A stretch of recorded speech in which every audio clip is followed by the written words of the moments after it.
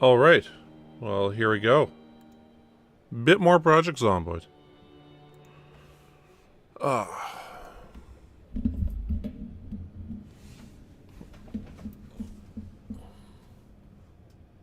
Did I click continue already, right? Yeah, I did. Well, let's bring up the map. Ooh. Okay. See, last time we got a vehicle up to there, we cleared out this area of all those townhouses.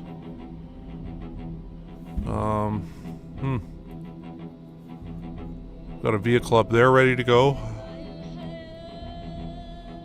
I think we should probably go back over here, get that. Oh, we got an ambulance there ready to go also. And there really ain't too many zombies left to kill in this exact area, but same thing down here.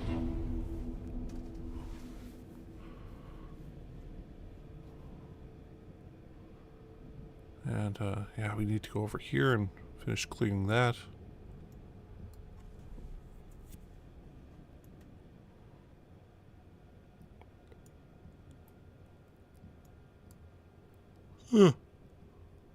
Wonder what those are. Oh well. Well, we'll get to all this other stuff in due time.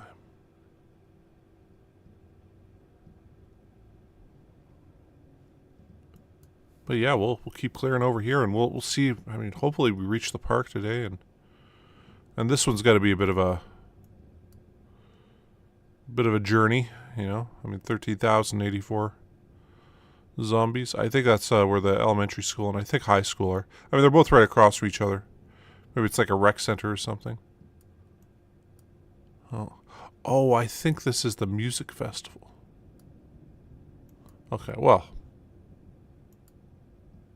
There's some kind of concert venue in this. I don't know exactly where it is. Either way, though.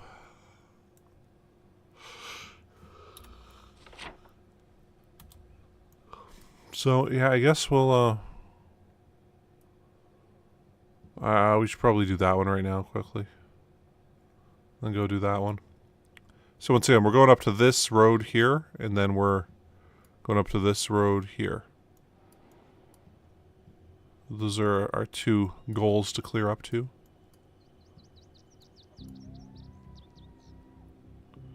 So, geez, we're almost at the big one there.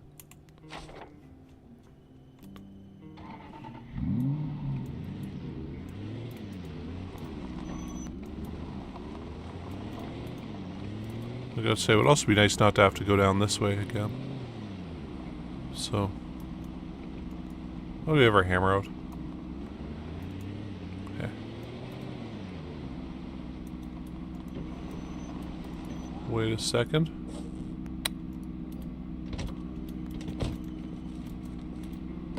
Ah, there we go.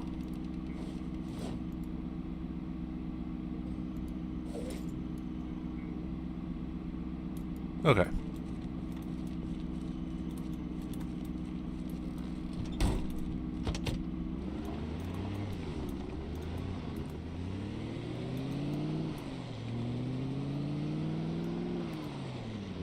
Damn fog. Nobody likes the fog.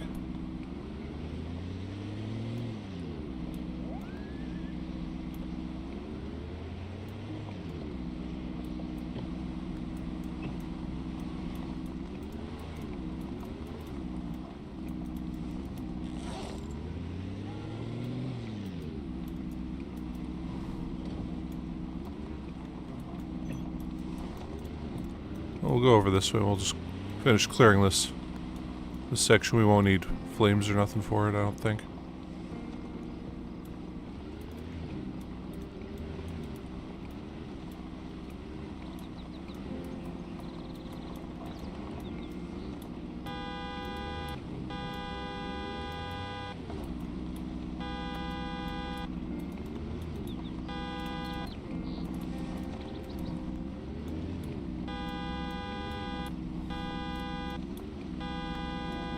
I don't see any survivor houses at all.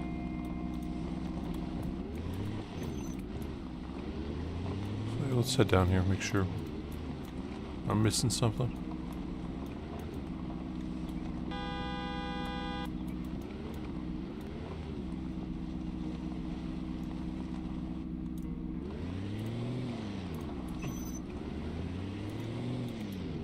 A TV antenna. Don't see those anymore. I think it's they don't broadcast signals on that anymore. Well, I guess they do. You need a special receiver actually to get it still.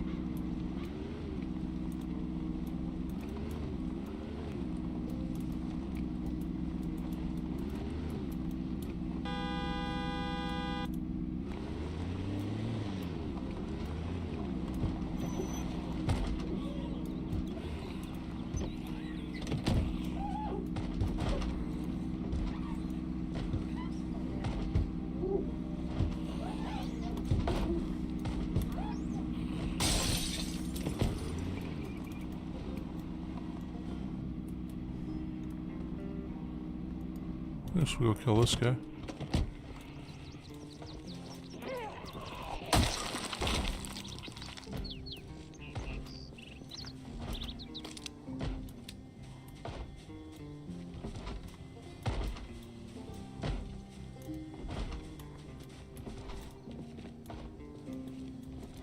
I'm not seeing him anywhere at all.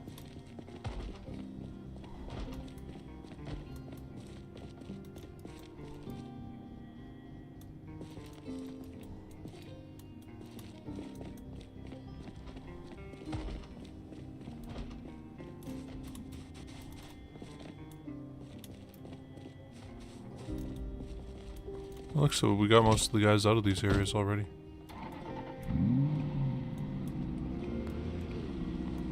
I'm not sure about going up there. I think that might be a few too many in that area. Oh, sweet.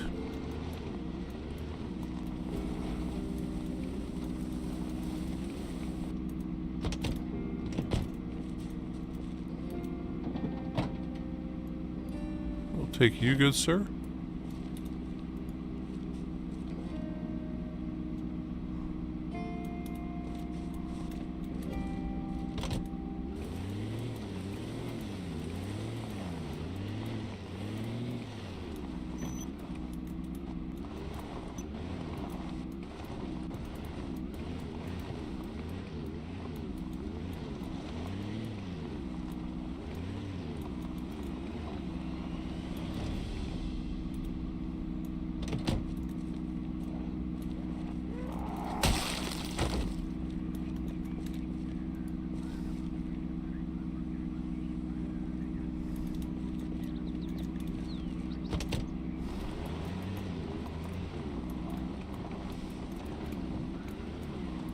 Kind of feel like honking here, but I don't think that's a great idea. It's just don't know how many zombies are around, right?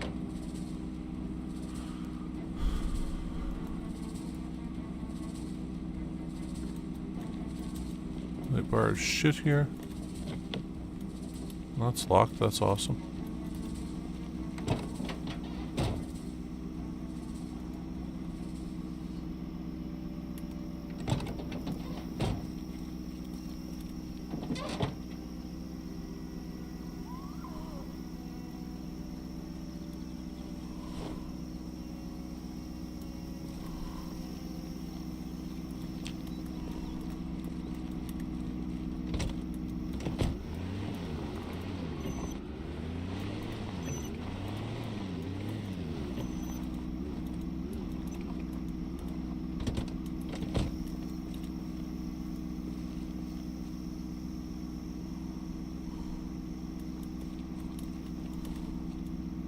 I guess there's a couple random zombies in here that I don't think it'd be worth it bothering to go through and get them all. That right there. With that.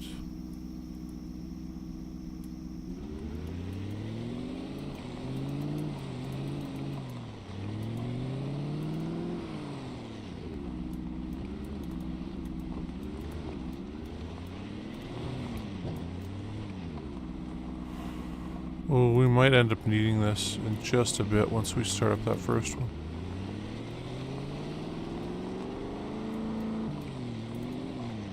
That's a bit unexpected. I think there'd be some random zomboid right here.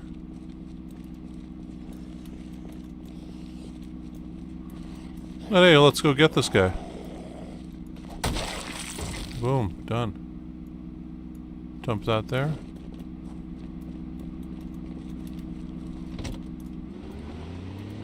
Get moving up here.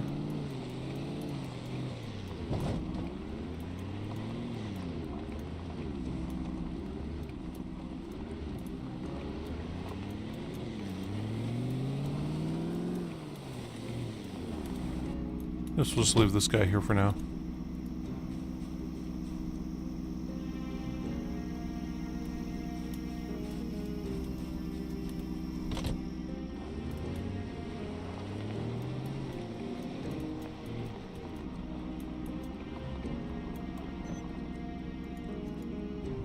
We got us a little horde right there.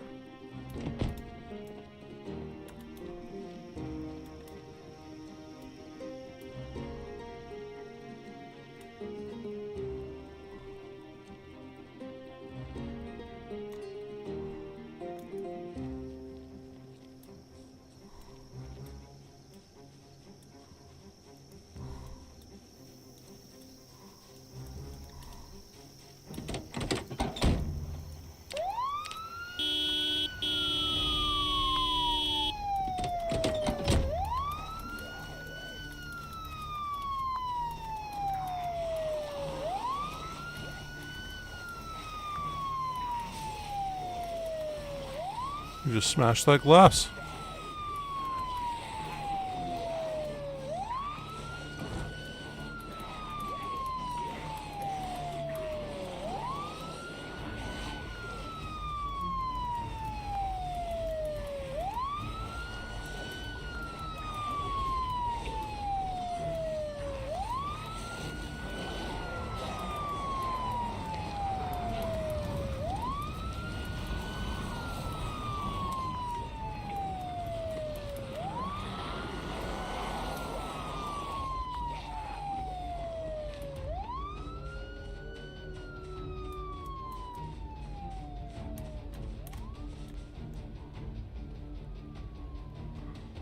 Perfect time for that fog to clear. Perfect.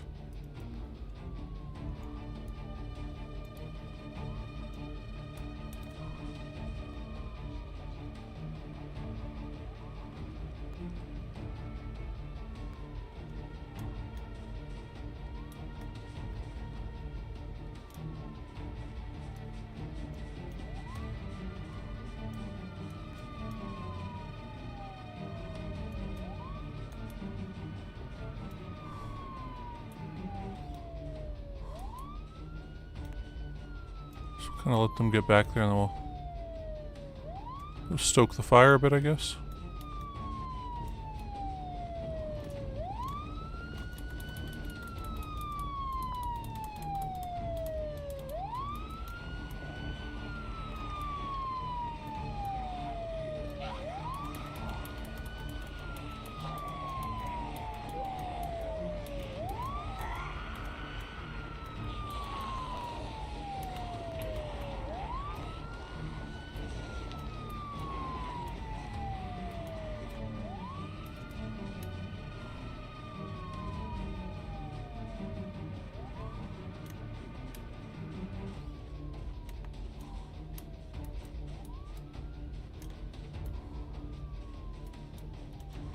There we go.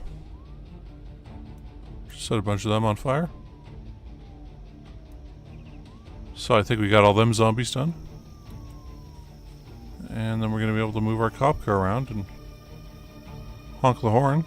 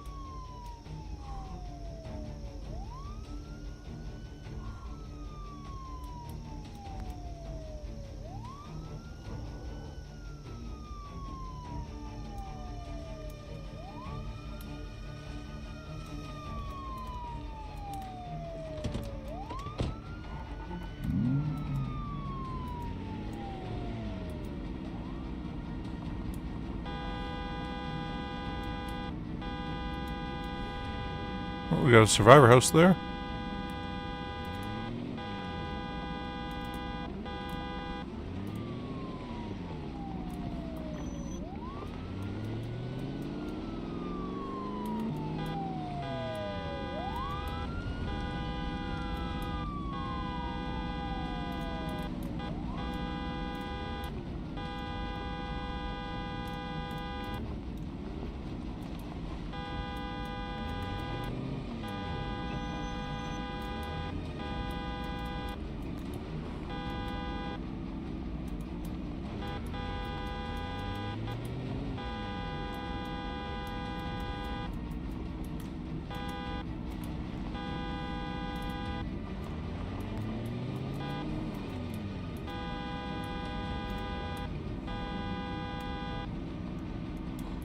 It's still going. Okay, cool.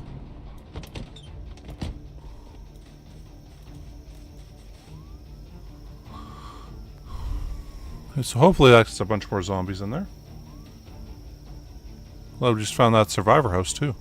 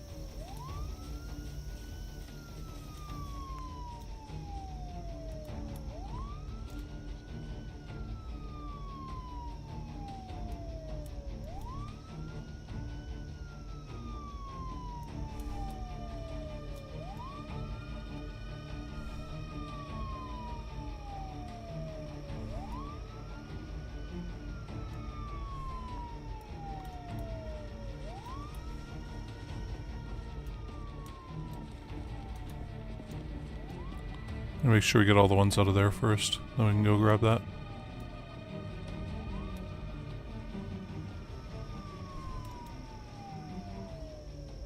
They aren't even blacking out yet. I thought there'd be more than enough there for that. Oh well.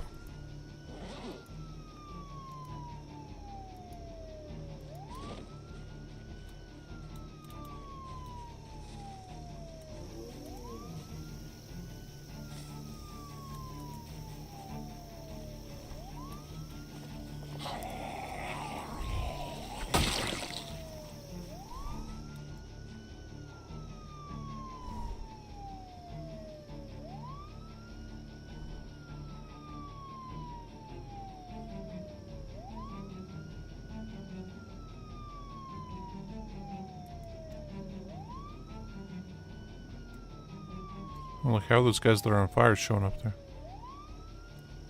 Okay.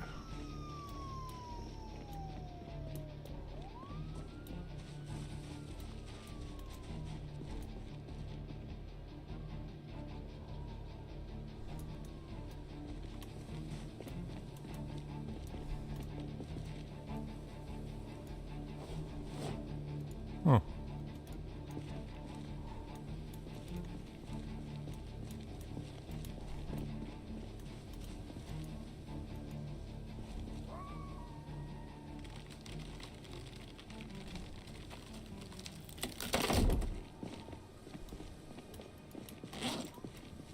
Plank on this guy, I guess.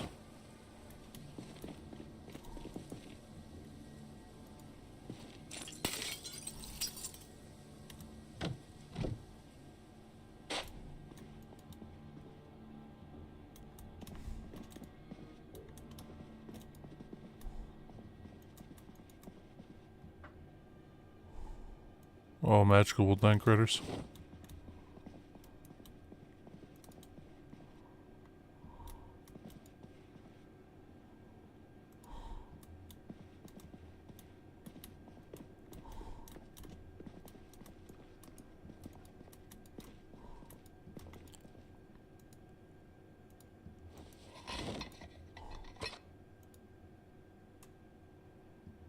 Gerber Ding Dong breaching tool.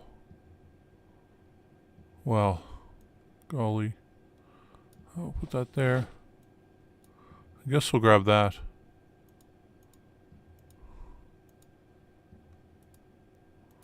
I might as well, we're here. So we really only have those 2 cans.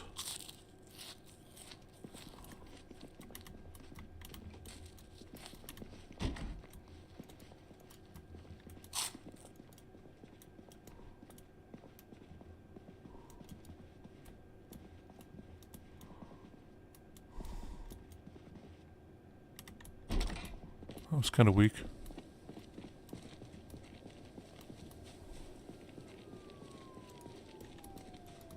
I guess we got a machete out of it, so can't really complain.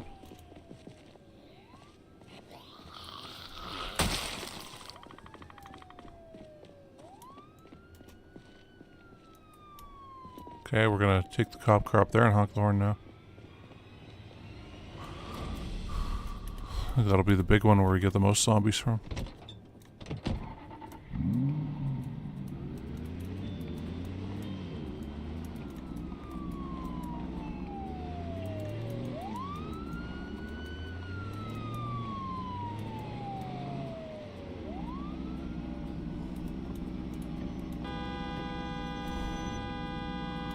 That is a very large house.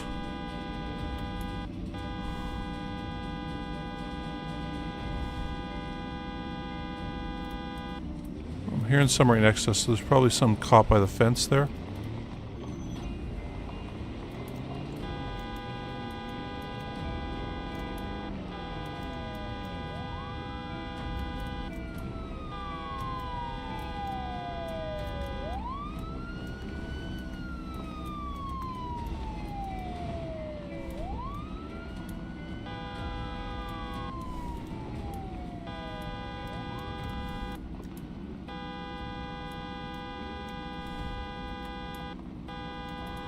Holy shit, you see all those guys down there?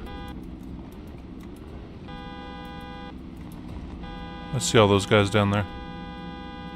Okay, never mind, it's just one big group.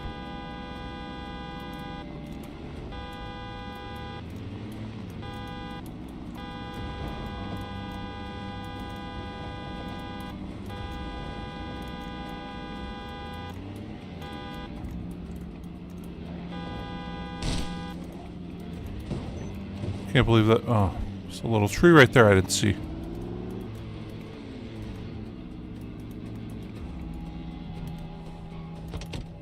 Oh well.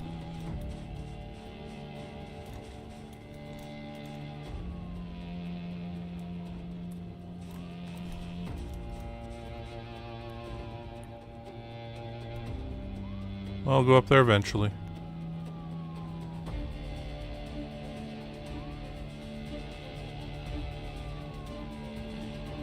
So this seems to be like a sledgehammer, but more powerful.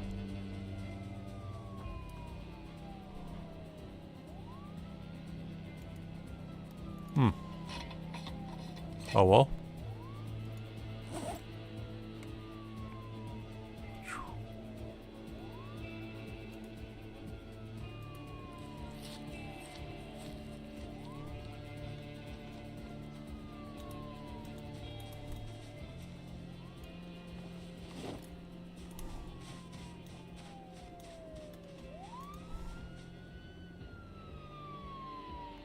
Oh, please. Okay, that bank's probably gonna burn down.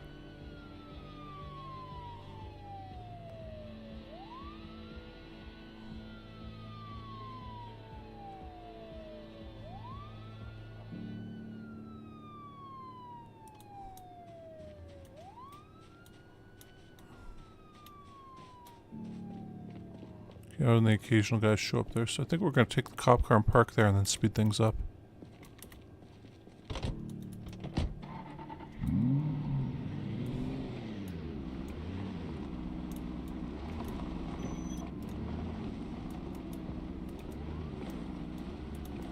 We're hearing some bang on the door there, but...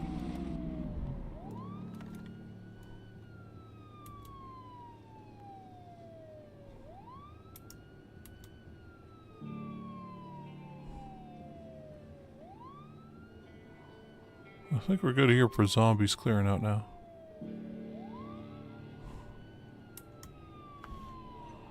What the heck? They all go way up there.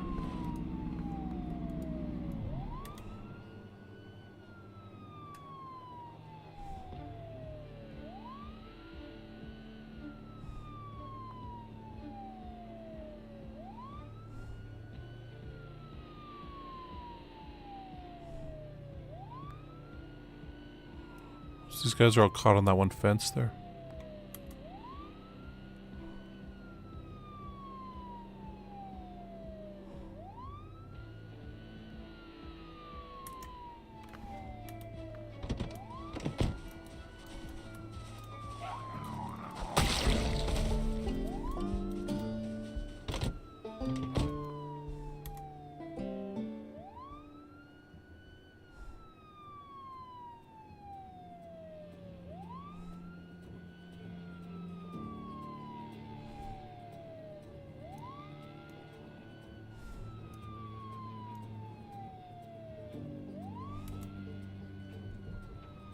Oh.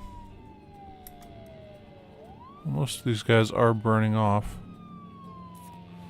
I do wonder how we're going to get up to there. There's probably a bunch of guys caught behind that one fence there. We do almost have the path over there cleared. So that's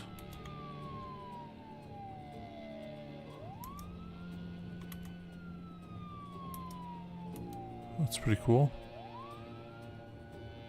Guess that was that one guy banging at that door. Let's open up the canned peas. Mushroom soup and cocktail. Eat all that. Eat all that. Eat all that.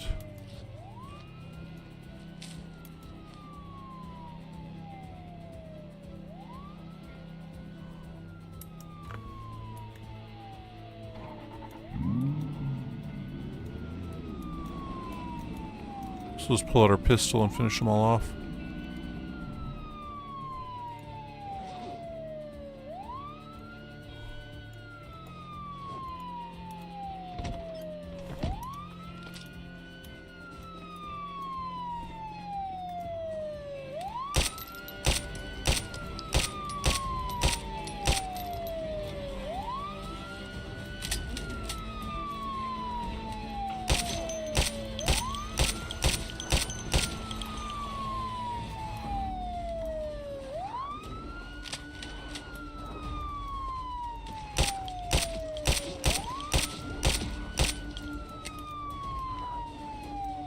Oh man, we burned down the bank.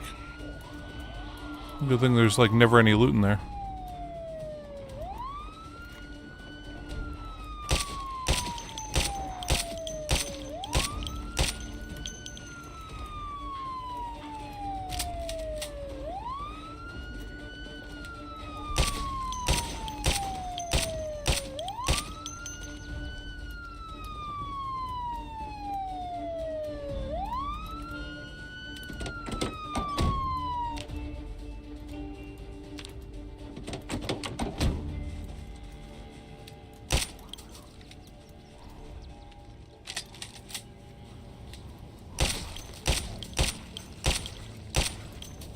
Not sure if these are the guys that managed to make it around the fence or not. Don't know where they came from.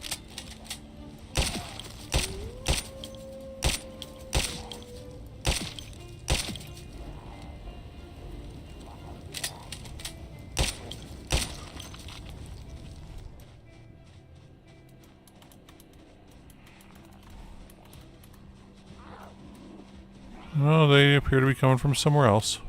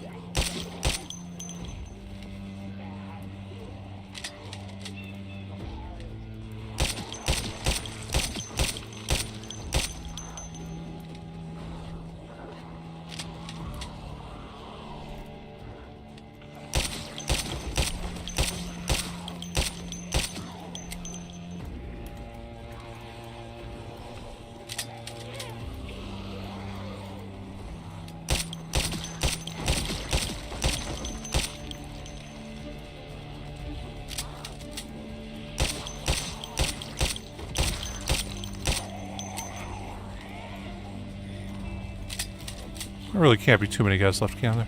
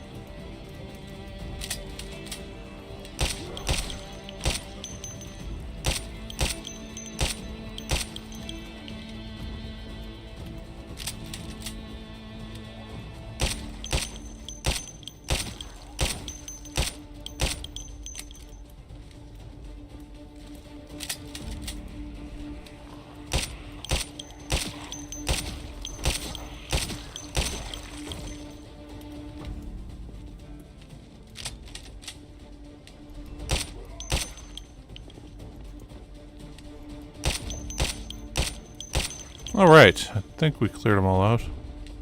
There's one over there. Oh, a little crowd there. Oh, a little crowd there, actually.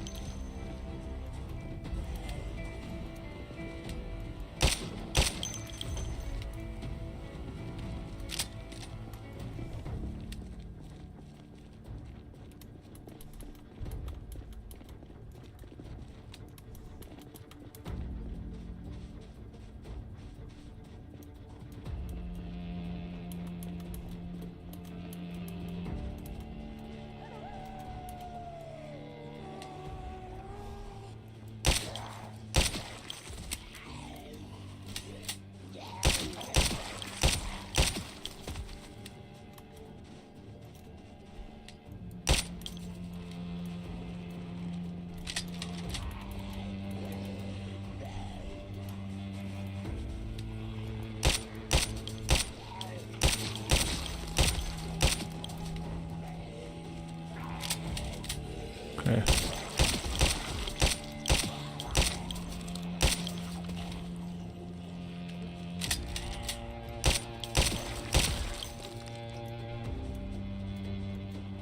Looks like there's, what, another 3 here?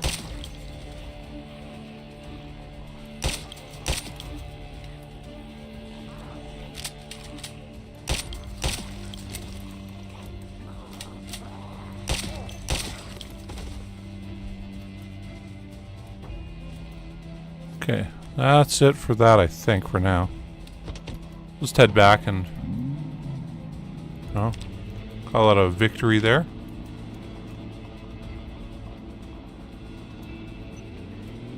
Everyone's burning to death in the bank? Like, how are they dying from fire? Oh well, guess they're gone now.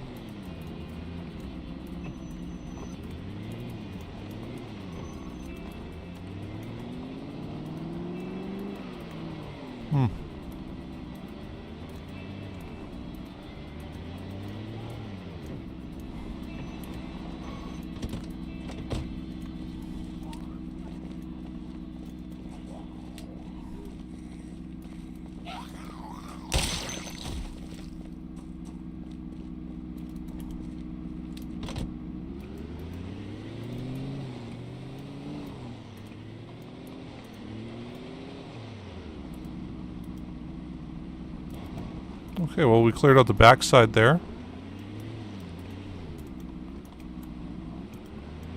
And then we cleared out a bunch around the strip mall there.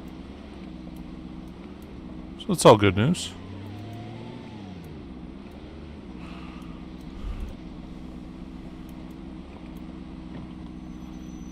I went down way too far. I'm like, what? Why are we here now, huh? Oh, right. I totally just went past the intersection we were supposed to turn at. Huh.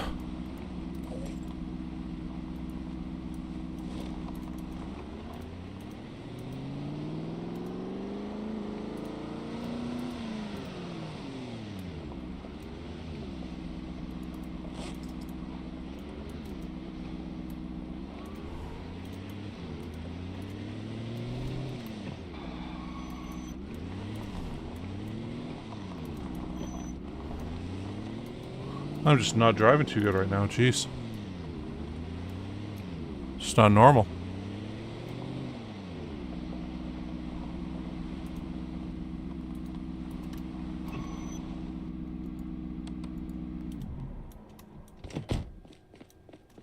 Oh.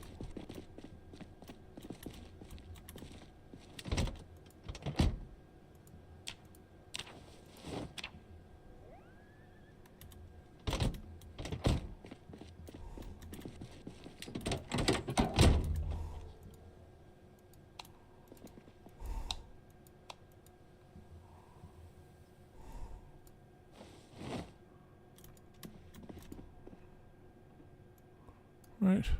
Extra standard car battery we'll take.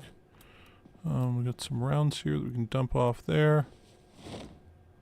Oh, got the ding dong. Reaching tool and a machete. I don't know why it says Gerber. Like, all it makes me think it was like the Gerber baby. I'm like, well, that doesn't make any sense.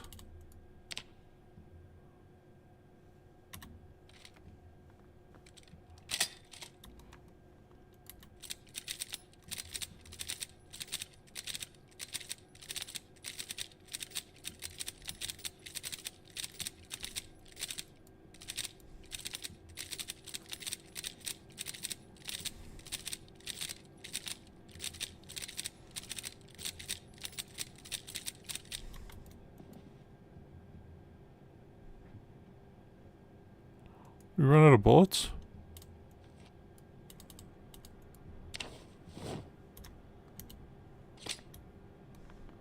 Oh my god, we ran out of bullets there. Okay. Guess we did use a sizable number.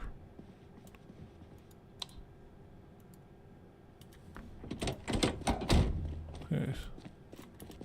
So we are really tired. Weight's okay. Come on, oh my god, come on, of course. Of course. Only when we're really tired does this happen. Given we are usually really tired here, but...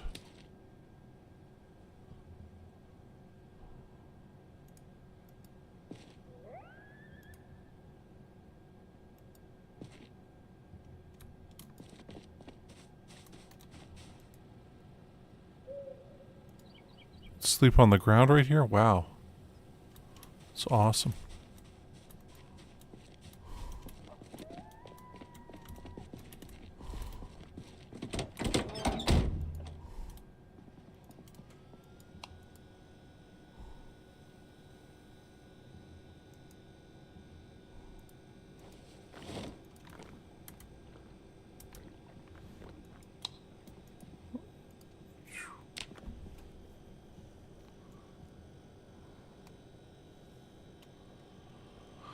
Well, hey, at least there's no fog.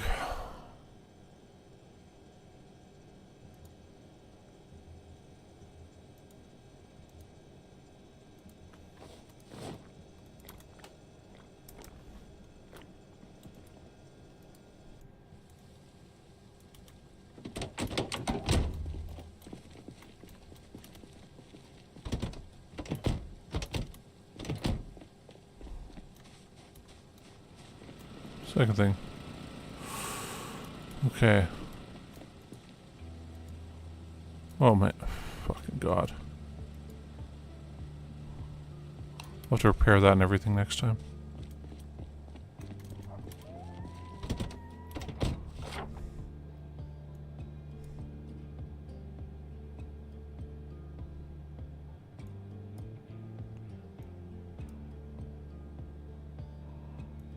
Okay. Guess we'll go hit up that one or that one.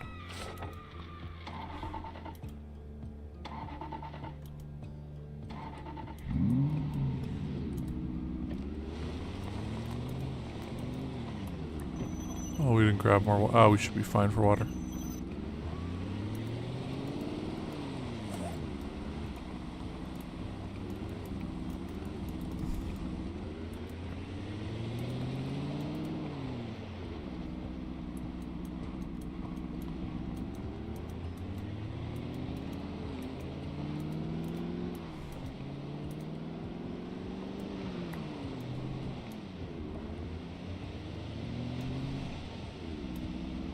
You know, after these two, I think we should, I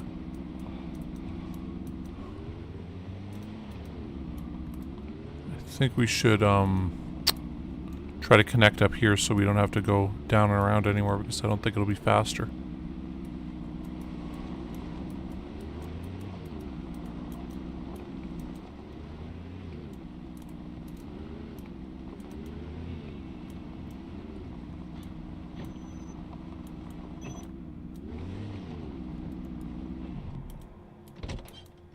And this is where the,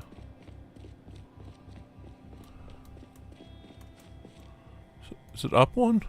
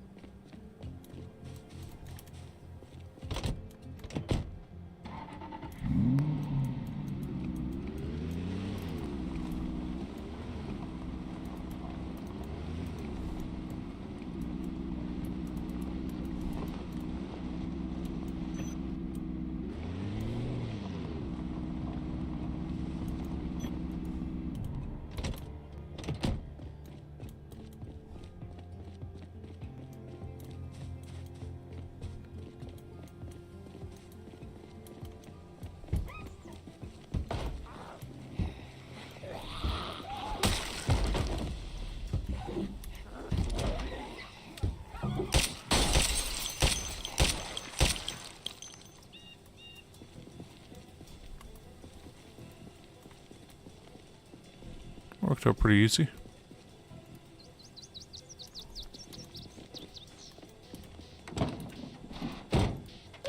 Okay, I don't think we're going to be setting these guys on fire.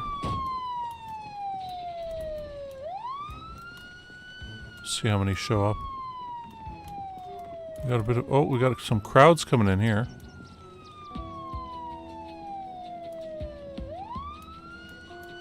Or maybe we will be burning them.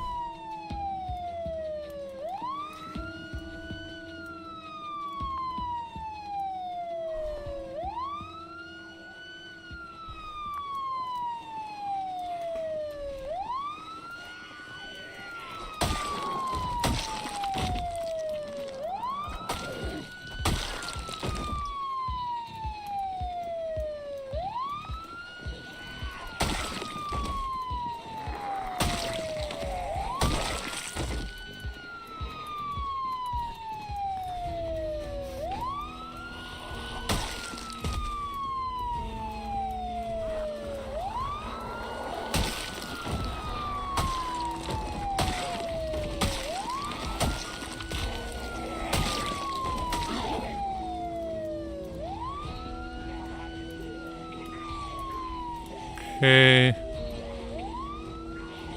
There really ain't too many here.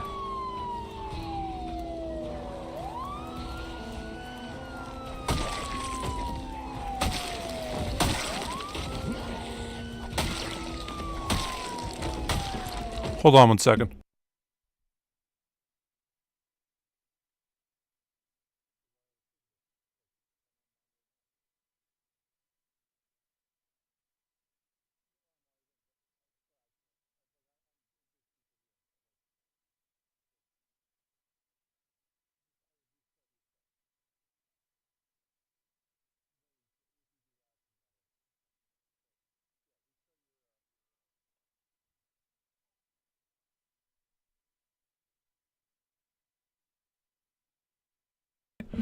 Alright, hey, sorry about that.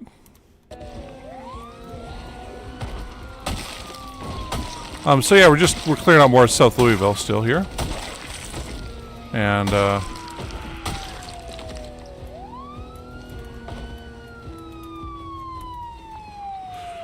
this case, we're kind of just going through the neighborhoods and getting the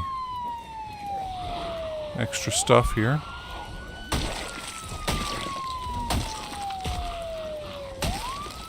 Ooh, somebody's having a party.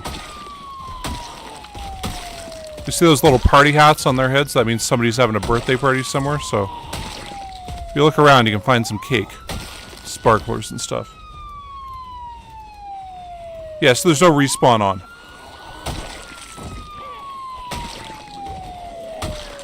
Otherwise, I think in vanilla the way respawn works is that if you're away from an area for 96 hours, 10% of the zombies that were in the square will respawn every 96 hours.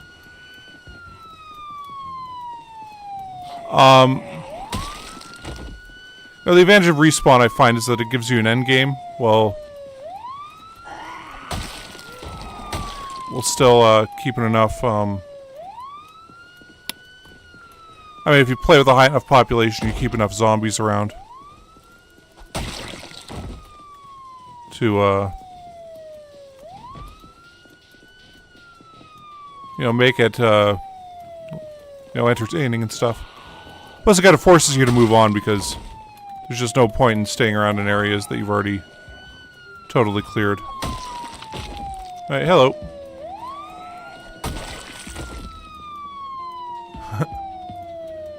No, actually, what day is it? Okay, so it's May 20th. Okay, I think that's all the guys in this area. I mean... Oh, I guess there's that guy there.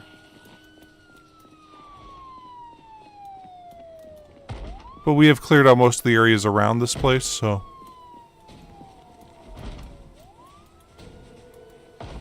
Damn. Can't quite see in. There's some zombie in there, too.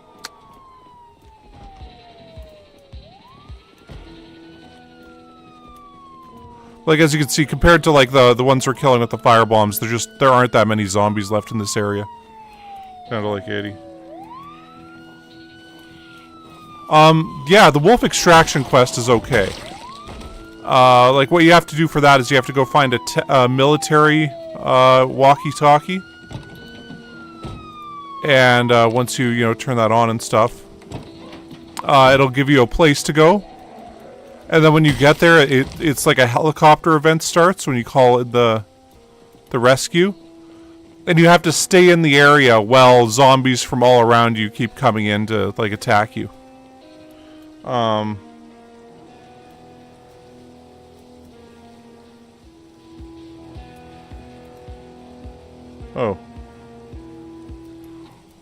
Oh, sorry. Quest. I didn't realize you meant question. I'm like, oh, quest, yeah. We actually did a stream of the wolf extraction quest once, and, I don't know about multiplayer. I know, like, there's some mods, like, for example, we added the Rain Cleans Blood mod, which isn't really working right here, but, it'll, you know, clean off the blood on the streets, so it's not as prevalent, but we added that in midway. And there's some other mods we've added in midway, like the Wake Them Up mod.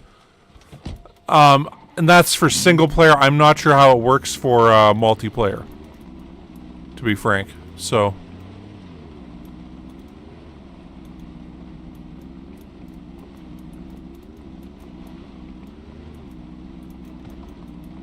ooh, we got a salon gnome.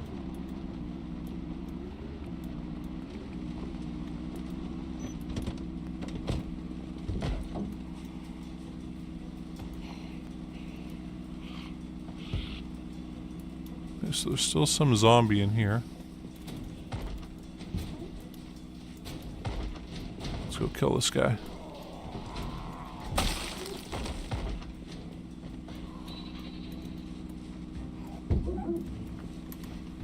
Okay, so there's a birthday party right in here.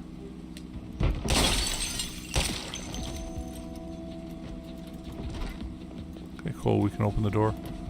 Really don't want to go in and get it because I hear all these zombies banging around, so they'll probably get out after we get in there.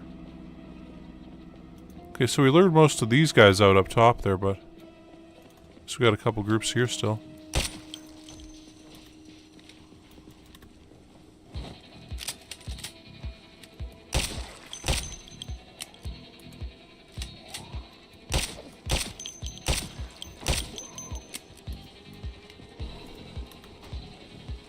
Probably go back to the machete for now.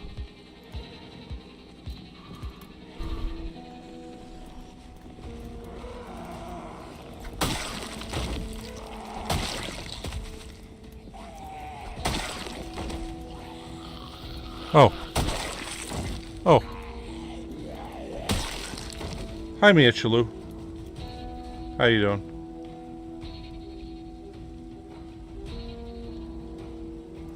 I don't know about the journal. I have never used the journal myself. It usually says whether or not it will mess up your compatibility.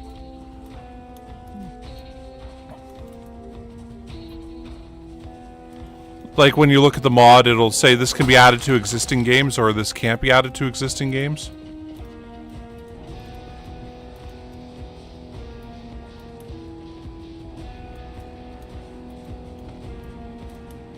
Didn't mean to diss you there. Sorry, I'm getting distracted.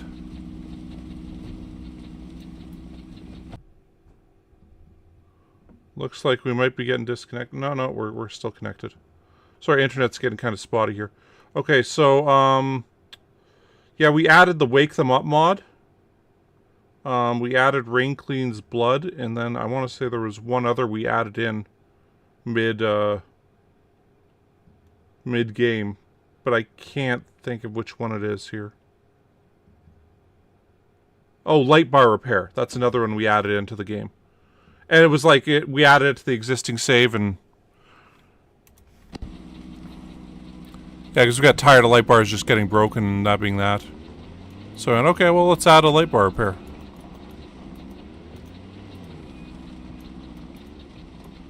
Okay, cool. I'm not seeing any more survivor houses here.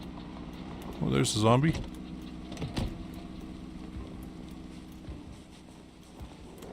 There's a couple zombies.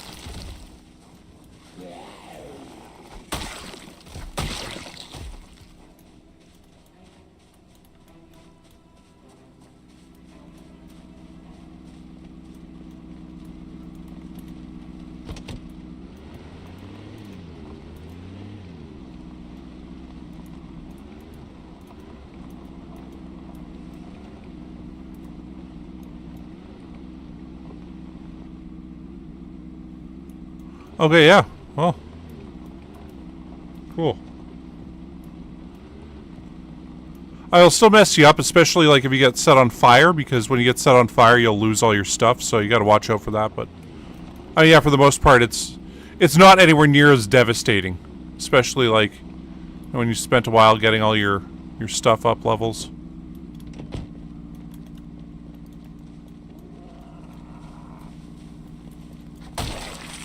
I mean, I'm like thinking of like our skills, what we're gonna miss the most. That long blade level 7, that took a long time to get.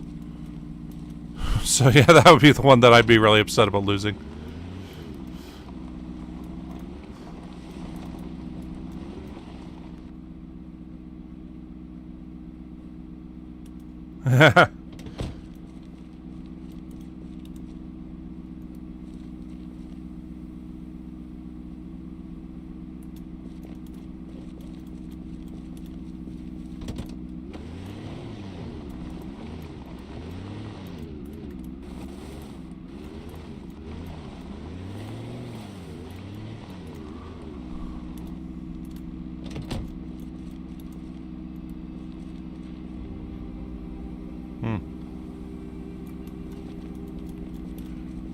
No, we have yet to set ourselves on fire, but we've come close a few times in this thing, just because it's like, you know, burning all those zombies. If one of them grabs you, not only will they bite you, there's a chance they could set you on fire, right?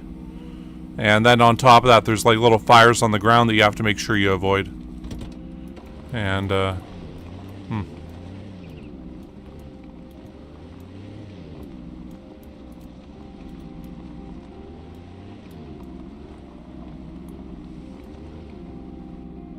Well, I guess we'll take this guy up this way.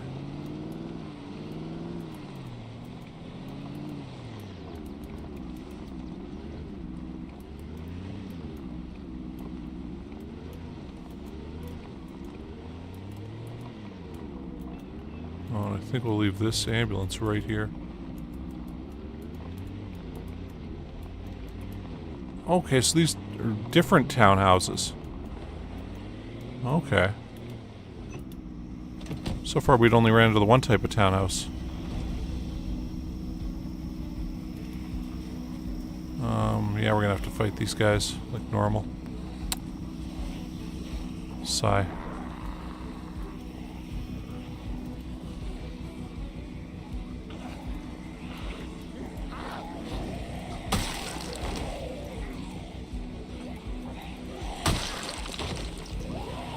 Oh, well, okay, this whole channel, if you ever heard of the game Stranded Alien Dawn, it's a pretty cool single-player game. But, like, most of the views and subscribers on this channel are from that one game. Otherwise, play lots of Dawn of Man. I played some Oxygen Not Included just before this.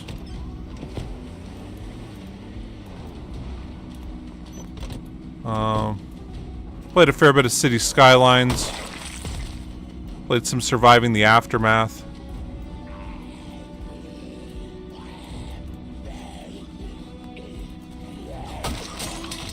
Holy crap. The ankle biter scared me.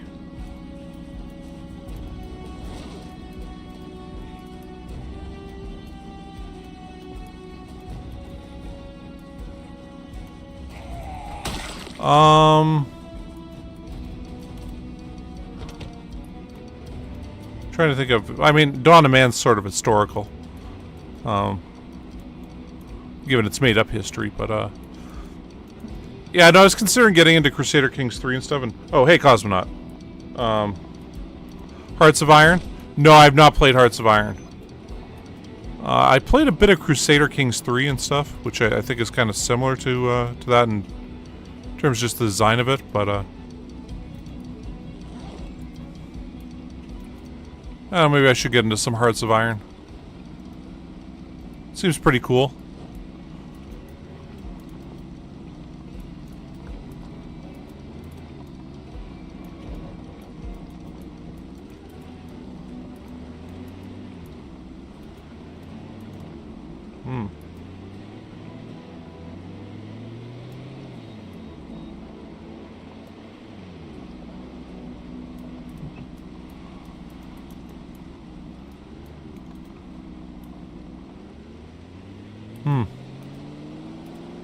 Yeah, I gotta say, I haven't actually got into that. Somebody recommended this one game that I really did actually kind of want to play. That's like, it's done in the strategy style of like World War II war games. Where, if you saw that, that Battle of Midway movie by Roland Emmerich, there's a bit where the Japanese commanders are doing a war game of the Battle of Midway. And, one's like, oh yeah, well I attacked from the north, east, and I managed to sink 3 of his carriers.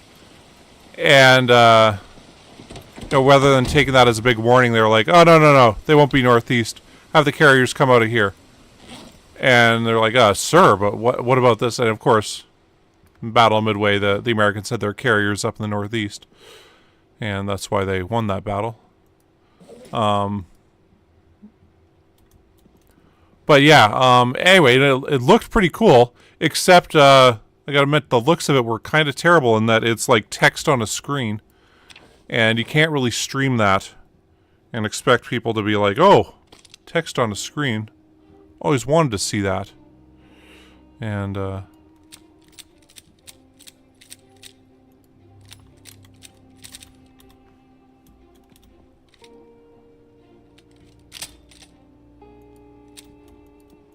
there we go. So, yeah. Well, you know, like, that's what I found. Like, I like Oxygen Not Included. But I realized as I started playing it that I'm like, man, I'm going to have to play this for like hours and hours. I'm going to have to watch a bunch of tutorials on how to do stuff properly. And I said, damn it, you know, unfortunately, I don't have time for that. And, I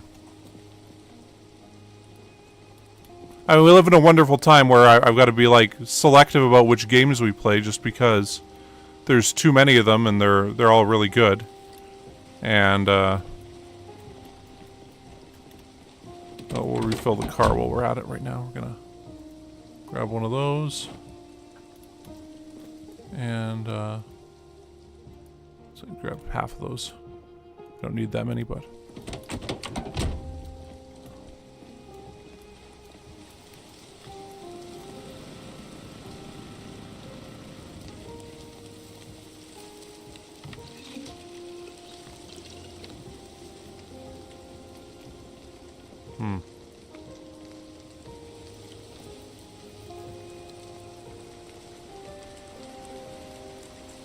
Oh, I'm 40. I'm an old fart officially. That's where you cross the line. 39, I could be like, I'm a young man. But, yeah, now it's, that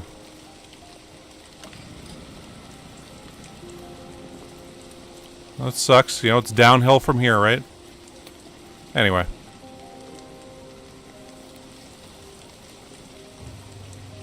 Yeah. Well, yeah, man. You got your whole life ahead of you. I'm assuming you're saying just graduated high school? And not university? Or, yeah. Well, hey, congrats.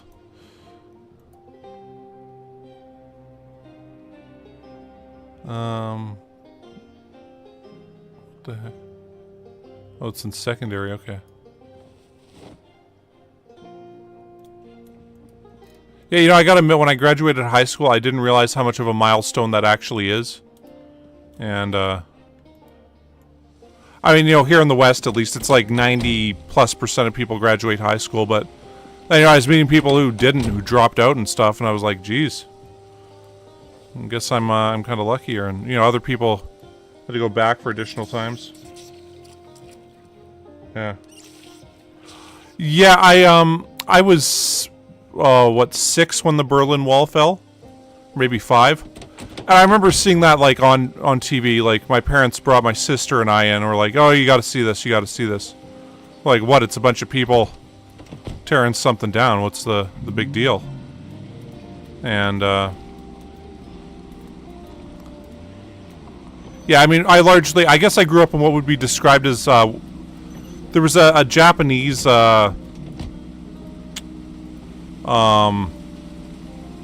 economist. I forget what his name was. But he described the 90s, he wrote an essay in, like, the late 90s that described it as the era that is the end of history.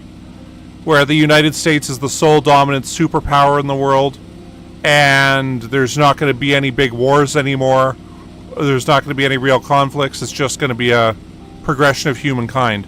And it really did feel that way for a bit. Like, oh, well, you know, like, you're sure there's going to be wars, but there's not going to be any big wars. Not like World War II or anything. And then, of course, when 9/11 happened, that kind of changed everything here, where it was like, oh, no, shit's still going to happen. And, anyway. But, yeah, that's how I would describe the era. If you ever see the movie Fight Club, that really kind of explains how people thought things were going to go. Like, it was like nothing was going to happen anymore. And, you know, I mean, the big thing that I remember that there's a big distinction of is the before everybody had the internet to after people having the internet. I guess it's not quite everybody, but it's like, you know, before there was lots of people online till after. And, I want to say I got internet access in like 1997. I mean, now friends of mine had it beforehand, but it was like really slow, you know, crappy internet. Yeah,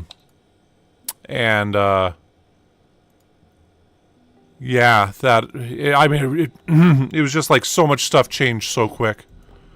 Where, you know, every house used to have a big set of encyclopedias and books and stuff to read. And that kind of went by the wayside. When Napster came around and ICQ and all these other things that were like You could share programs and talk with people online, and yeah, just it was like so much stuff changed so quickly then.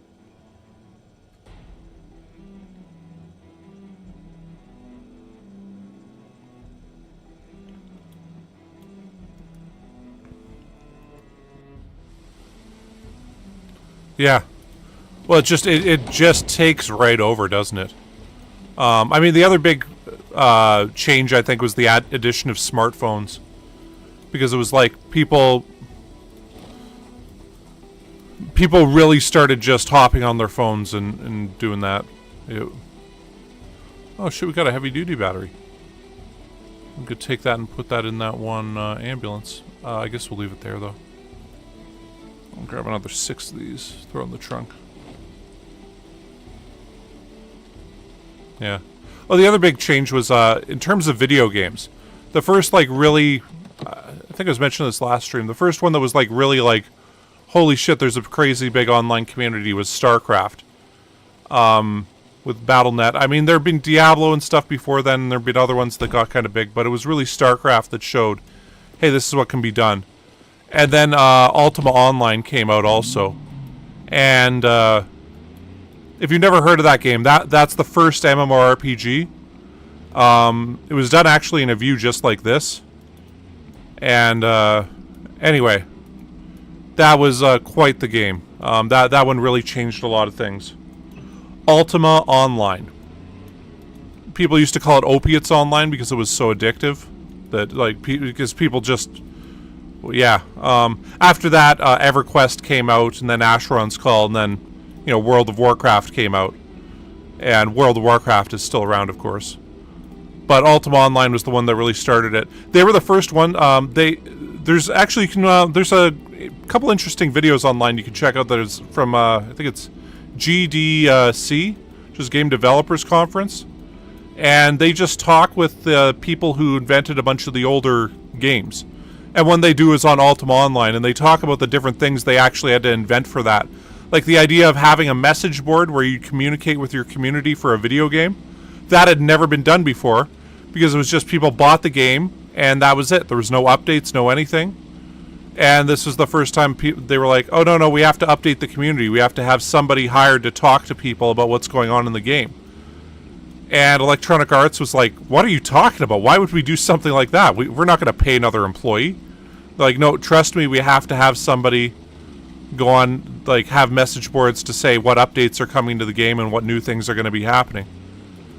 Yeah, having different servers, that was another one. That was, you know, big time. And, like, when they were developing the game, they thought, okay, we'll sell maybe 10,000 games tops. And then for the alpha, they ended up selling, I think it was 40,000 or something. It was some huge number of people were interested in playing this game. And that's when they realized the potential of online games. And this was the first game where you had to pay a monthly, like, fee to keep playing. Because it was online. And they're explaining how there weren't anywhere near as many credit cards back then, because just people didn't use it. Like, cash machines were still, I mean, they weren't new, but they were, it's not what it is today. Anyway. GDC. Game Developers Conference. I'm pretty sure that's what it's called. Anyway, yeah, that's really interesting, because, like, they talk with the guy who made the first Fallout about how that came to be, and how he was like, I wanted it to be a game where you could do anything, and they're like, well, you can't kill children in it. Okay, we're not going to let you do that, but you can do anything else. And the morals of the game is entirely decided by you. Yeah, it's, they talked to the guy who invented Populous, which is part of Bullfrog Games and stuff like that. Anyway, it's just really interesting, because they talk about how the games came to be and how they were received at the time. And, I mean, these are the games that ended up influencing all the other games.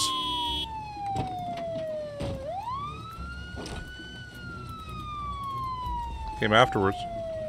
Yeah.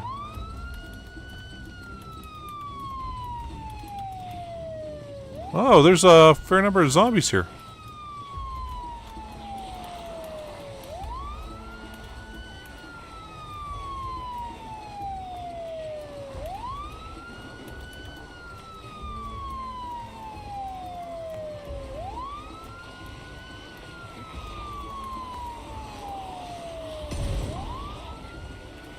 Okay, cool. Some of them are on fire.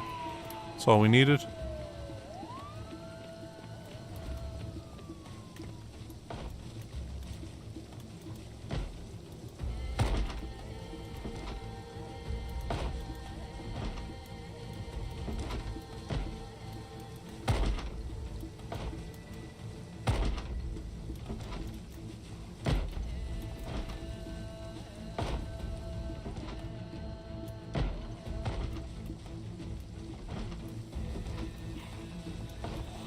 Cool, they're turning around going back. For a second I thought the light bar had been destroyed.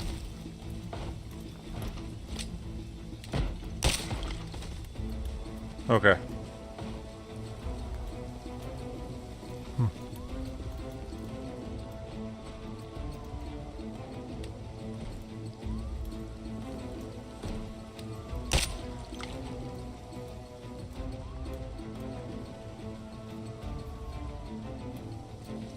Hey man, Ultima Online, God, that brings back some memories.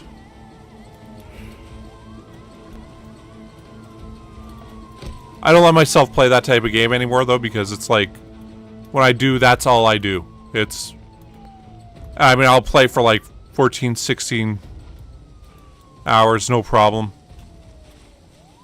And, yeah. Anyway.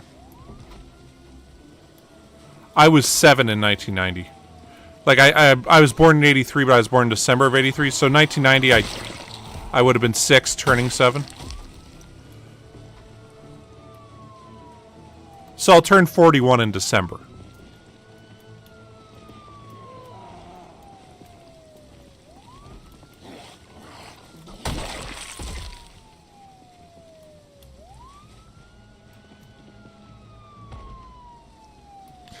Yes.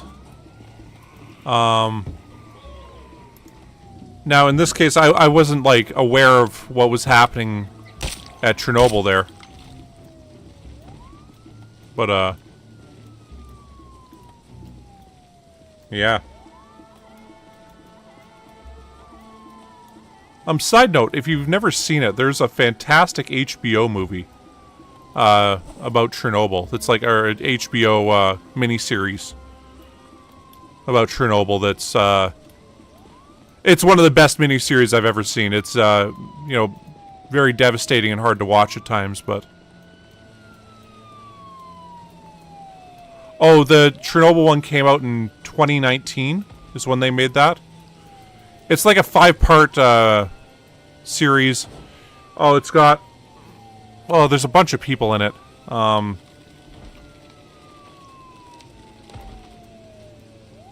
Anyway, like Stella Skarsgård. Anyway, yeah, it is one of those knock you on your ass kind of documentaries, or kind of docudrama type things where, I mean, it's not a full-on exact retelling of what happened. There is some kind of Hollywooding, as they refer to it, but it is just, yeah, it's so powerful. And the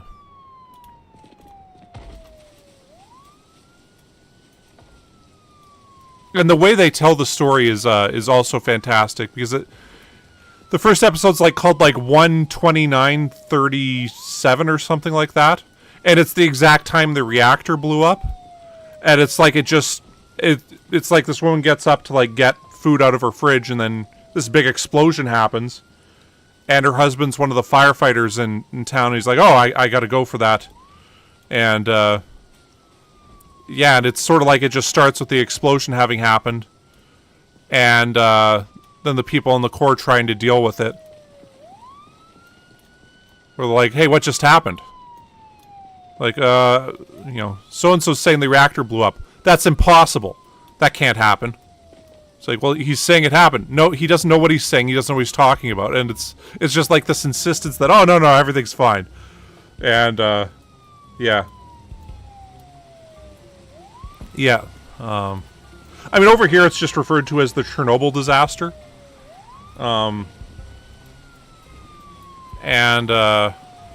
Yeah.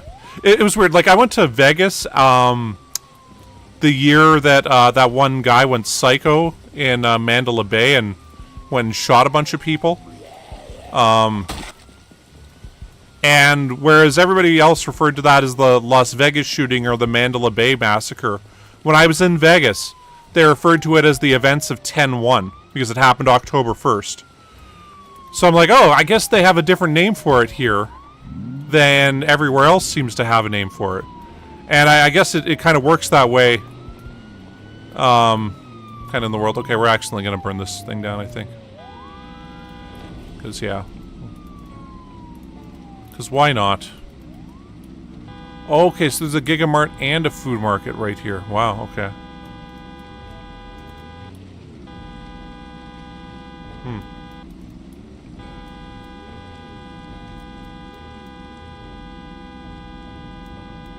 Yeah.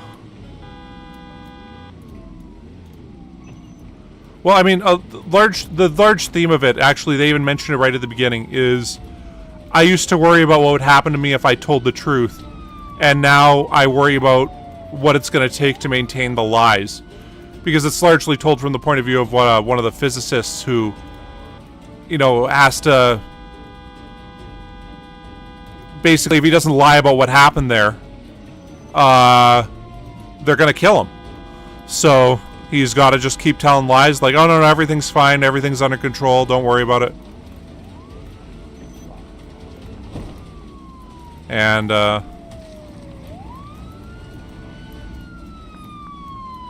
yeah, but he knows that the price of his lies is that there's other reactors that were like that, and that if he didn't tell if he doesn't tell the truth, they're not going to get fixed. And anyway, that's kind of the large conflict of the whole thing. And okay,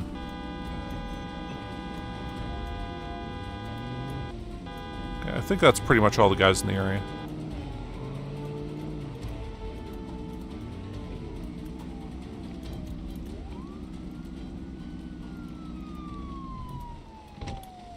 But no, I do not. I gotta, you know... sorry, keep going.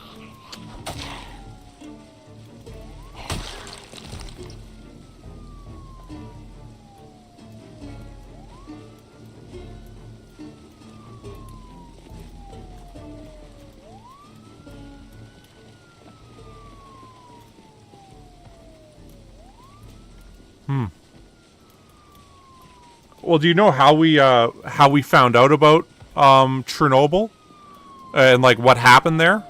It wasn't that the Soviet government told anybody. It was that in Sweden, at one of the nuclear power plant stations, all the alarms started going off, and they were like, "Why are all the alarms going off? This doesn't make any sense."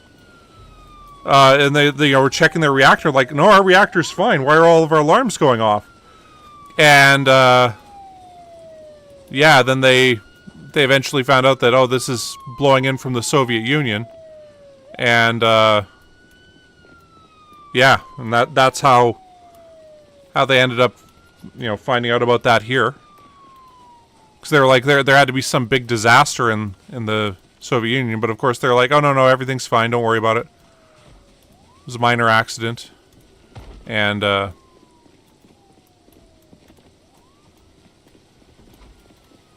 those are drapes, okay. Is that a boarded up window that's boarded different? No, just kind of brown drapes.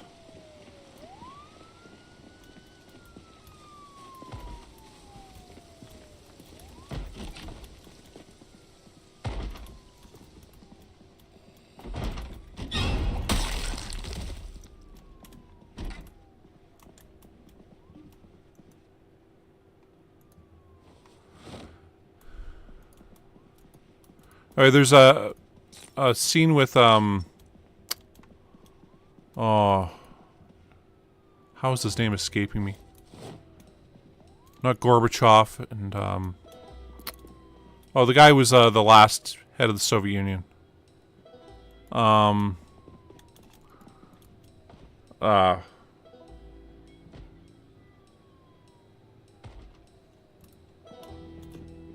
Jeez.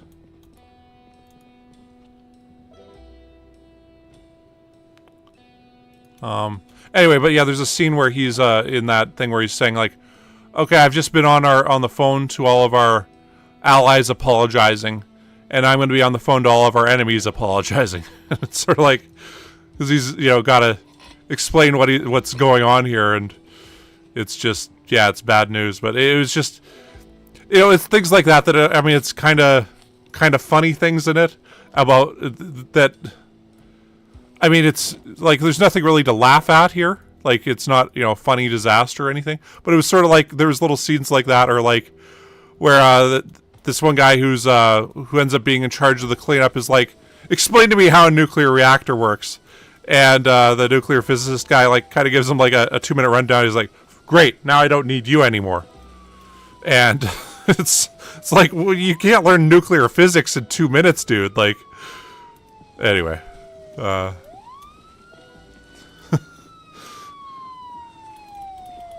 Alright, we'll stoke the fire here a bit.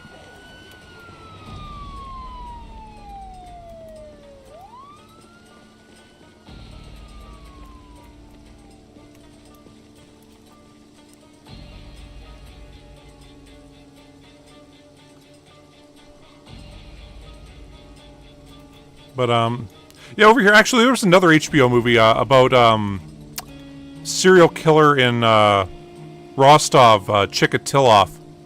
That, psycho, child murderer guy. Anyway, and that, because, over here, we hear, like, oh, the Soviet system was this, that, and the other thing. And, anyway, but, like, I find that those two movies were kind of the best at trying to describe what it was, and that it was just people refused to admit anything was wrong, and therefore you could be promoted still. And how that ends up essentially clouding absolutely everything else that's going on, because like you can't even say, "Oh, hey, I've got a problem I need your help with," because at that point it's like, how incompetent are you to have a problem that you need someone else's help with? And it means that you're just not going to get promoted, and you're going to be stuck in your position. And anyway, okay, Sunday Driver, it's good for not going fast. However, if you're trying to tow stuff, apparently it causes all kinds of problems. So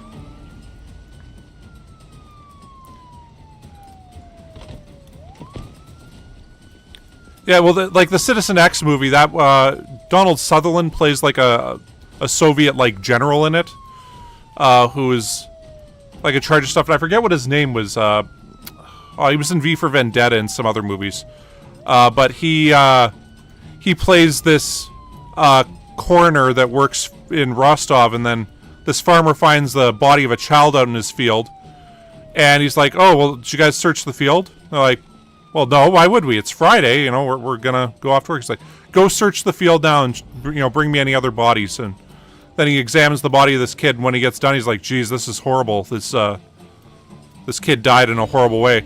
And then he gets outside, and there's like 9 other bodies there waiting for him. They say, "Hey, have a good weekend," and then the guys all take off. And he's like, "There's some serial killer out here killing children," so he tells his bosses about it. And he's like, "What I'm gonna need is I'm gonna need to talk to our the authorities in Moscow about this. We're gonna need to contact the FBI and their behavioral analysis unit, because it takes place in the early 80s, and this had just kind of developed as forensic science within the FBI. And it's like, I'm going to need access to computers, and we're going to have to put out a warning there that there's some psycho going around killing kids." And the guy's like in charge of the group there's just, no, we're not doing any of that. It's like, what do you mean, no, we're not doing any of that? No, we're not doing that. This is a gang of gypsies, homosexual gypsies going around killing kids. It's like, what are you talking about? There's nothing. There's some madman out there who's gonna kill every kid he can. And anyway, this is apparently what actually happened in this case. Yeah, the authorities above him just said, no, serial killers are a result of capitalist decadence in Western society. we don't have serial killers in the Soviet Union. And then his boss, Donald Sutherland, was like, look, first of all, you can't say, let's contact Moscow, because that would mean these guys are telling their superiors they're overwhelmed, and they'll never say that. You can't contact the FBI, because that would be saying the West is ahead of us in some area, and we'll never say that. And you can't put out warnings to people, because it would be saying that there's something wrong in the Soviet Union, and we can't say that. And it was like, you can't say any of this stuff, so good luck finding him. And they did eventually track him down, though, and he murdered like 50-some kids, though. It was and a few women. But yeah.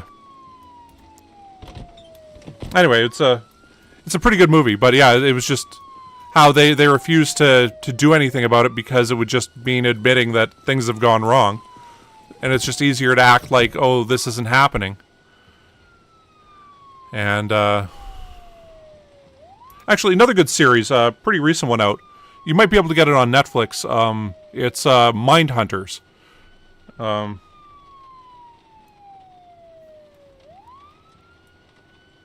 Yeah, well, you know, here we just a serial killer named Willie Pickton just got murdered in prison, and he murdered almost 50 women in the downtown east side of Vancouver. And I lived there at the time that this was going on.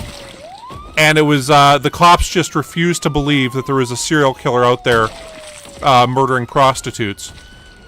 And they actually, the thing that proved it was this guy did like a statistical analysis of how many, basically they just said all these women have just ran away. There's no proof any of them have died, so they're not dead. They've just, you know, they're a bunch of drug addicted drifters, so they must have just moved on. And this guy did like a statistical analysis of how many women are supposed to go missing every year under normal circumstances. And in like 1997, there was a spike that occurred where all of a sudden it was like 15 more women than were expected went missing. And then that happened again for the next like 3 or 4 years. And then they eventually found this, you know, Willie Pickton guy who, you know, confessed when he was in the cells thinking he was talking to another criminal. He's like, I almost got me 50. It was one away. God.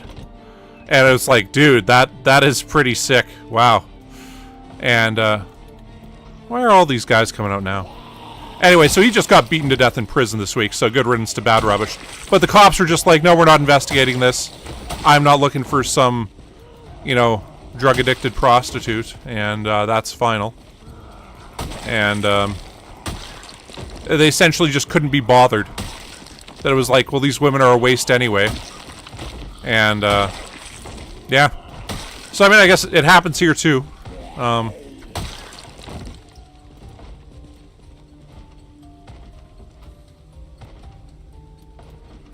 Yeah. By normal, it's like, essentially the women just left, like, say they owe a bunch of drug money to some dealer. Well, they just leave and go somewhere else, like, you know, Victoria or something, and then they get reported missing. And, yeah, are later found.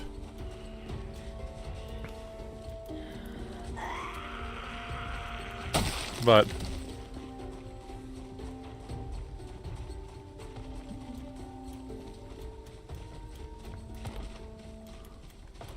well, and like after that, they ended up doing what's in Canada we have inquests, which is like a coroner's inquest to explain like how did this happen in this case. So it's sort of like somebody gets kind of carte blanche, usually some judge or prosecutor, to go look into something.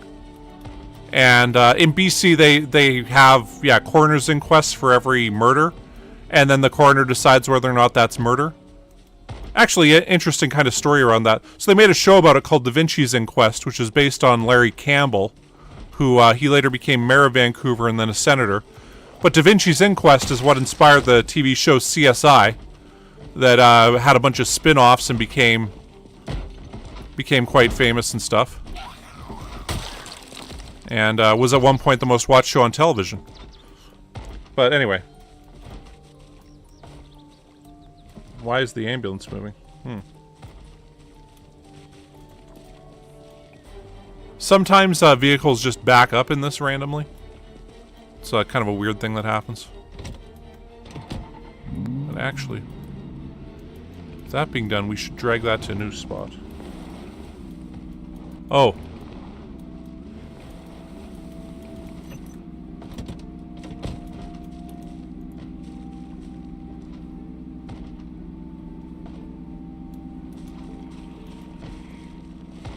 My guess is it's because there's so many bodies and stuff in the area that it's like accidentally makes it shift around.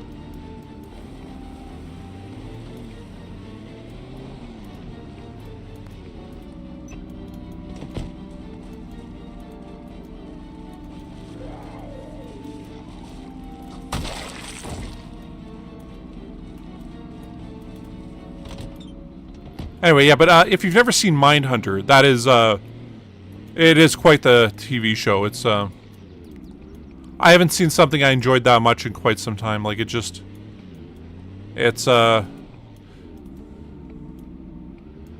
it's all about how they developed the term serial killer and all that stuff, and how this all came to be. Oh man, we're not going to be able to,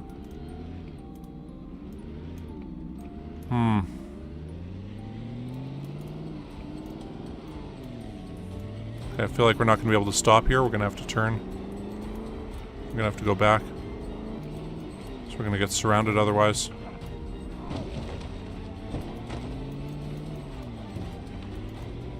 You guys want to get hit by the ambulance? Go ahead. So I don't want to risk burning down the Giga Mart. I guess we'll just take it over here near the, cop car.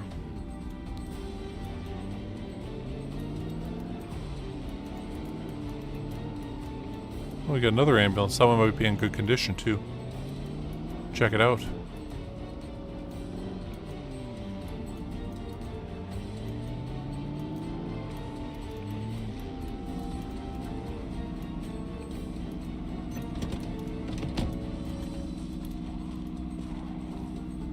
Come on, hurry, hurry, hurry.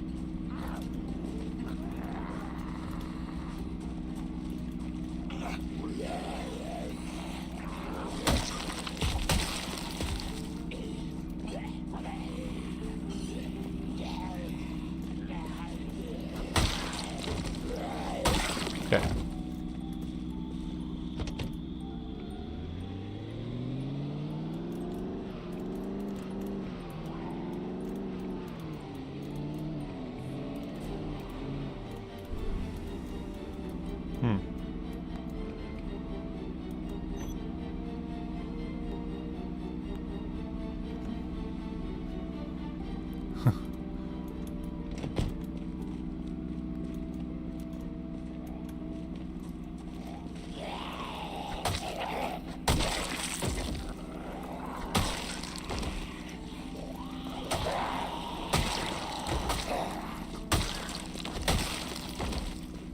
Yeah, it's weird. Ambulances seem to hold up the best with this. Ooh. I'll uninstall that.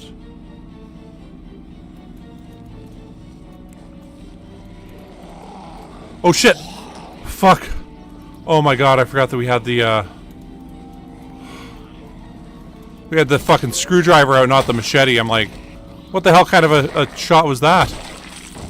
Oh. That could have been really bad. I'll take that, I guess.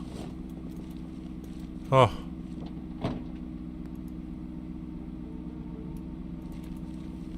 Huh.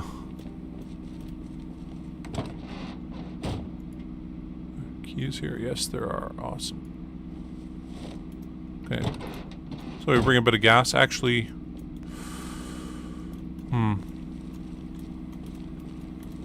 We should bring this with us quickly.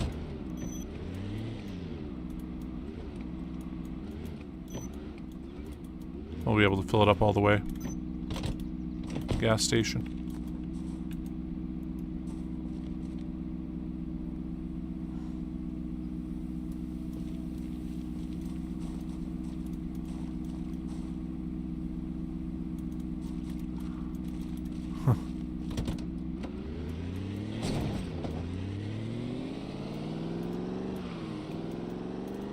Okay. Ooh.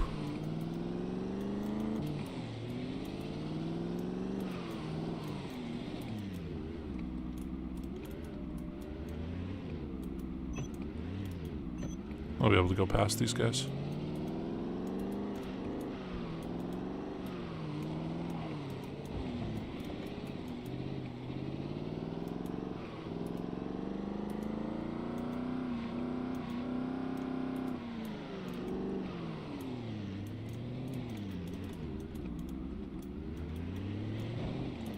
Ooh.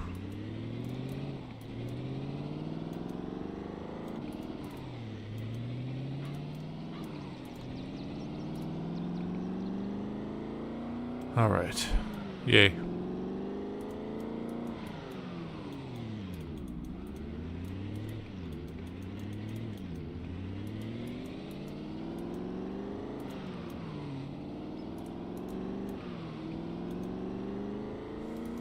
Yeah, that Mindhunter was quite the series, man.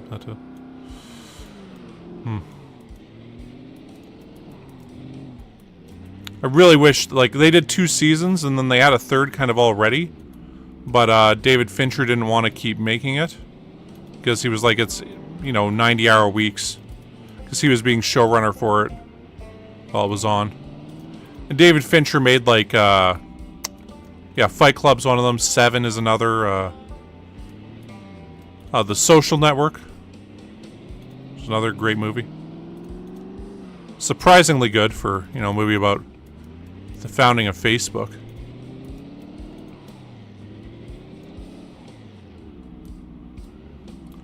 Yes. In Canada, yeah, Canada's 2 official languages are French and English. And there's about almost 40 million people in Canada. And about 30 to like 28 million speak English. And then about 12 speak French. This is as primary languages. There's a lot of bilingual people.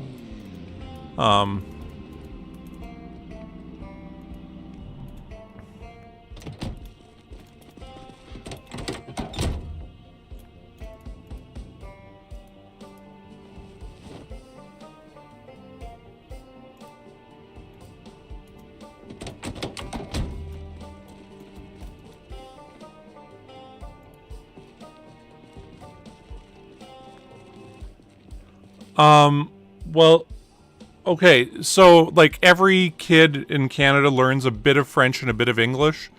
It's sort of like the way history would be taught in a school, so it's like you have one class, or you can go into French immersion, which most schools have. Now, in that case, you're learning everything in French. And, yeah, so they, yeah, you'll get, like, the teacher talks French the whole time. All the students are supposed to speak French in the class. So when you ask or answer questions, it has to be French. Yeah. So, like, Quebec is the big French province. So, like, they're almost entirely French. But, like, there's large swaths of Montreal now that speak English, which is, like, their biggest city. And, yeah, I mean, there are communities where it's just, like, French is the spoken language. Lots of people will speak some English, but it won't be their first language. Ottawa, which is our capital, is on the border of Quebec and Ontario. And, yeah, I went to Ottawa once, and yeah, there's a lot of French spoken there. But then there's Hull, Quebec, right on the other side of this river that counts as a different city, but... Anyway, and when I was there, I tried to get somebody to take a picture of me, and I'm like, excuse me, could you take a picture of me? Like, no, parlez-vous English? I'm like, oh, okay, le photographe moi? And he's like, oh, yeah. And it's like, so we figured out how to communicate. Could you please take a picture of me so I could say I've been to Quebec? But I just remember that being like, oh my god, how do I say this? So, like, I'm pretty sure it's le photographe. Like, all of our food products have English and French labeling on it. So it's like we get to see, like, you know, we know grape in French is raisin. You know, like, stuff like that. Milk is late. And, Anyway.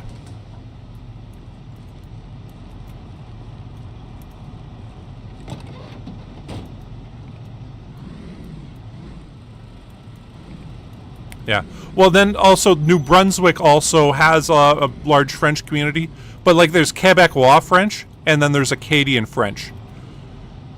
And the Acadians and Quebecois, they're very, distinct cultures. But a friend of mine who is from New Brunswick was explaining like the way they speak French there is like they'll say 8 words in French, 1 word in English. 8 words in French, 1 word in English. And it's very bilingual, like, throughout the whole communities, where they'll usually speak French, but they could all speak English. And, yeah.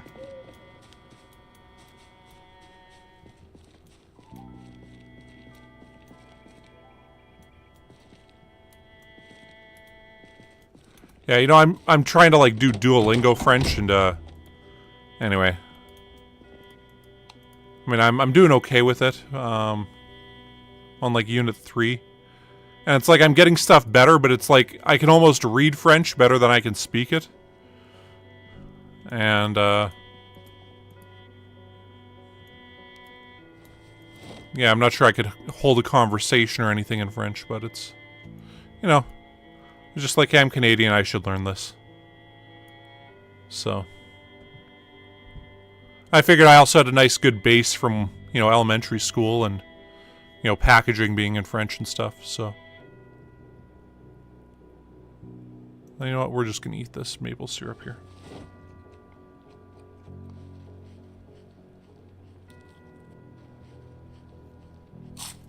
Mm-hmm.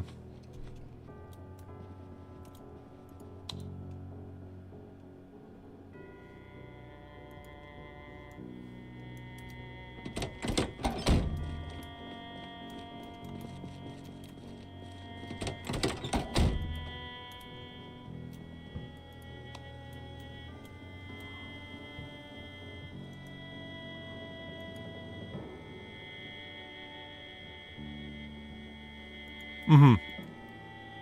Well, and I find I learn little things I didn't know about it, like, when describing whether or not you like a food or not in French, you have to say, I don't like, for example, we'll say, I don't like the beef jerky. Whereas in English, it's just, I don't like beef jerky. And, I'm like, why is that a thing? The other thing is the gendering of words is another one that, having the masculine and feminine form of this word, that word, and the other word.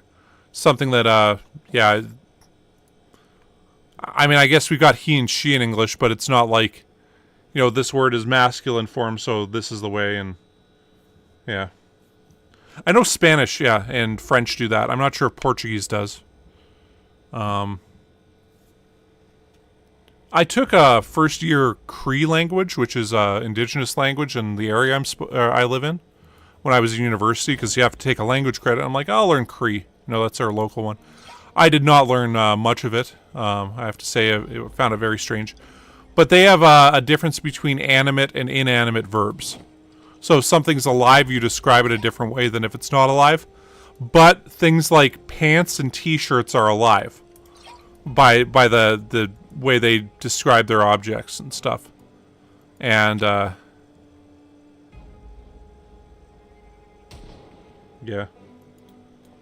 Yeah. But it's like, okay, like on the cover of the textbook, it was Nihiawe Wen, Pasqua We, Pixwe Wen, which is like the Cree language of the plains. I'm like, and it flows. You also don't move your jaw anywhere near as much when speaking these languages as you do other languages. It's like, there's kind of a stereotype that, indigenous people, they talk like this. And it's sort of like they don't move their jaw. And it's like, well, because when you're speaking these languages, that's just how it's spoken. And I'm like, wow, okay, that makes sense for that. And anyway. And yeah, there's a lot of communities that still speak indigenous languages here, but like there's dozens of them. And they're pretty kind of far and few between. I'll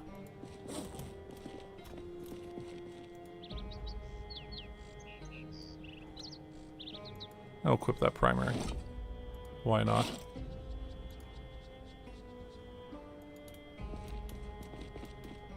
Oh yeah, no worries. I'm doing this right now. I mean, I used to work in a warehouse and stuff. I got a bunch of inheritance from my grandpa died, and you know, I bought an apartment with that, which I eventually sold, and I was like, what am I going to do after this? And I'm like, you know what? I would like to stream. I would like to try to make a career of this. So I largely do this, and I do some writing on the side, but not really making money off it. Don't really need to. I've probably another 4 years worth of funds before I really have to get a job again. That would be like some job somewhere. And I'm like, hey, I got the chance. You know, I should do what I like doing. Now this I kind of stumbled into also, because originally this was going to be I'll keep writing, but you know, I play Call of Duty in the evening with my friends. I'll stream us playing Call of Duty.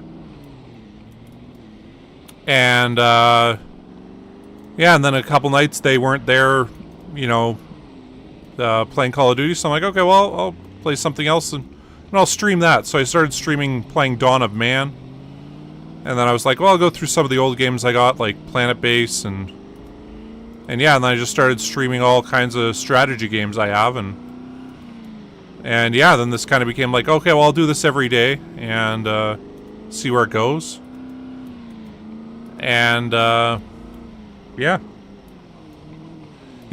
you know, my grandpa lived a pretty interesting life. Ran a butcher shop for most of his life. He flew a bomber in World War II.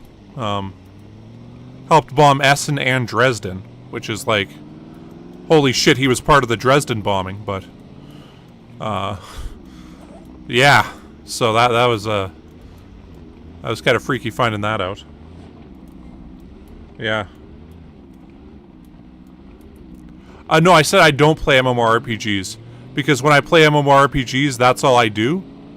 So I just quit playing MMORPGs. Because I had to kind of accept, hey, it's a drug and I'm addicted to that.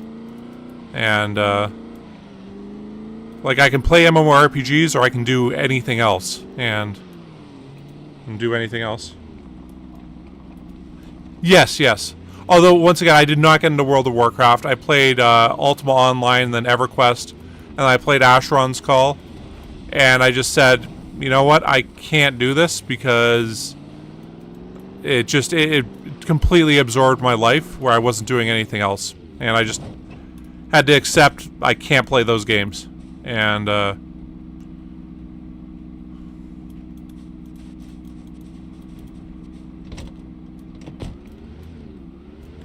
Dragon Sing, I gotta say, I feel like I've seen that word before, but I can't place it for the life of me. So,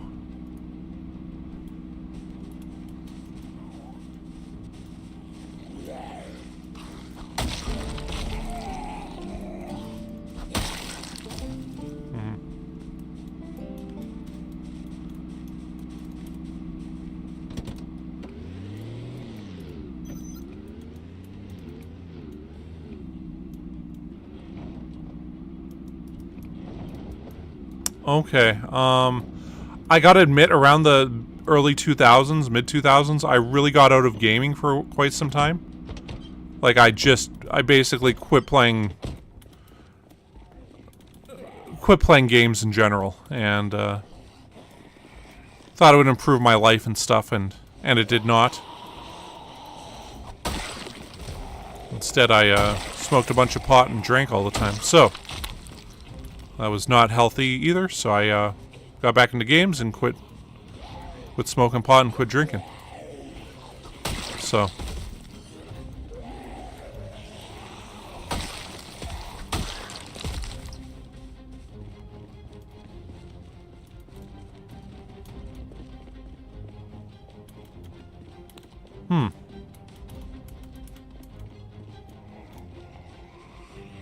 Yeah, with pot. I mean marijuana, yeah.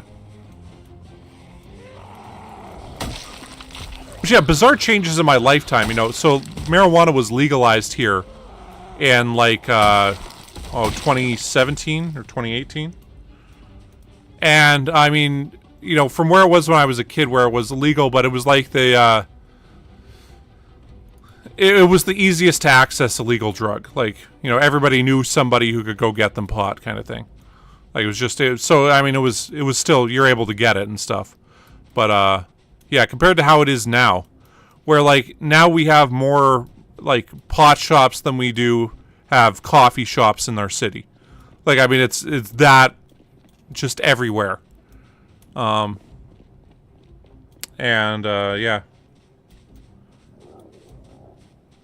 Yeah, I mean, for me, that's another one where it's like with weed, with marijuana there, either I smoke like 2-3 grams a day, or I don't smoke it at all. And it's no fun when you're having to, when you're like, basically if I had it, I'd smoke it. Didn't matter what I was doing or anything.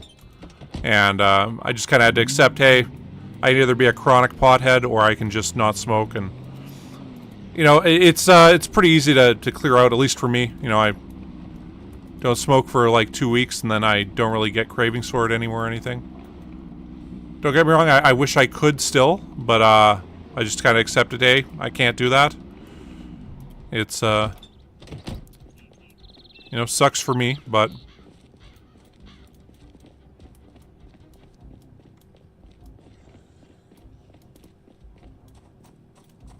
yeah, it's... I mean, it's kind of fun, but once again, it's like it just becomes like a thing you do after a while. And, the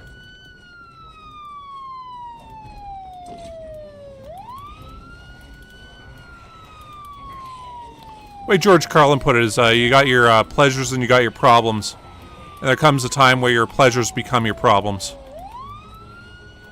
And, of course, he was referring to cocaine with that.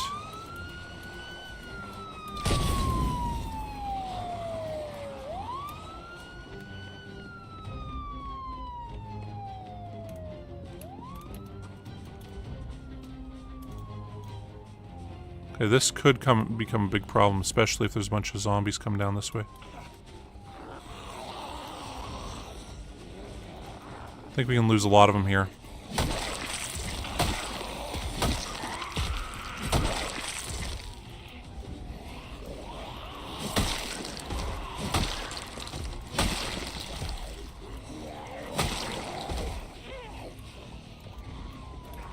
You know, we'll just kill all these guys.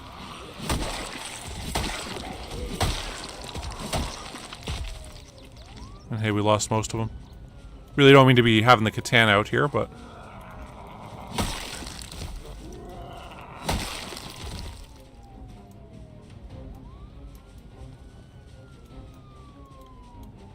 yeah, it's, I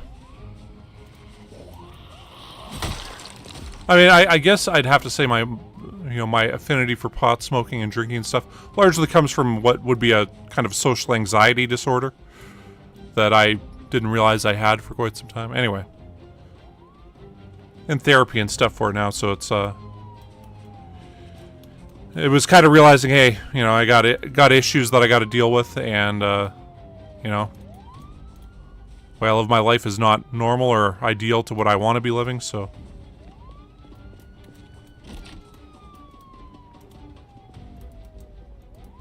what is this place?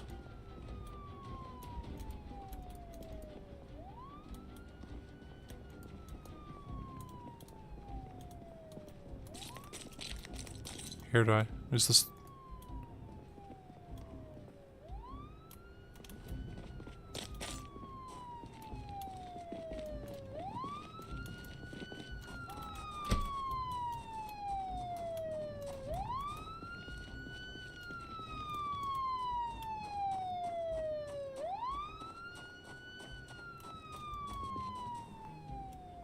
some of them did see us.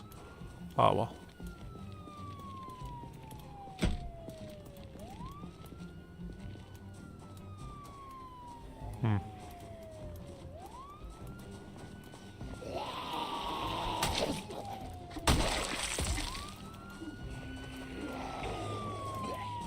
We'll kill him out here so he doesn't set a fire to everything here.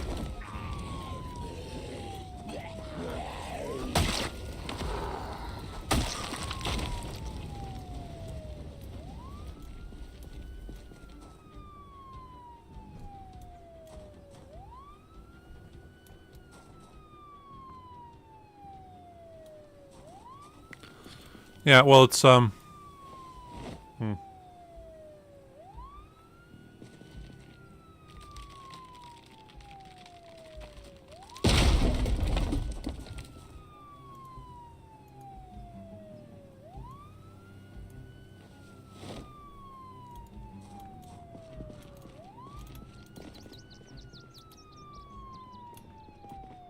hearing a zombie around here.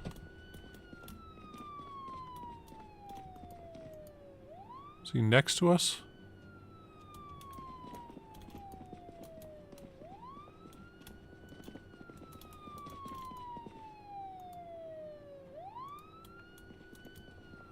Oh, I think he might be stuck in the wall.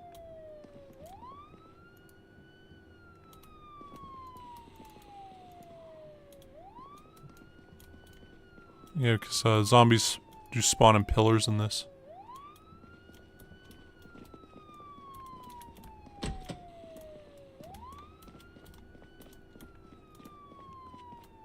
So, like, he could be stuck.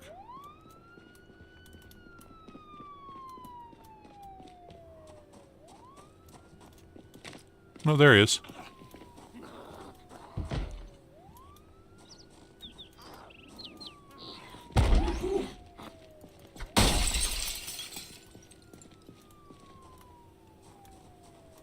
Okay, I guess he wasn't stuck in the wall.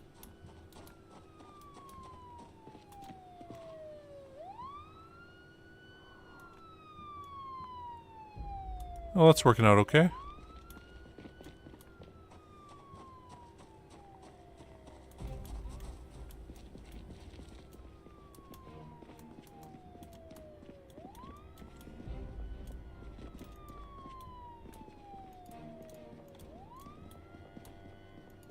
Hot sauce.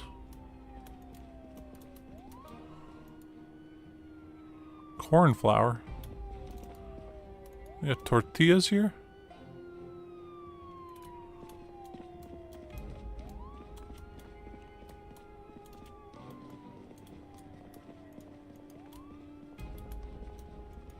Is there a book? Fine, we'll take your book just so we can say we looted something from here. We still have Lickety Split and the food market to go through. We don't really need that stuff right now, though.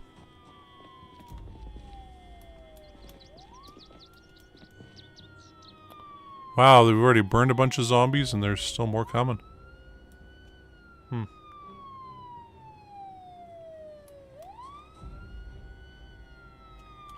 Yeah.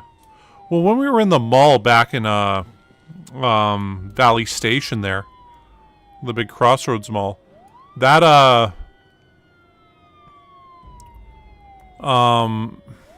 there was a bit going up the stairs where there was clearly like 20 or so zombies stuck in a pillar there. And yeah, one of these strip malls, there was a bench like here and a bench here and then a wall here, and there was like 20 or 30 zombies stuck in this exact square, unable to move around the benches. So I mean, hey, we killed them and everything still, but...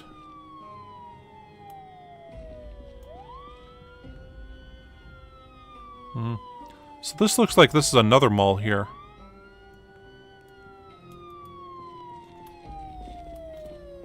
I'll hop in here.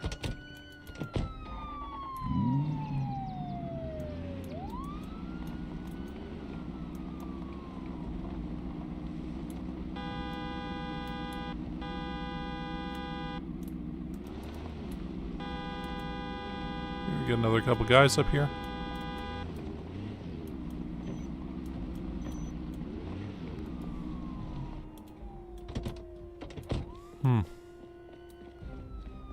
I mean, yeah, these are a lot of great areas to loot, too.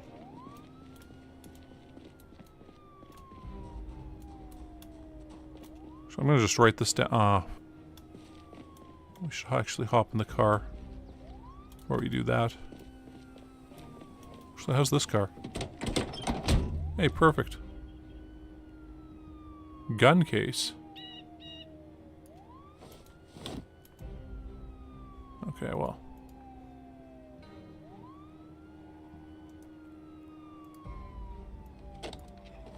Lighter, okay.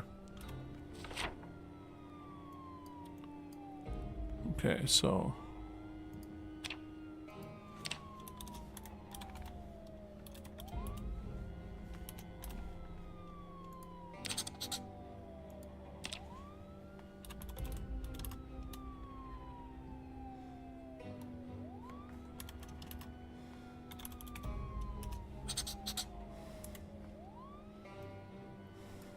Okay.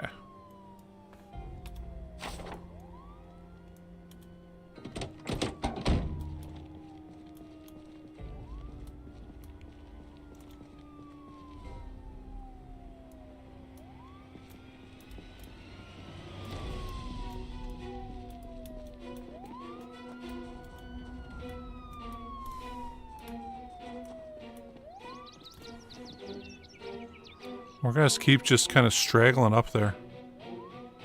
I feel like we're probably gonna have to put this man up over here in a bit.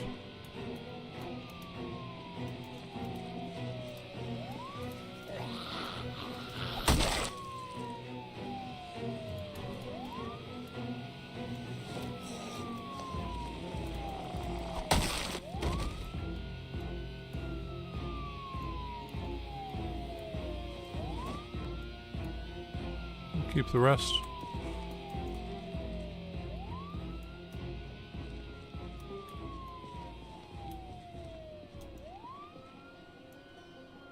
Man, they still got more guys coming.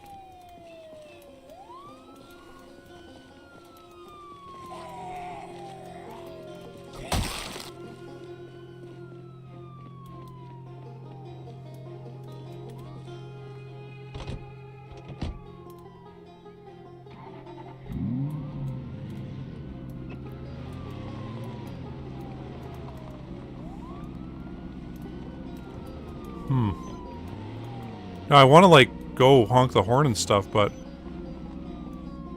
there's just so many guys still coming along, streaming out of there. We just gotta sit here, I guess.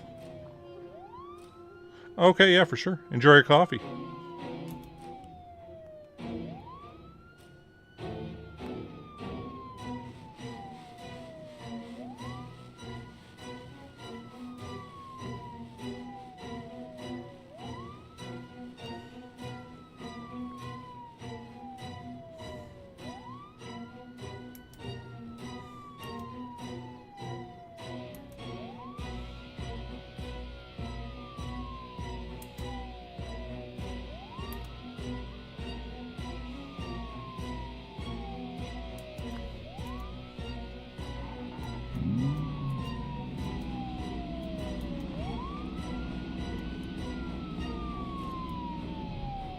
I feel like we should put out the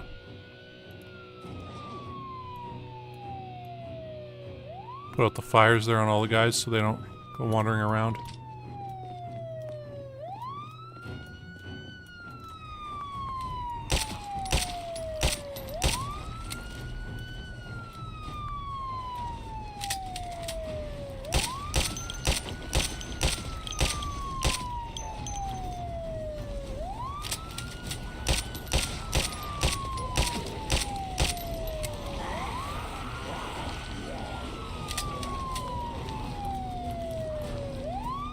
Man, there's still more guys coming.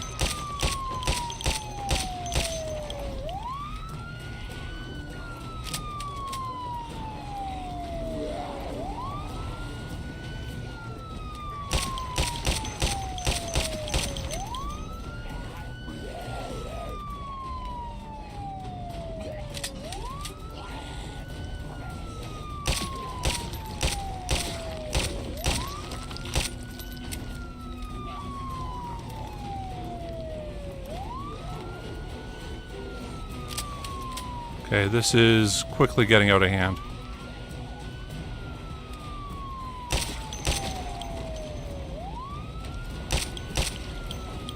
Oh man, that guy's got a katana through him.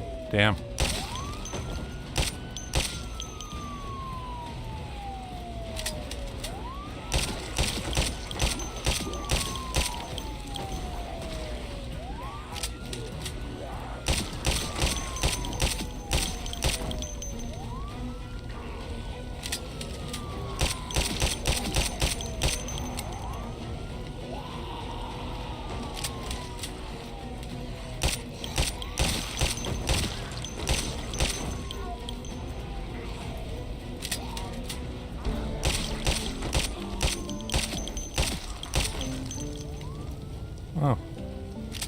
Nimble like never goes up.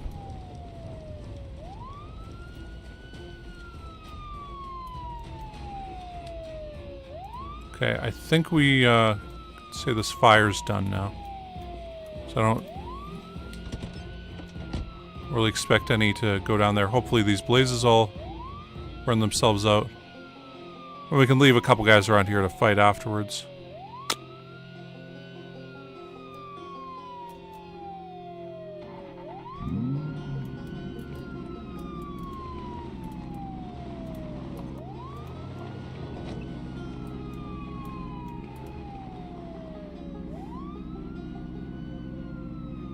Don't go through the... oh, fuck.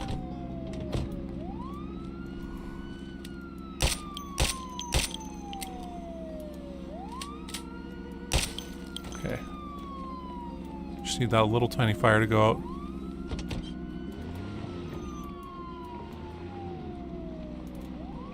Come on. Come on. It's late, we want to go home.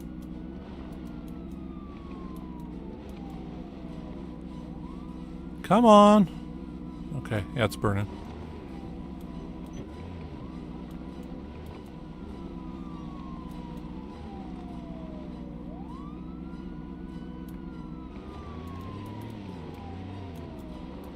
Just need that fire to go out and we're all good. It's dying. It's the last gas. Oh, and of course it spreads. I don't think they're gonna walk through it. Okay. I'll say that's good for now.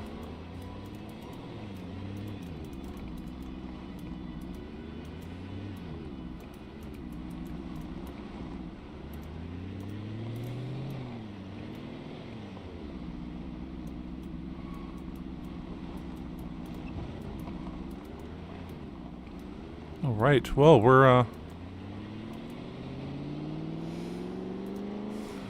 doing good here now. Like, we're really making progress here through South Louisville.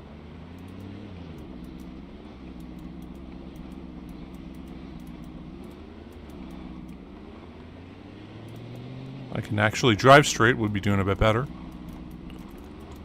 Alright. Oof.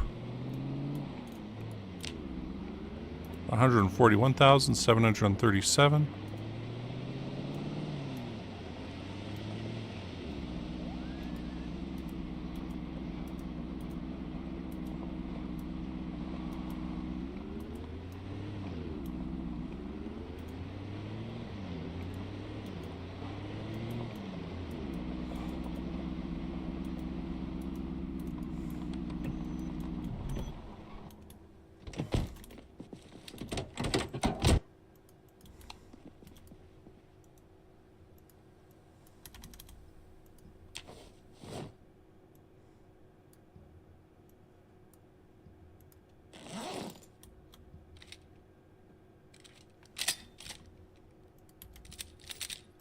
There we go.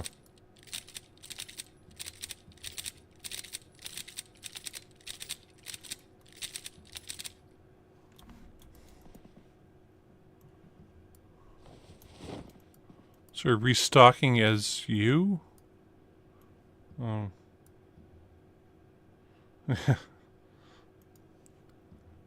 Yeah, true.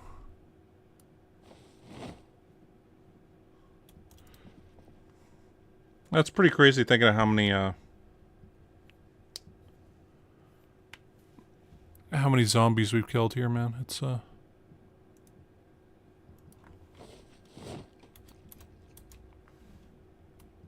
just eat that.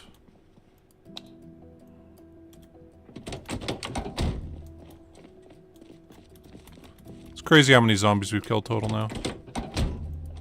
So like, I mean, on previous characters we got 391,655 kills. And this guy we got 141,737, right? So yeah, we're at like 150 or 500 and what, 15,000 or something? Oh no, wait, 530,000. Oh.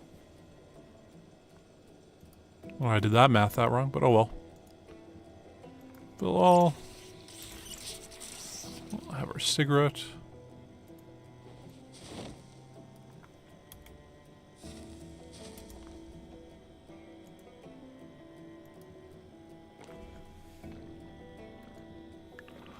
This is Fiddlin' Ben's the 11th. Now, one of them was a character we took with the alcoholic trait, because we're like, hey, we got a bunch of booze, we should be fine. However, that trait is bugged, so we just decided to die off as that character.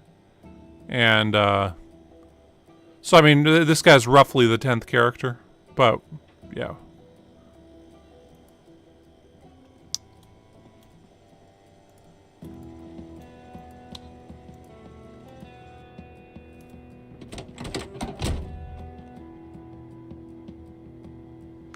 Yeah. 160 streams. Some of them there was double streams because we got disconnected.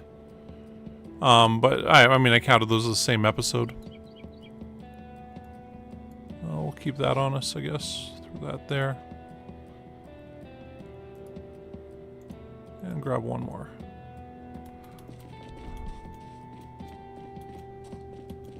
Yeah, most of those episodes are about 6 hours long. It'd be 5 to 6 hours. So in grand total, we played 911.6 hours of this game. But like, we had a first playthrough, which was like on like super easy, where sort of we were just learning the ropes, and that was about, I want to say 15 or 16 episodes. Then we also did the Wolf Extraction quest. That was, I want to say, 2 or 3 episodes of streaming. And then we tried playing this once at first. That had, there was migration on still. And we ended up having to cancel that after like 7 episodes, and then started up this version of it. And this has turned into the game we're playing. So.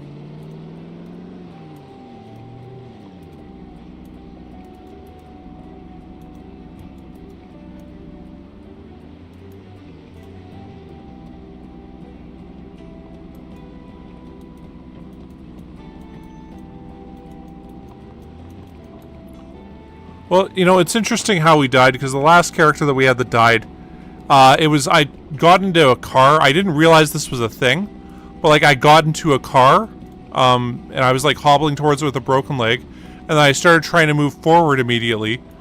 But apparently there's an animation where the doors open and close that they haven't added to the game yet. So kind of like in Grand Theft Auto, where you can just hop into a car and start going without the door closing. That's what we did. And because of that, the,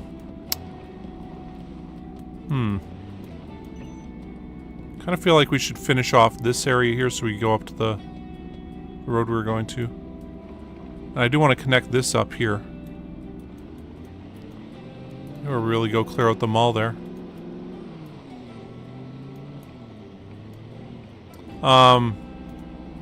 Anyway. And yeah, we ended up getting bit there, and that was that.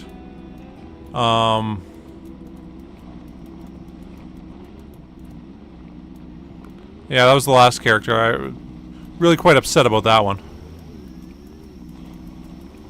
I guess it's part of the game, it wasn't a bug or anything, but I just didn't know that was the case because we'd never been attacked or bitten that way before. So.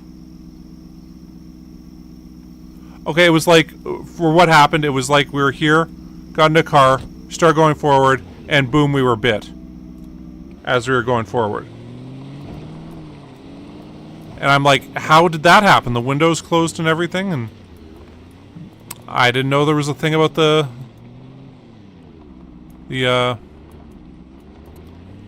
doors counting is still being open.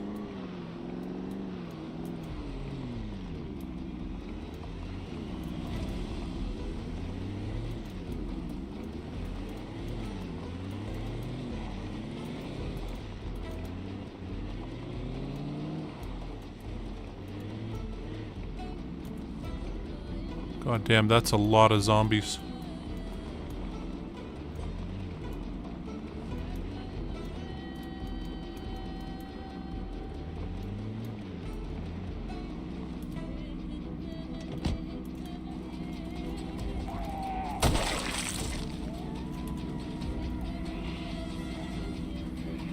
Hurry up, man. Oh, shit. Well, I guess we gotta fight him, huh?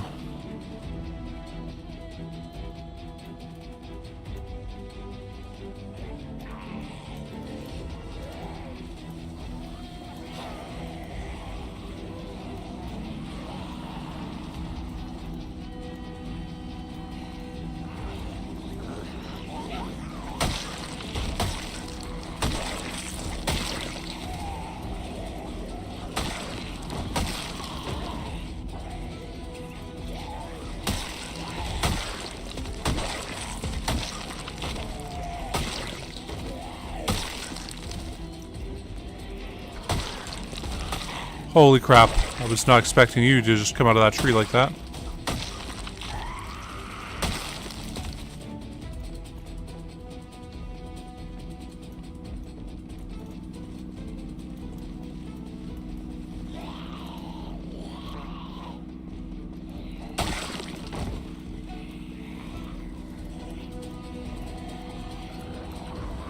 You know what, here, we'll just lure these guys over here.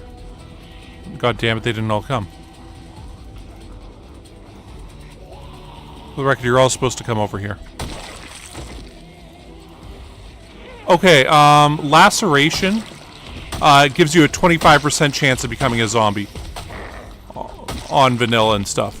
Being scratched gives you a 7% chance of becoming a zombie.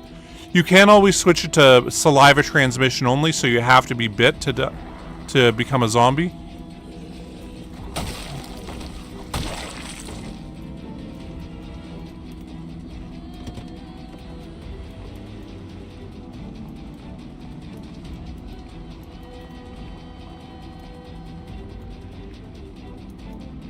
But yeah, that's the odds of it.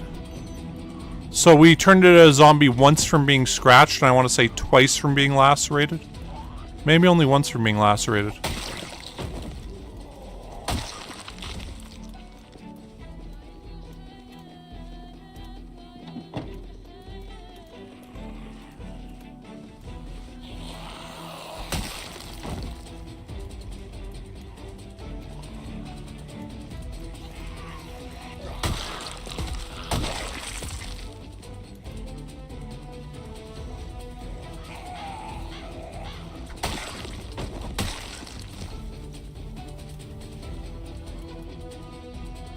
Yeah, so basically, after you get scratched or lacerated, if in about 2 days you see up there feeling queasy, that means you're gone. Like if you aren't around corpses or anything and that just comes up, that's what that means.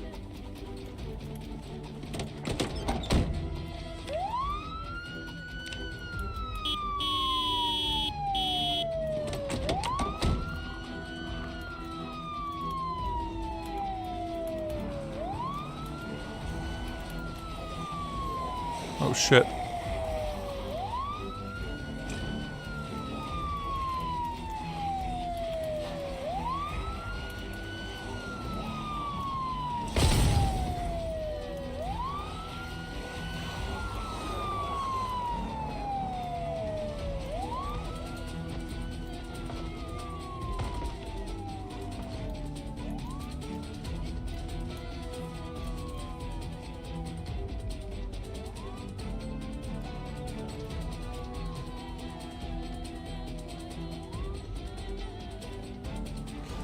Yeah, basically. Now, what you can also do is if you're going to be zombified, you can always go into debug mode and actually stop your zombification from happening. However, what it means is the next time you get zombified, you'll just die instantly. So if you did that and then you got scratched, and that scratch would turn you into a zombie, you'll just drop dead right there. So, warning about that if you choose to go that way.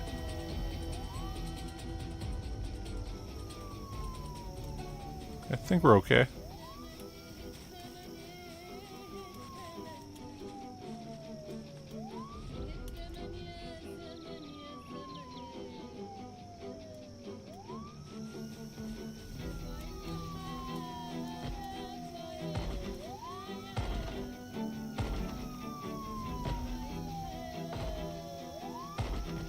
Yeah.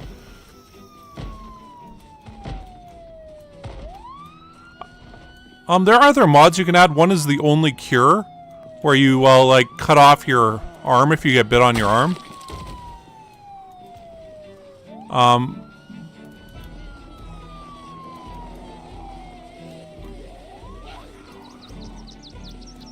But yeah, you can also add in, that there are cures to zombification. And you can give yourself, like, little quests to get them and stuff.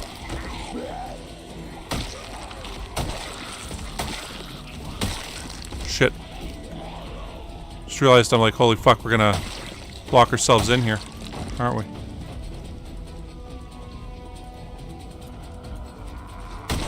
Fuck, that fire almost spread to us. Whew.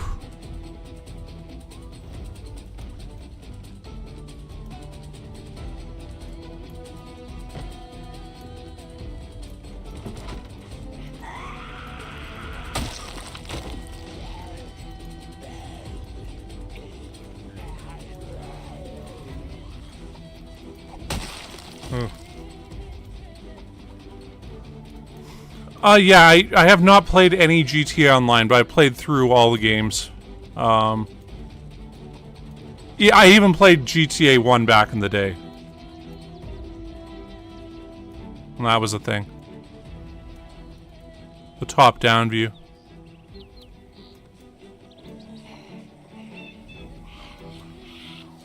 I gotta say, I liked 4 the best. Although I think 5 was still the, like... I mean, it's the best game, it's not the one I enjoyed the most. Is what I would say about 5.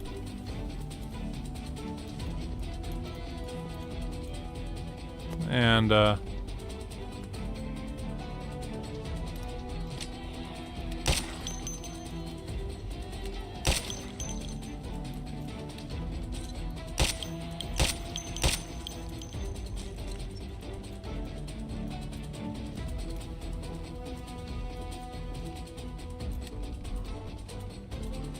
I'm not seeing more back there, so that's good.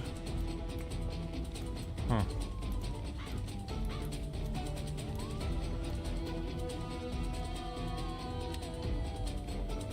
Yeah, I did like San Andreas.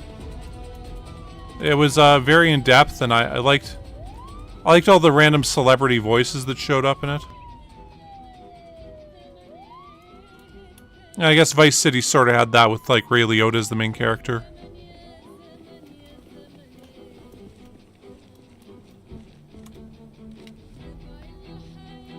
Played through Red Dead Redemption 2 on stream. That was pretty good. No, and I want to play through GTA 6 on stream, but apparently that's not coming out for PC for quite some time.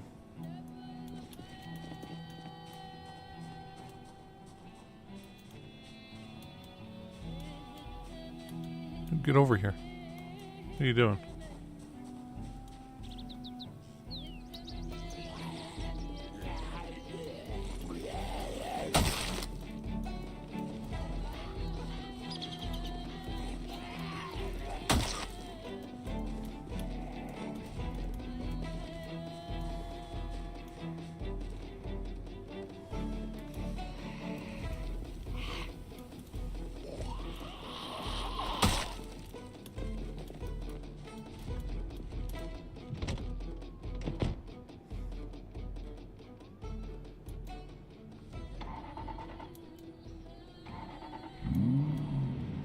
Yeah.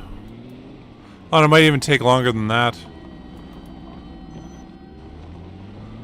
That's the thing I like about Rockstar is they're like, oh, well, we'll release this and patch it later. They aren't one of those companies.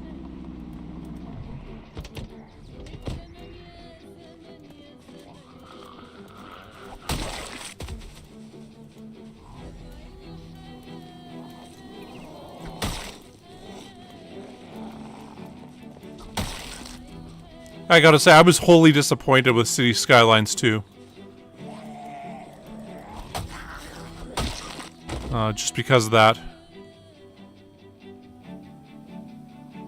It really soured me on a lot of stuff there.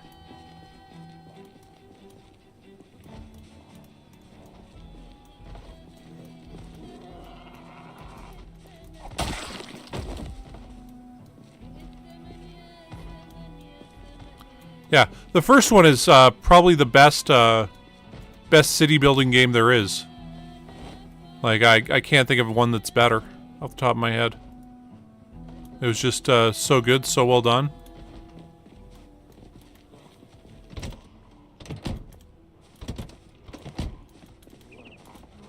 And that second one...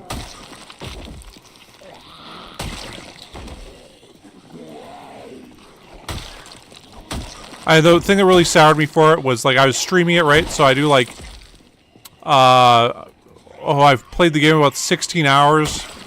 The last stream was, like, 5 hours or so. And, anyway, at the end of it, the game, locks up and I get disconnected. So I'm like, okay, well, whatever. We'll start from the autosave next time. And, the game was so buggy, they turned off the autosave for everybody. Because it would cause the game to randomly lock up and completely delete your file. I'm like, what? How can there be no autosave?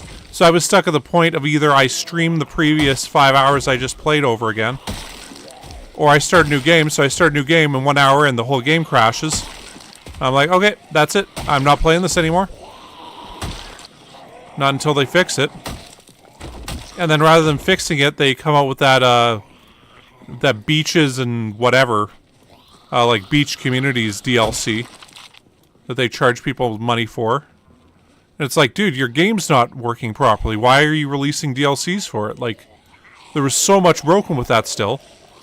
And they just said, no, we're gonna get more money out of people for this. And anyway.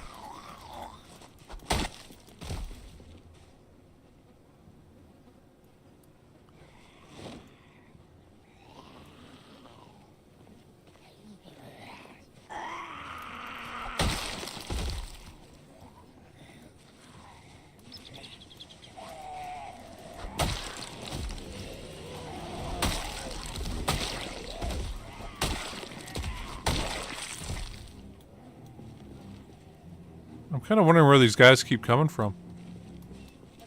What? Oh, well.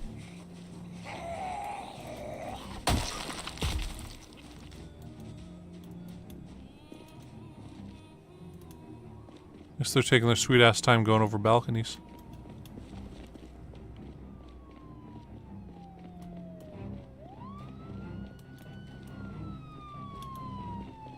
Oh, they burnt those houses. Oh, well.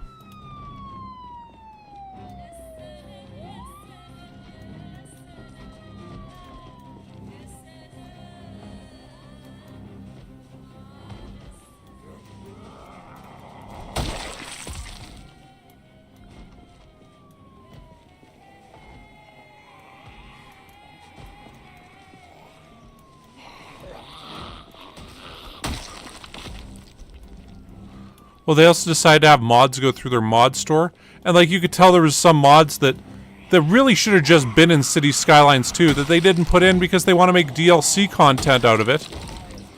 And sell that to people. And anyway, it was just... I found it to be just painful. Like, what... Why would you do this way? And it's, and I gotta say, I blame their CEO, not for, like, well, okay, finding out some of the stuff behind the scenes that was going on. She was just basically asked by these game developers, hey, could you become the CEO of our company? You've got a business degree and you know what you're doing. And she had no particular love of video games and stuff, so if these decisions are being made at this corporate level, they don't realize what it is to essentially piss off your fan base. And, that, oh, we can patch this later, oh, we can do this later, and I guess nobody mentioned, hey, this is a bad idea because we're going to piss off everybody who's, you know, made this game and stuff, you know, work properly. We'll piss off the whole modding community, and I mean, they just see, oh, extra money, not, we're really going to insult and piss off our customers by not putting basic things in. Because we think, hey, we can make another 15 bucks off this if we add it in later. And that's just not how you're supposed to treat customers. You know, it's a bad idea.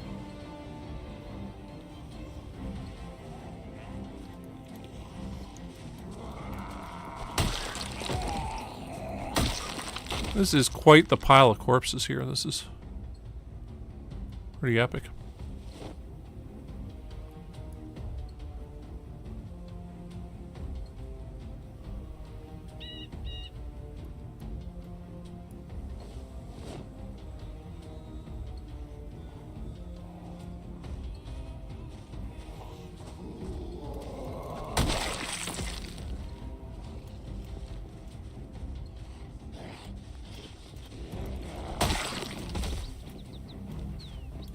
Okay, these guys all gotta be dead now, right?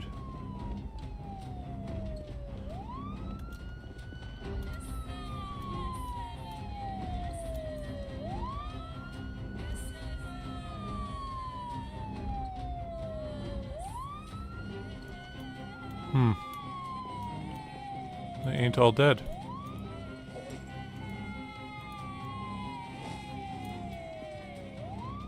Oh, smoke will eat some food.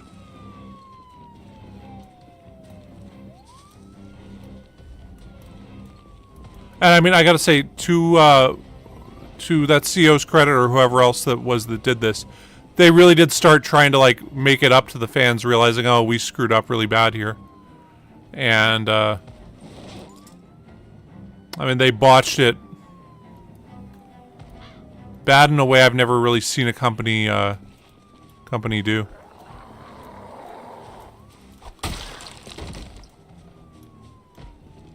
That actually, I gotta say, most disappointing game of the last year, I think, was South Park. Because if you played the first two South Parks, The Fractured Butthole and Stick of Truth, they were incredible RPGs.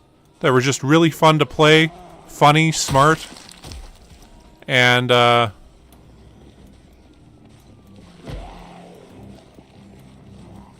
this new one was a terrible action-adventure RPG that I did not understand how it was getting any good reviews at all.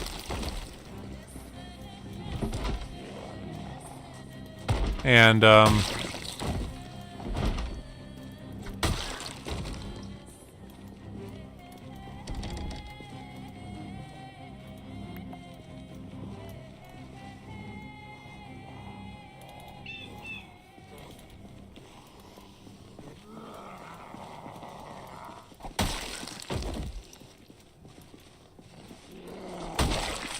yeah.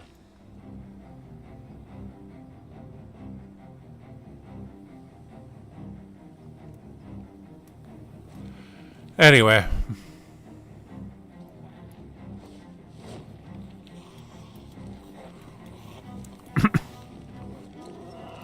It's really weird how those things come out. Like, with Call of Duty right now, the way that's just dropped off a cliff. I mean, I feel like Black Ops 6 is going to be one of the biggest boondoggles of all time, gaming-wise.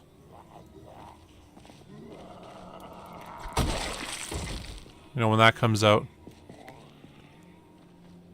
Because I know personally, like, it's going to be the first Call of Duty I haven't bought since 2019. So I got back into it with Warzone, and of course I didn't buy it when it came out. I bought it way later on, but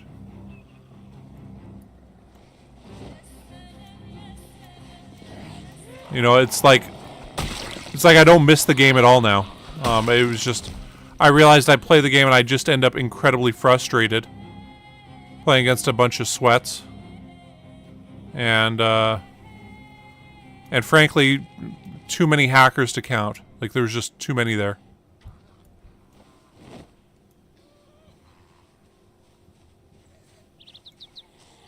And anyway, I play X-Defiant, and that's of course made by the same guy who originally made Call of Duty. I forget what his name is. And yeah, I have, you know, tons of fun playing it.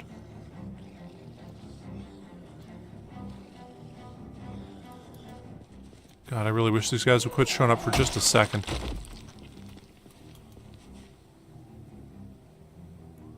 Okay, there we go.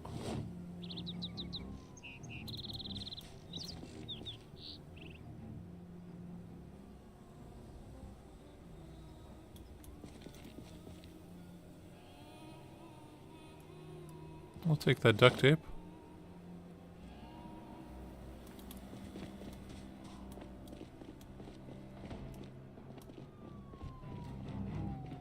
What the? Where'd all these guys come from?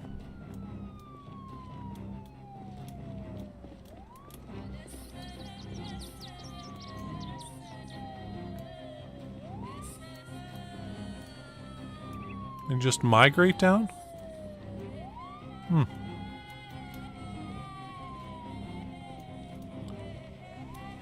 No, I gotta say, I never really got into Counter-Strike. Probably should have. I mean, it's still considered the great, right?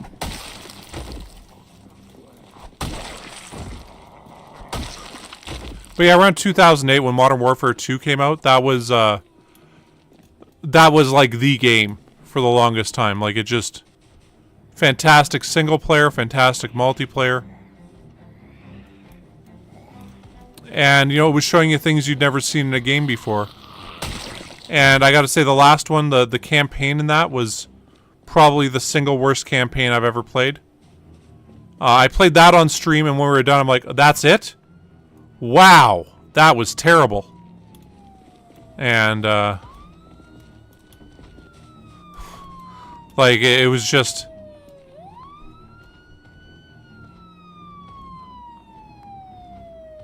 yeah, it was, like they just wrote it in.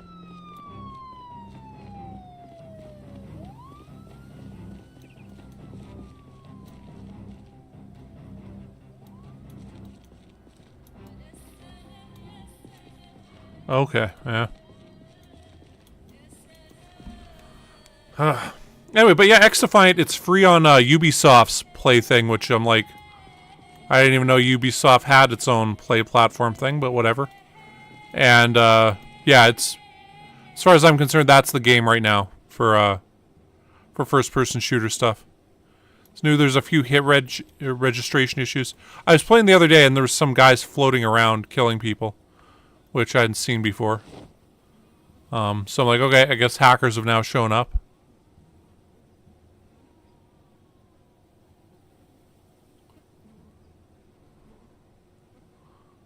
I looked at the score, I'm like, why are there two guys, one on each team with 42 kills? And, you know, and, everybody else is just joining the game, and then I have this guy fly up to me and kill me. I'm like, oh, okay, that's why. That explains a lot. So, eat that.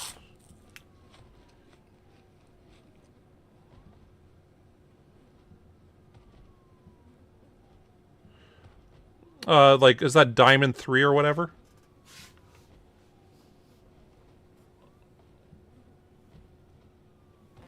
I gotta say, I don't know. Do not know what a D3, D2, and D1 is for CSGO. Oh, Division 1. Okay. Okay.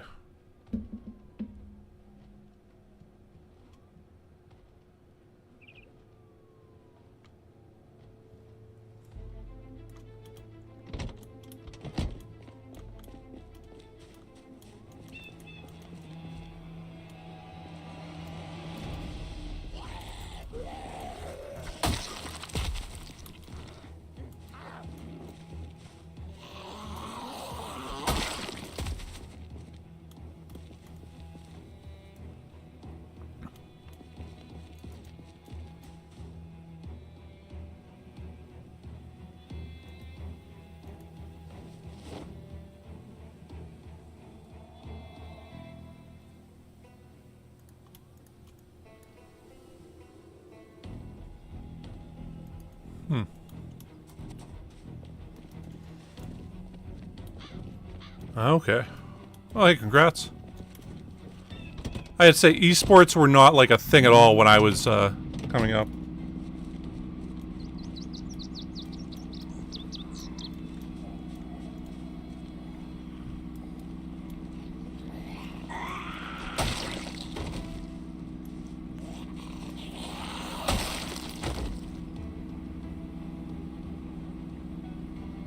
Hmm.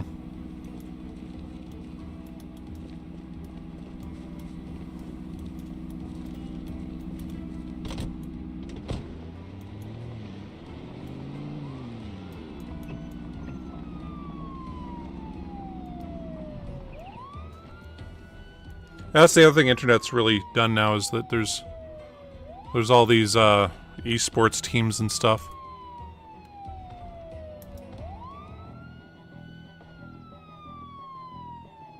Yeah.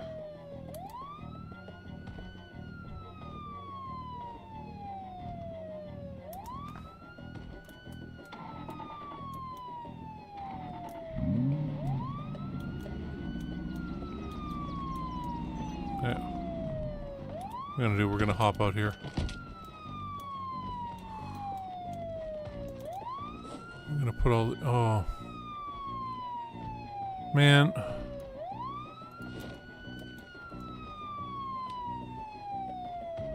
They're just streaming in from over there. Okay.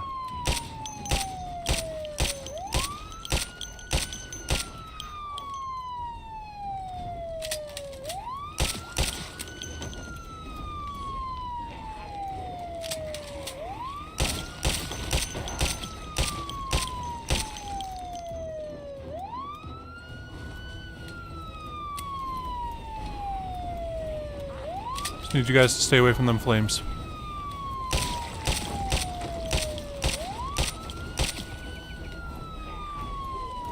Okay, that's all we had to do.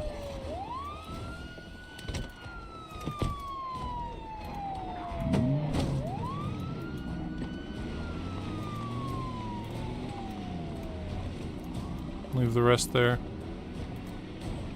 And now we can say we've officially connected all this stuff up. So that's where our other ambulance is, right? Yeah.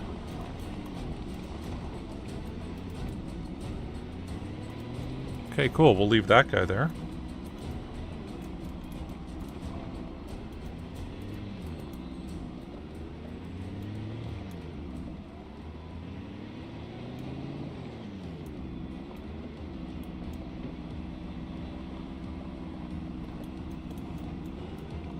Actually, you know, it's 9 o'clock. Let's, just want to quickly check up here and see if we can actually get further up here now. Oh no, corpses are still all over the place. Dang.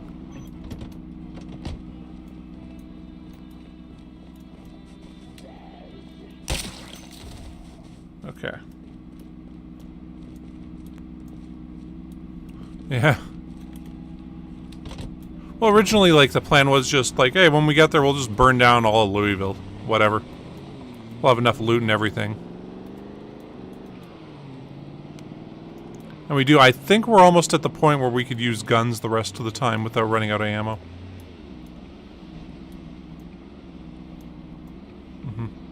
In build 42, they're changing the fire physics around. So that,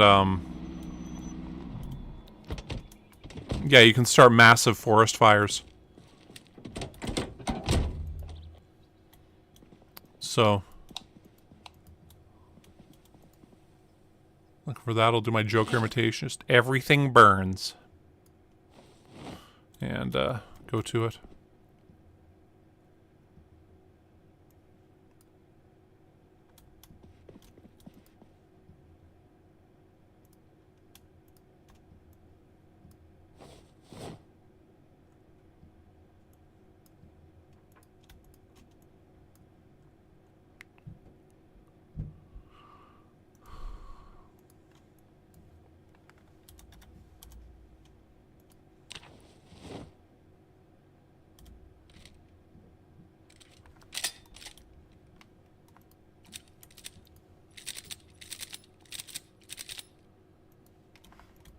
Oh, shit. Okay,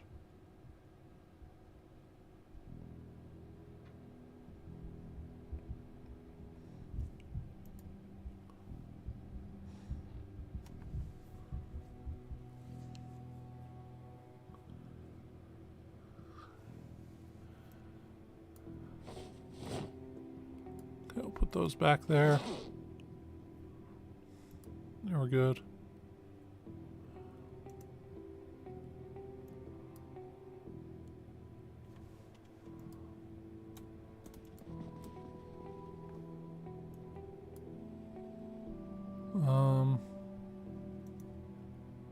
Let's eat that chocolate. Eat some chocolate chips.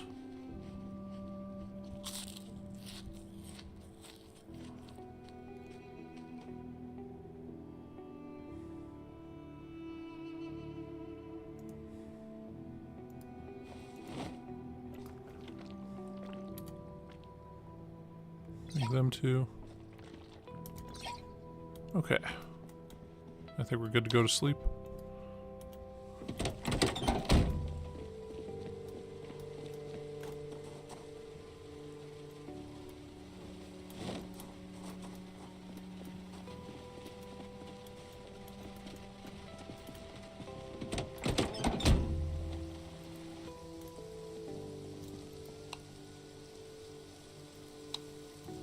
Just straight up sleep here, yeah.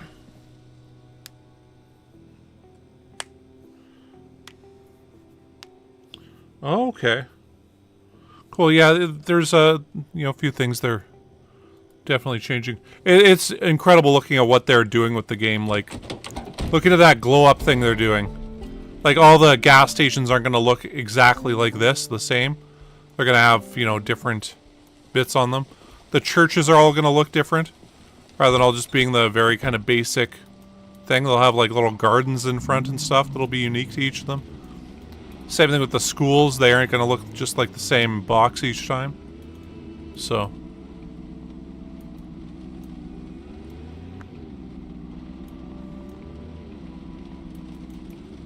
Yeah, I mean, it really does look like they're making some substantial and good changes. Just to the aesthetics of the game. And that's without even talking about all the other stuff.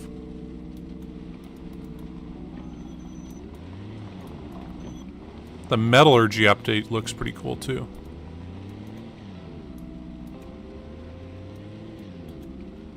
So yeah, they're gonna...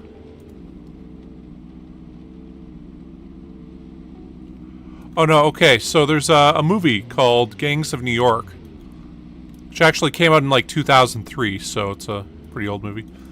But there's a great bit in it where Leonardo DiCaprio is talking to Daniel Day-Lewis, so it's Amsterdam talking to Bill the Butcher. And anyway, they went to rob this ship that just got into the docks. And when they get there, it's already been robbed and everybody on board's been killed. And so there's no money, but Leonardo DiCaprio realizes, oh, there's some fresh bodies here. And then he goes and he sells the corpse to medical science. Because it takes place in the mid-1800s. And the way that you could make money in that time was by selling corpses to medical schools, because they needed corpses.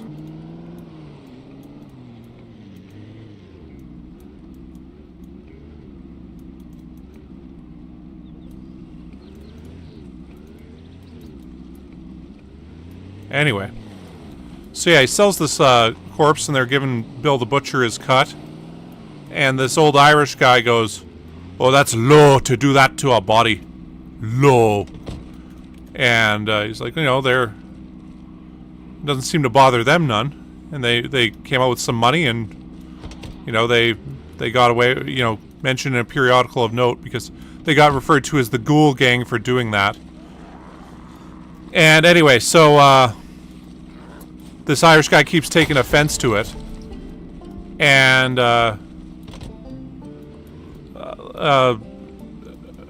eventually Leonardo DiCaprio and him are talking. He's like, well, maybe you guys are nothing but a couple of fiddlin' bends. And he's like, I'm sorry, sorry, what did you just call me? A fiddlin' bends? And anyway, he's yeah, I'm explaining this poorly, but anyway, so Leonardo DiCaprio goes, well, sir, I'd be inclined to take offense if I knew what in the hell sorry, what'd you call me, a fiddlin' bends? If I knew what in the hell that was. And he eventually goes, oh, are you calling us chiselers? And say, there's many things I can think of to call you, boyo. It's like, no, are you calling us chiselers? And if I am, well then, sir, we've got business. Is aye, that we do, and then they get in some old-timey bare-knuckle boxing match. Anyway, so Fiddlin' Ben's is that insult, which is, you know, it's from the mid-1800s. Not used anymore. There's apparently a band named Fiddlin' Ben's out there, too. Okay, fuck.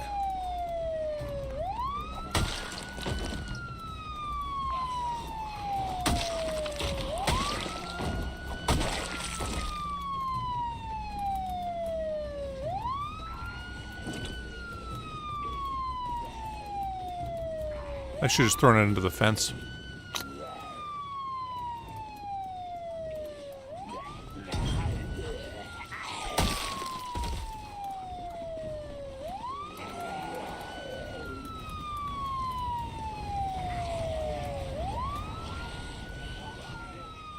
Okay, we got some on fire. That's all we need.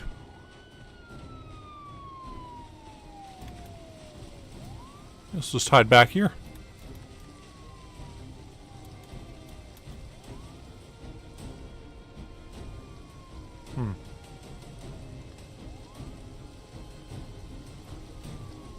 Yeah, you can actually watch the scene on YouTube if you ever look it up. However, they spell it Fidlambens, Fidlambens.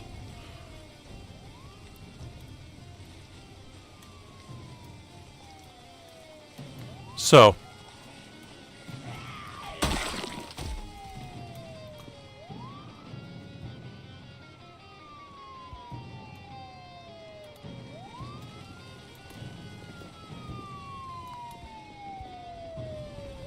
You know what?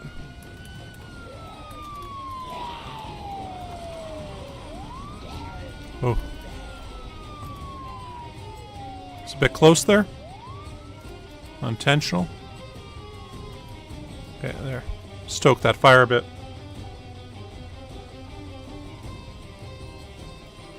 Okay, so this is on our back. These two are on our belt. And then we've got a double holster. There are mods you can add in which will add more places on your belt also.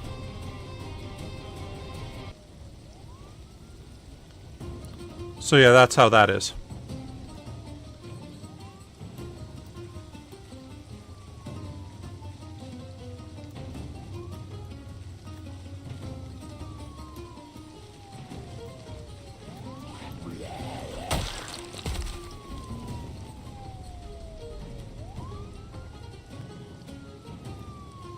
This little alley's getting pretty packed here.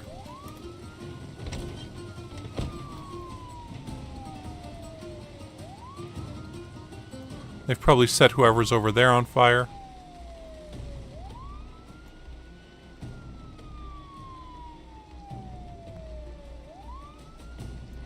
Alright, well, let's have a smoke.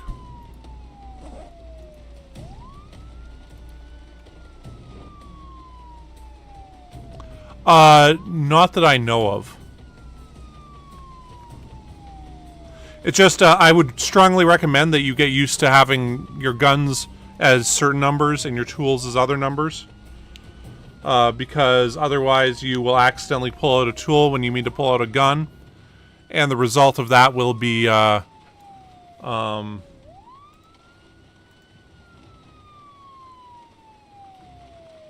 problems.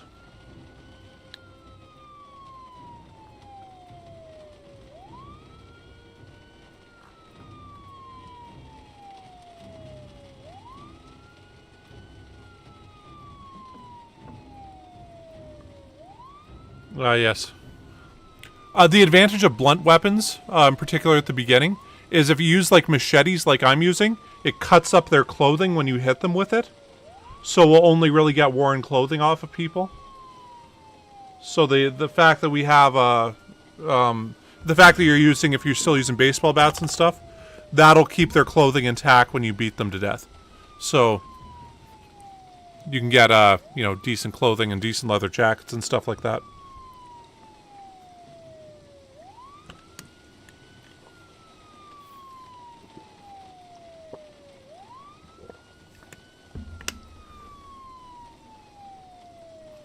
Yes. What can happen? See, I have never gotten a cold from a wetness indicator. But the wetter you are, the faster you heat up and cool down. So if you're wet on a hot day, you get hot faster. If you're wet on a cold day, you get cold faster. So...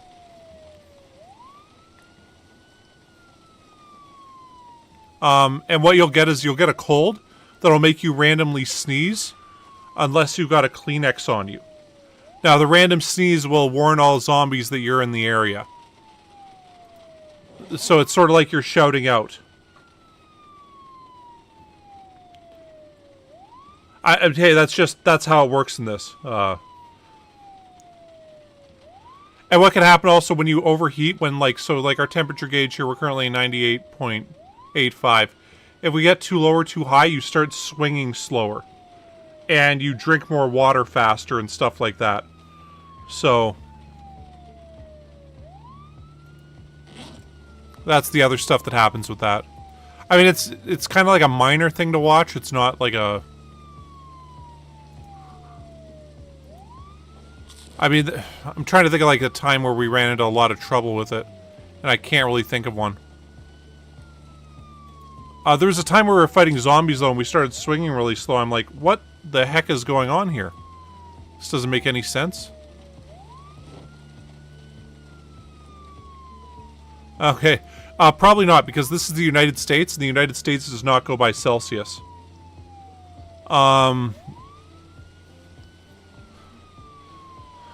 So... okay, I think it's, 28 Fahrenheit is 0 degrees Celsius. And like 100 Fahrenheit is like, I want to say 30 degrees Celsius. So it's, yeah, it's... This actually came up during the Stranded Alien Dawn series, and I was way off with my calculations of what Fahrenheit to Celsius was. So... but like right now, I would say it's like, you know, 8 Celsius, 9 Celsius out because of the 47.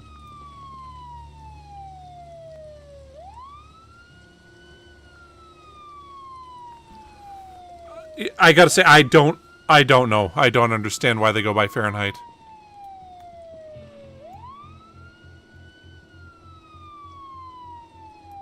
Okay, there appears to be some kind of fire over there. It was lighting up that roof.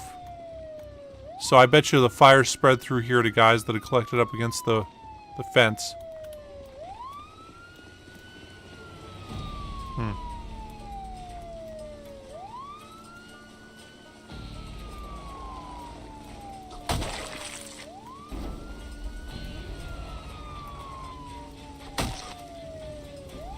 You know what, here, I'll get my phone out and we'll see.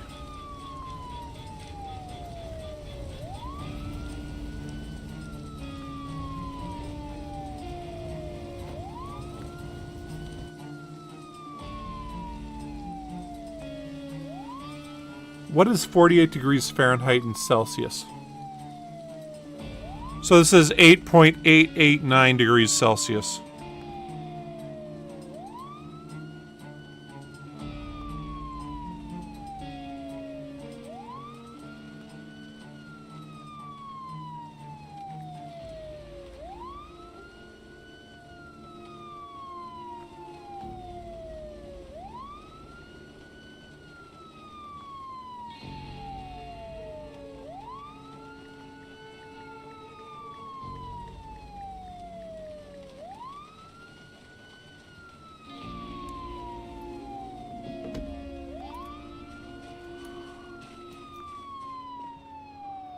Okay, I'm gonna have to get off at about 1, so...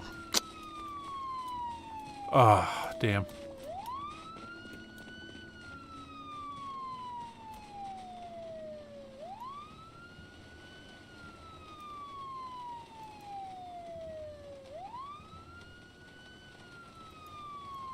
Okay.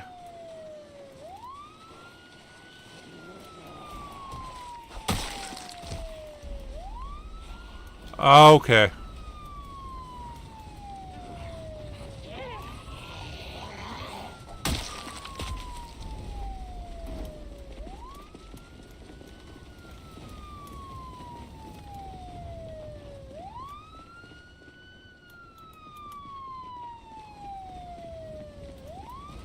I'm going to hop in here. I'm going to back up and...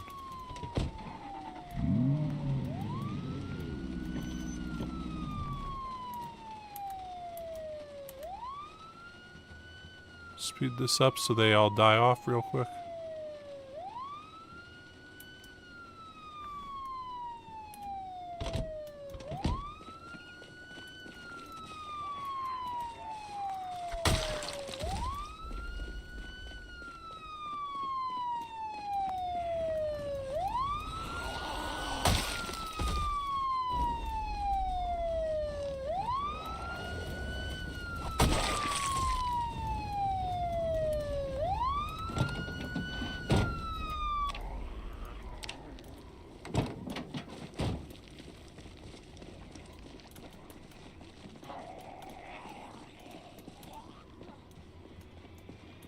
Now there's a big horde coming down that way.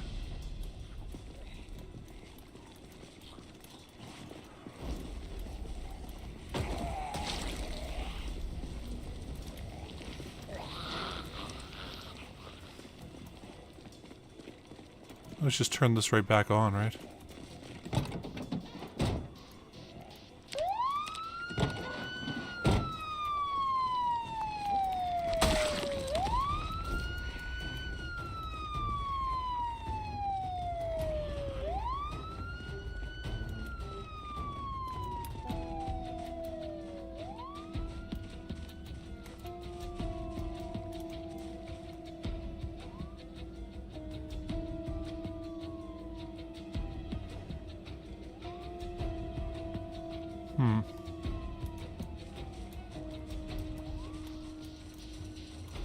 Wait for these guys to go and...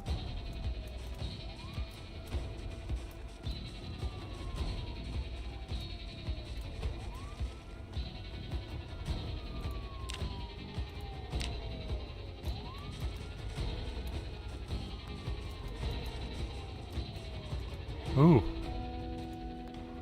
Forge that.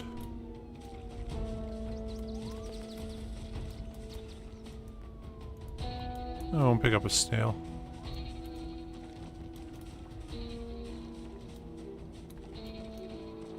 Guess we're what, level 9 forging? Okay, yeah, we're almost 10 now.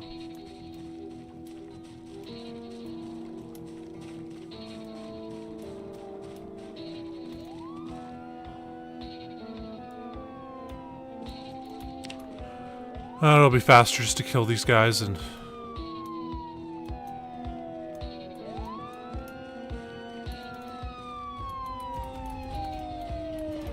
Actually, no, we should lure them down here. Although this guy we might want to keep because he's got a shotgun on him.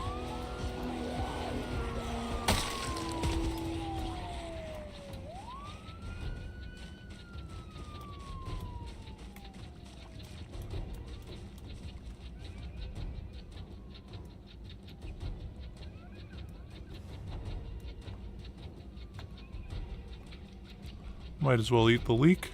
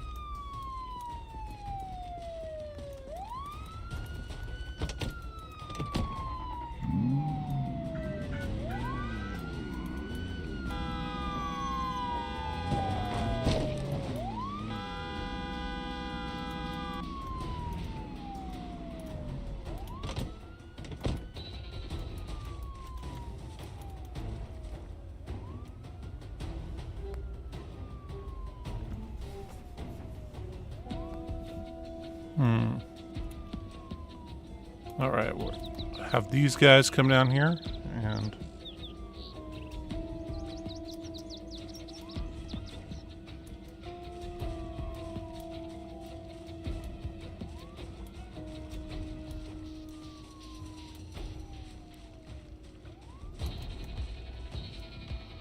I got a few more on fire now.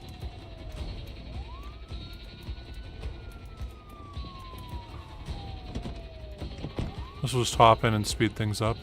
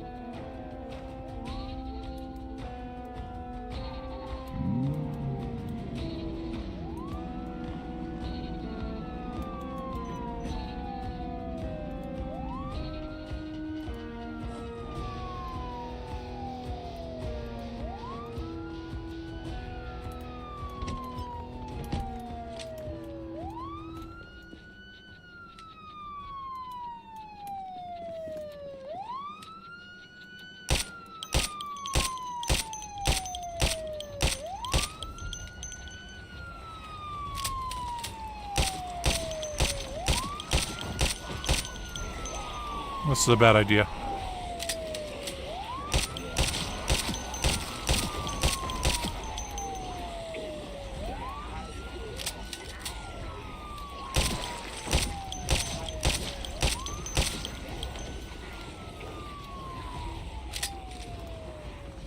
A terrible idea.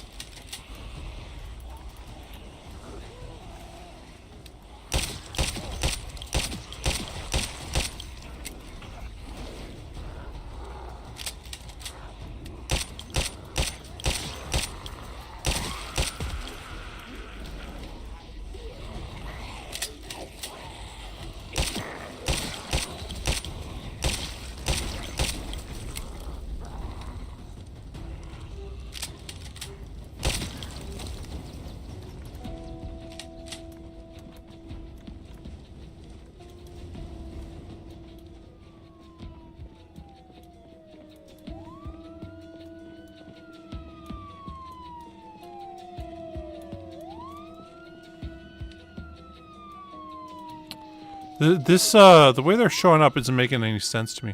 I guess it's because we're not running around. Sorry, not running around the whole thing anymore.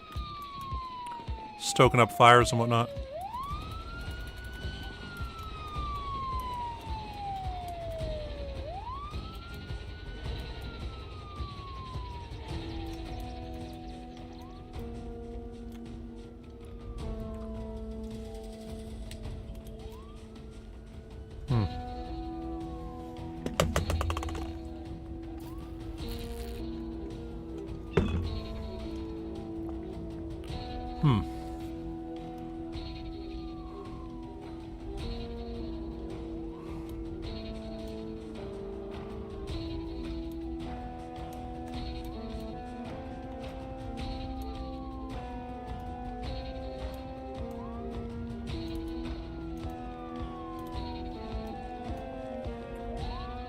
They really ain't spreading much fire onto each other.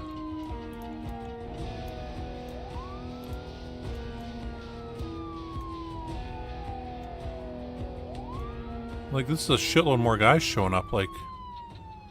This don't seem right at all.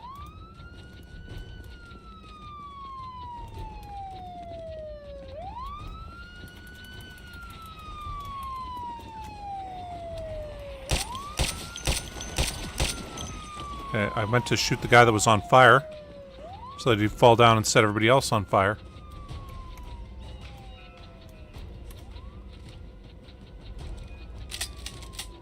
Oh well.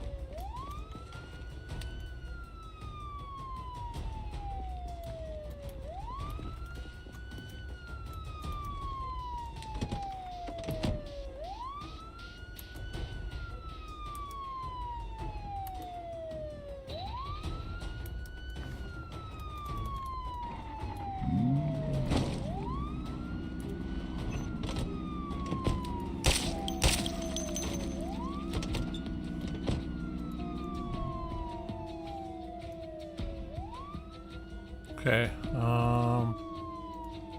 Let's eat some chips.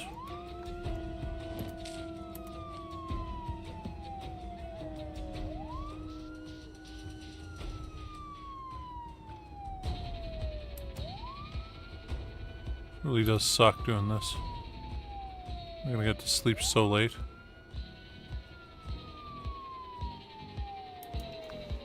Yeah, that should be good.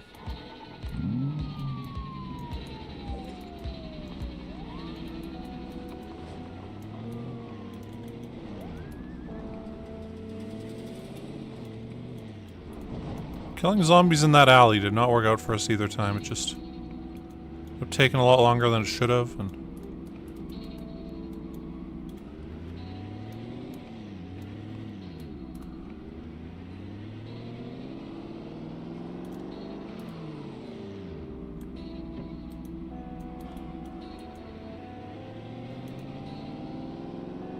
on the upside, we have killed quite a few more zombies today. Found the Giga Mart. We found the South Louisville Mall.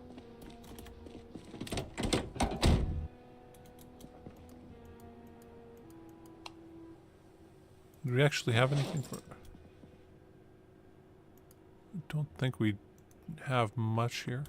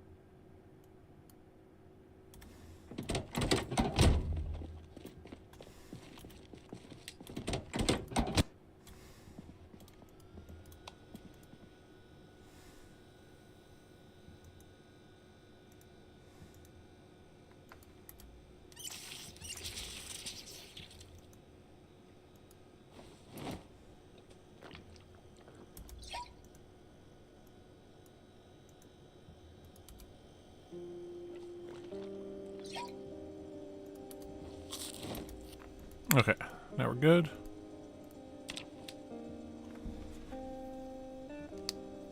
Whew.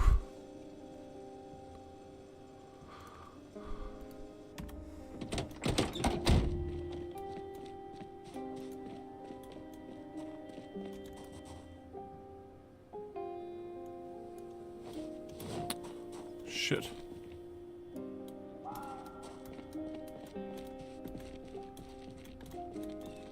I don't want off-top back in, so we'll just throw those up there for now. Come back and grab them later.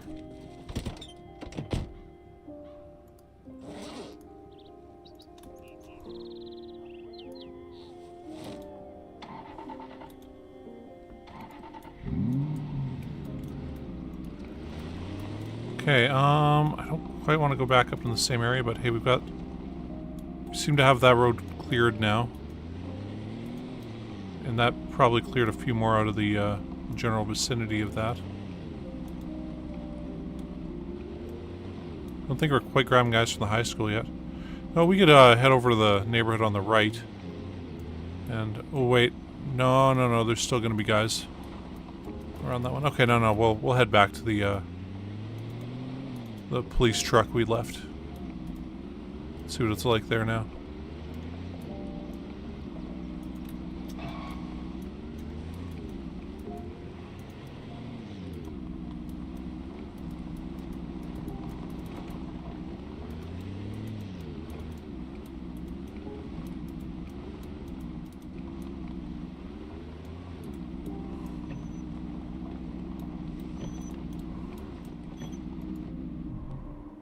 Jeez.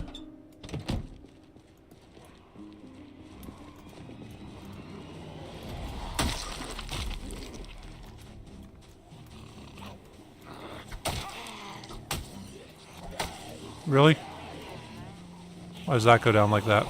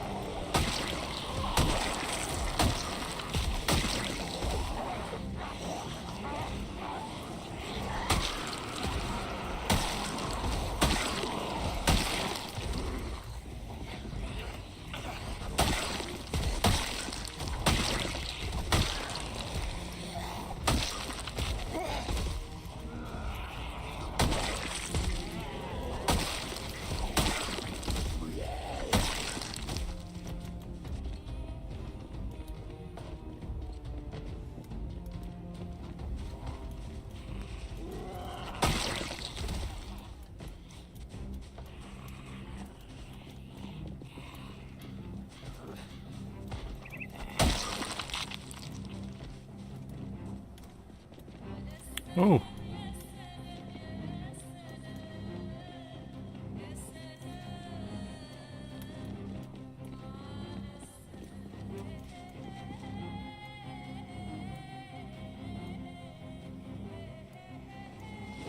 Got a random snare trap in the back of his Ranger truck?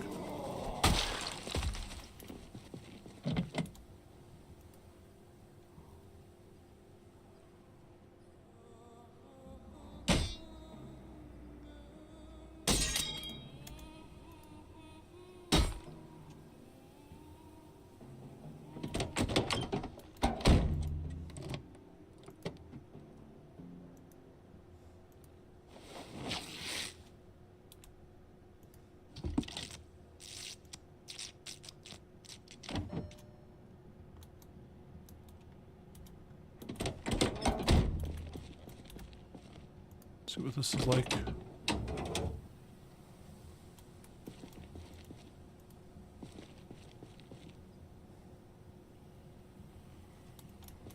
Okay.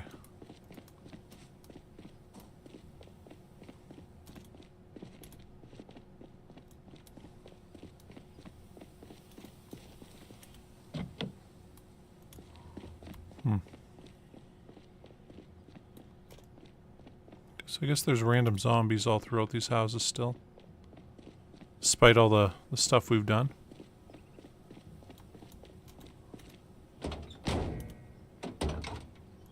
Okay. What we could do is we could siphon gas out of here and put it in that truck there. That still wouldn't have a battery ready though.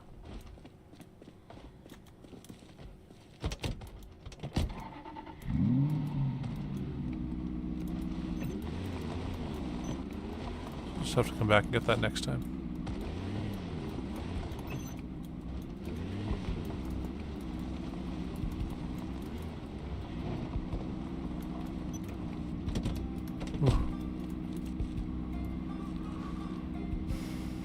Okay, so those are connected up over there. I think that getting that clear is going to be kind of difficult. If we can get up to that park there, I think we'd be in a good spot to set off a siren.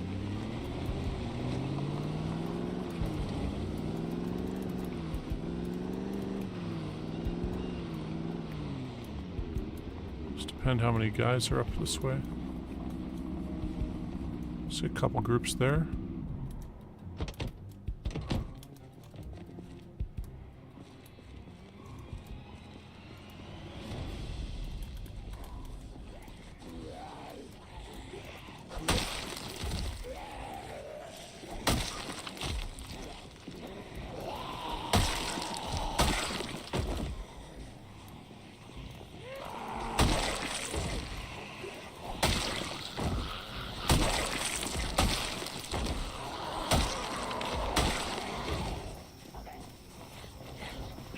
You really don't want to fight next to trees like those because the zombies can hide behind them. In fact, they can even vanish on you when they're right in front of you. And then you can't actually hit them. We have died that way before. Did this house burn? I don't think it burned.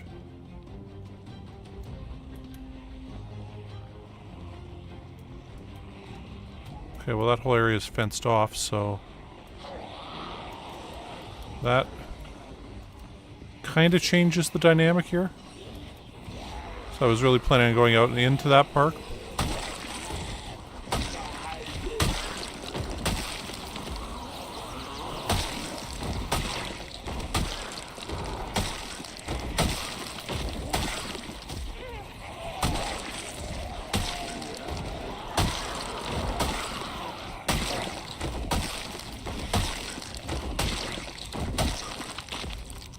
If we can't do that, we could pull up next to it and drop off a truck.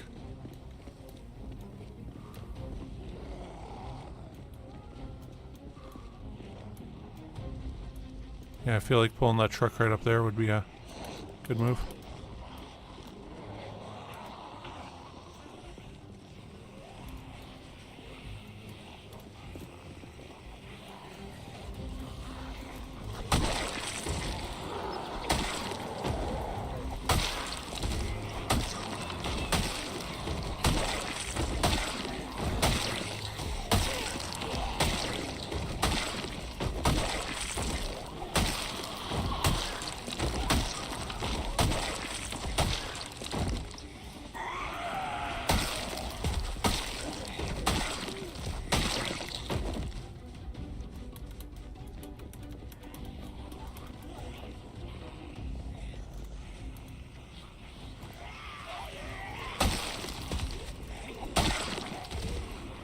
probably just set off another light bar and kill most of the guys this way.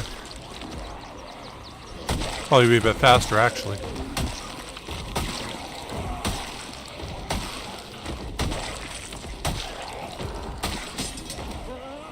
Figured that would happen sooner or later.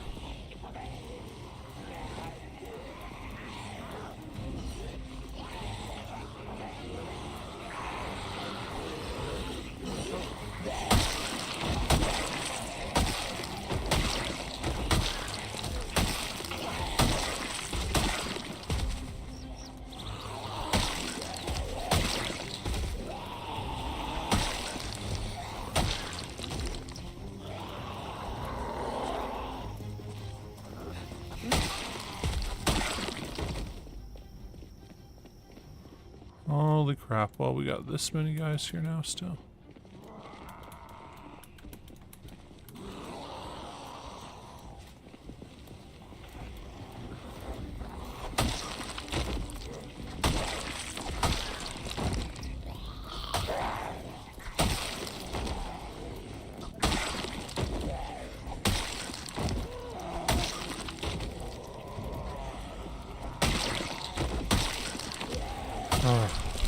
Boop-a-doo. Boop-boop-a-doo.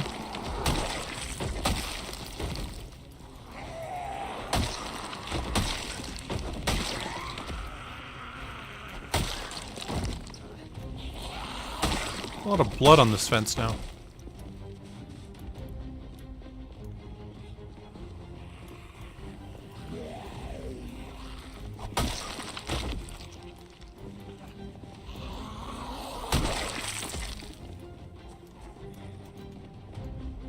Got that guy there, that guy there.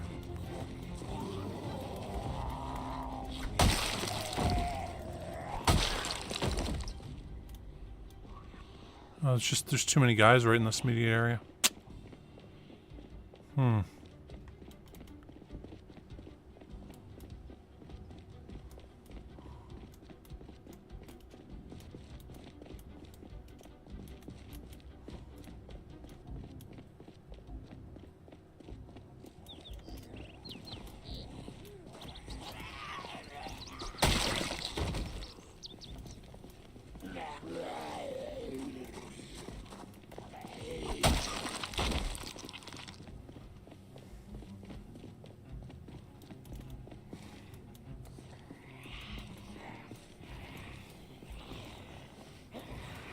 You know what?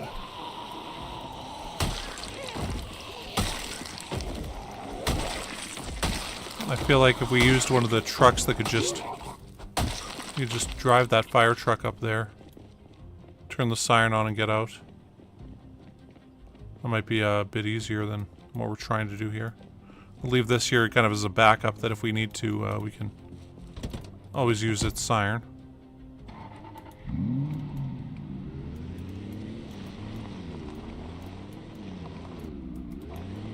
We'll go like this.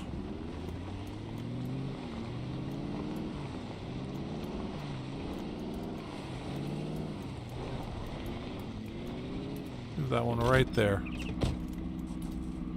Guess we need to use it.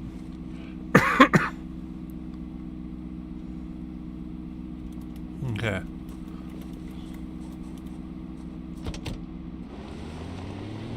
We will go with this one down. Yeah. So we got the... I think that one actually works also.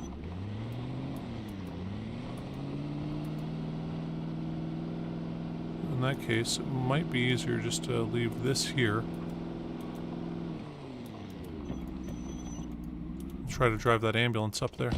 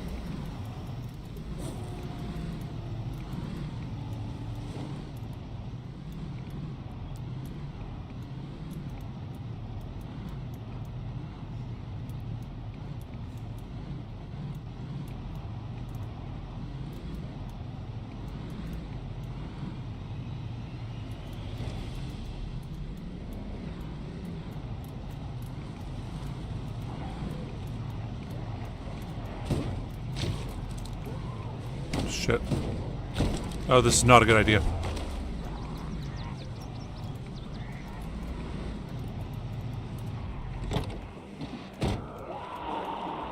Okay, we made it.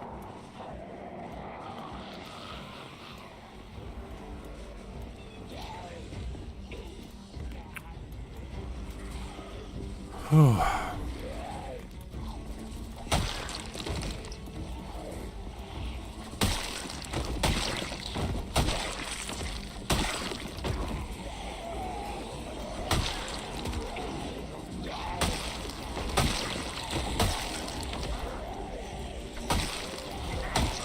Ooh.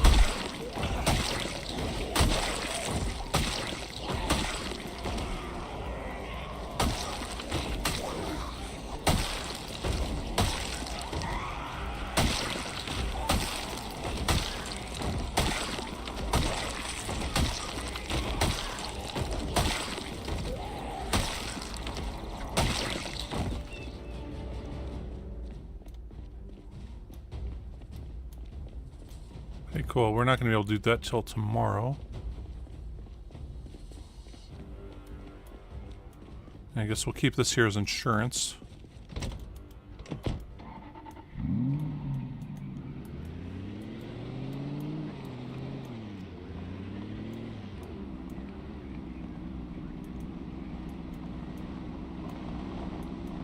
That one doesn't work anymore. Remember right?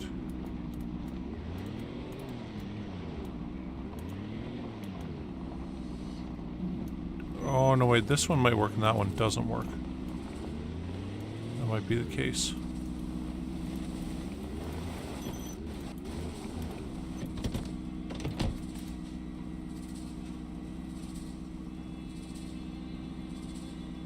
Okay, this one does work. It just doesn't have a battery. Okay. Now I figured it out.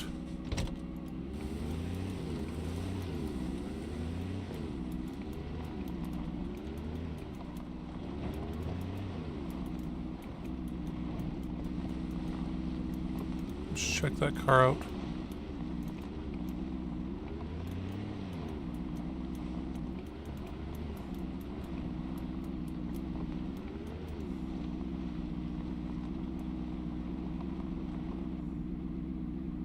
That one fire's still on, huh?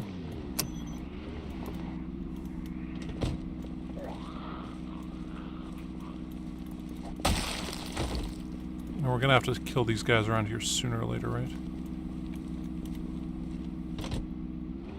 Get this vehicle back where we want it, so put those out there.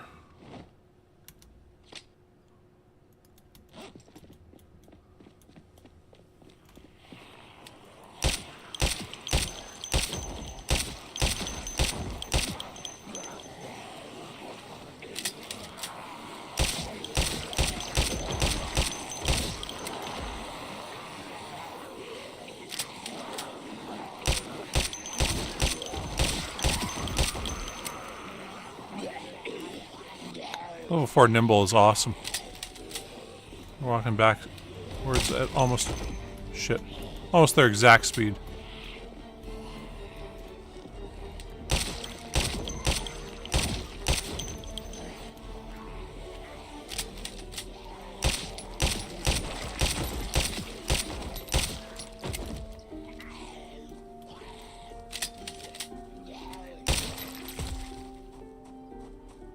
Are there any guys in Lickety Split?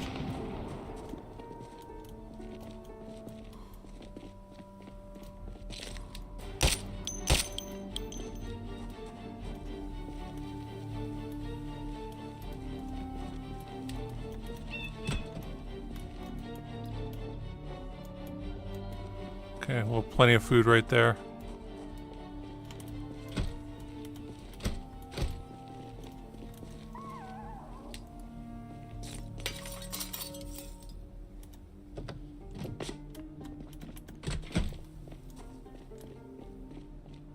There we go. Okay.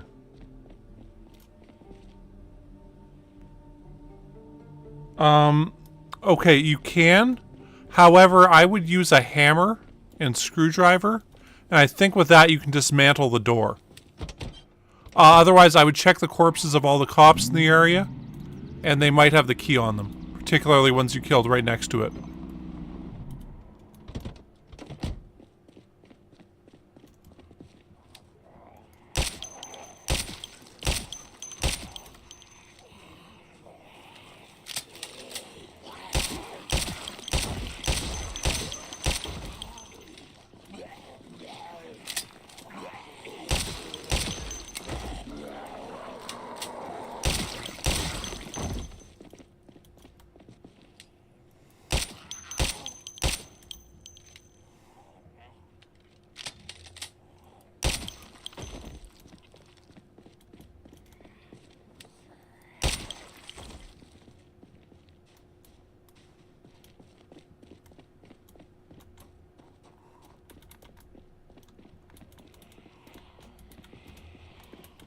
So it's like 8 o'clock. We can kill all the zombies in the area still. And get back.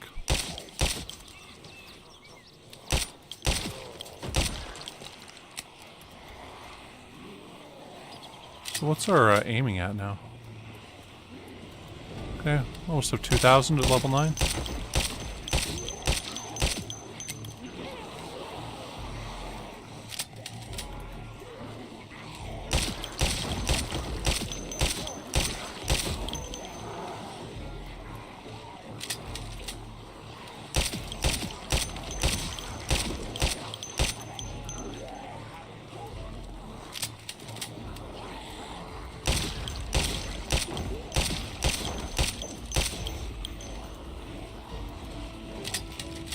Thanks for the hearts.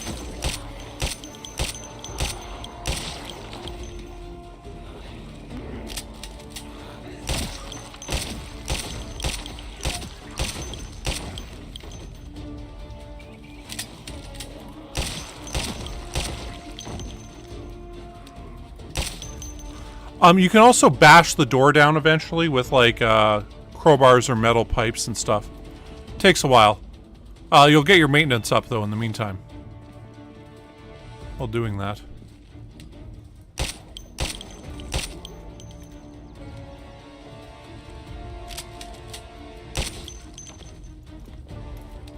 Oh.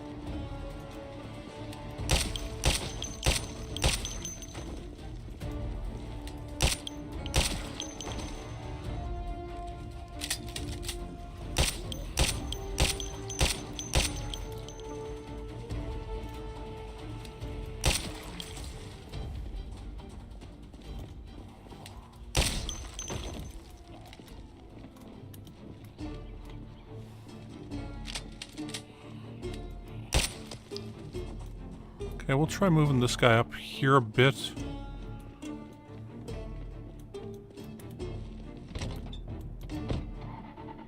we can get in the next position. We're not even going to use it yet, but...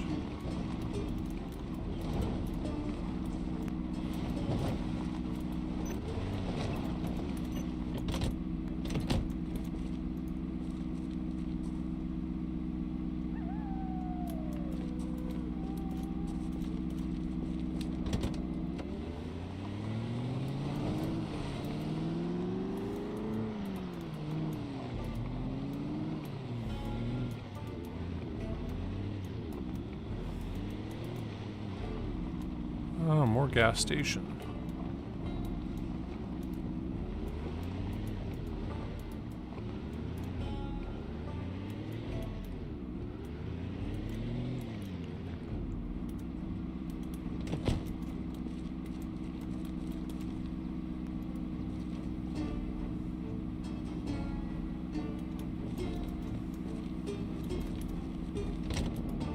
Okay, we're gonna bring that truck up over here. Well, it still works. Just because it's kind of useless where it is right now. This way, if should the guys lose the ability, or should the light bar get destroyed, we'll have that truck there, ready to go.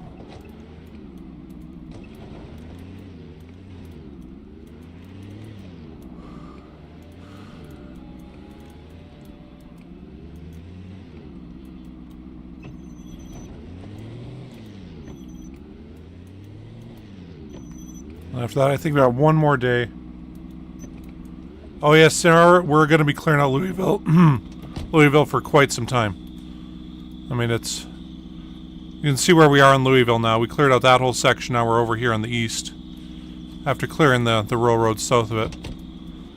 We're actually at the South Mall in Louisville.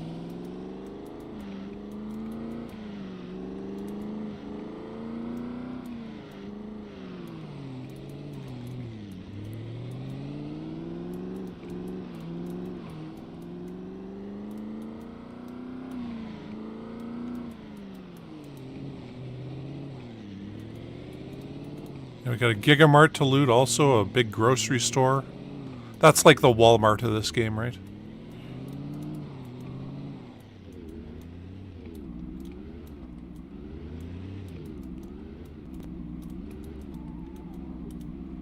And we're at the next gas station, too.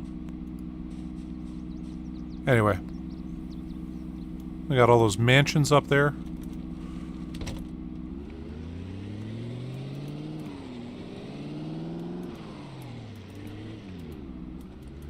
When we get back to our base, I'll go over kind of the map and sort of the plan going ahead.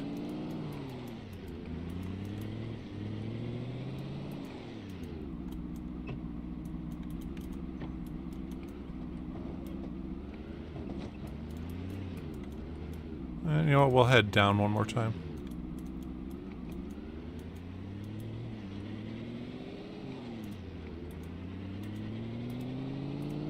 Gonna have to check the tires when we get back, because we've been running over a bunch of corpses, so it might cause some problems for our inflation of the tires.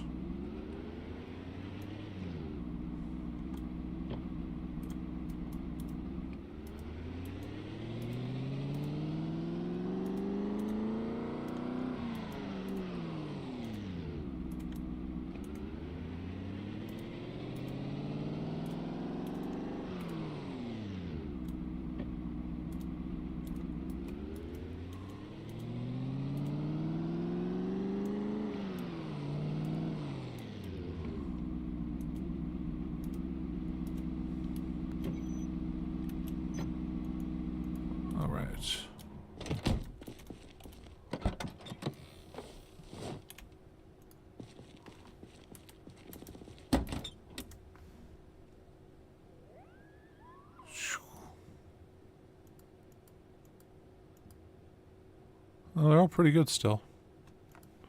Might as well do it though. Okay, so the front right door is kind of damaged now. Seems to be really all they've managed to do. The trunk's a bit damaged. It's okay. How's the suspension? Seems good.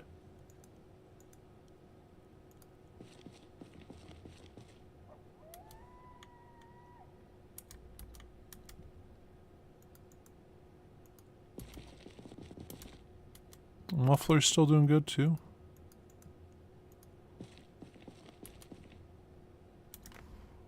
Okay. I'm glad that's in great condition.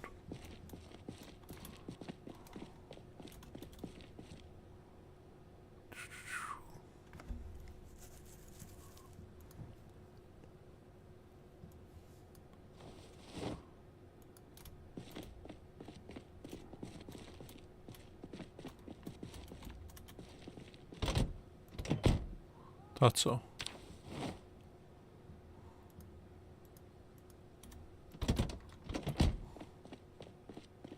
Like we forgot something there, didn't we?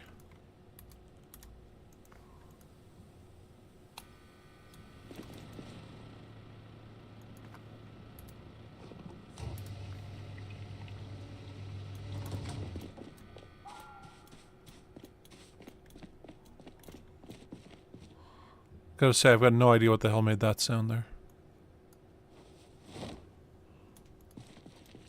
Oh, hey, Jackerbox.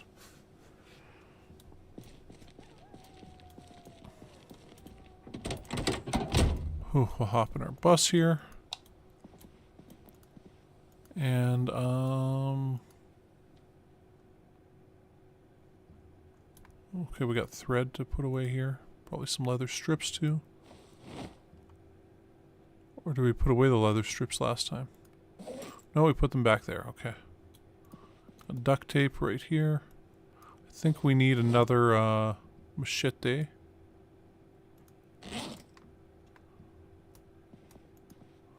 Bag of chips right there. Oh, right. Okay, well, it's like, oh yeah, we got those ones in the back of the bus, but for now we'll just, we'll do this.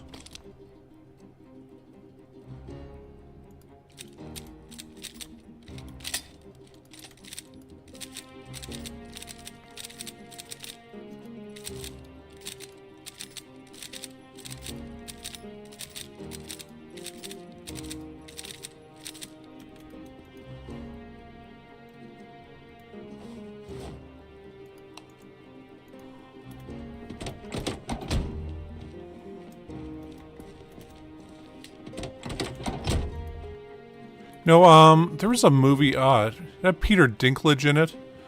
It's sort of like an apocalypse happened where this virus comes through and it kills pretty much everybody, and he's just going from house to house, seeing if there's anything useful there, and then burying whoever it is that he finds there, because he lived in this small town that was like maybe, 6,000 people or so. And anyway, he did one of the smarter things, and he lived in the library, because that way he could have a bunch of books immediately accessible to him, so he could like read to entertain himself. And anyway,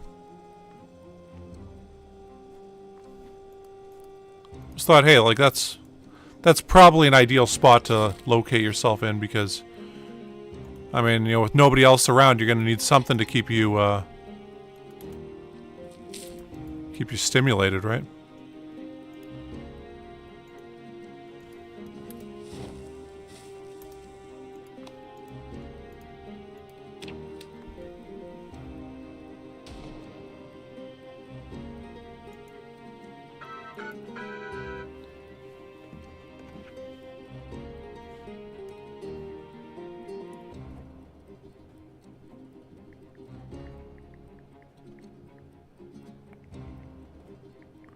Hold on 1 second.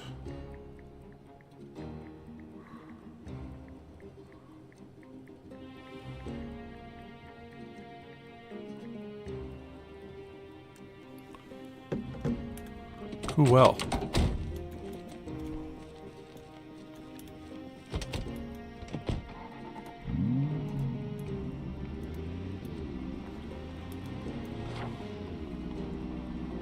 Shouldn't be driving like that.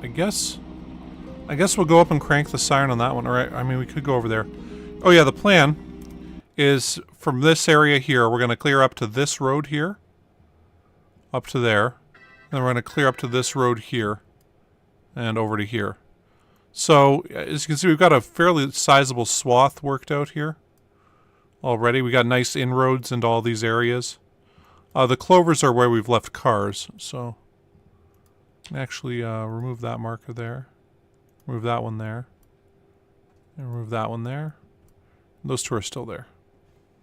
Let's add some clovers to where we know cars are right now. So there's one right there. There's one there. We got one right there and one right there. Okay. So I found it was kind of hard keeping track of where all the cars are. Can I see what this time?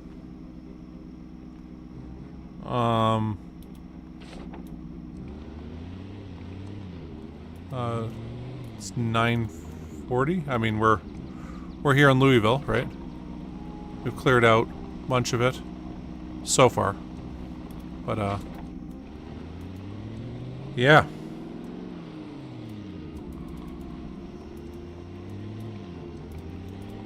So the plan going forward, we'll go see if we can clear the mall right now. That one's got a broken light bar, which is why that's not marked.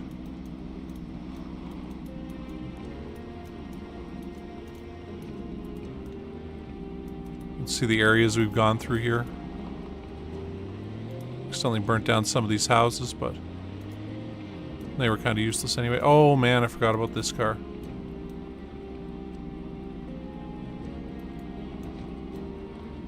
well, we got a gas can and stuff to go grab that when we need it.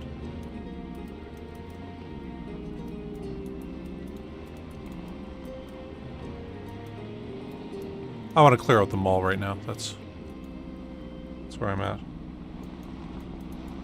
The single best place to start for loot and low number of zombies is Riverside. Because yeah, there's a bunch of big houses there, lots of loot. There is a police station there too and stuff like that. And it has the fewest zombies of anywhere.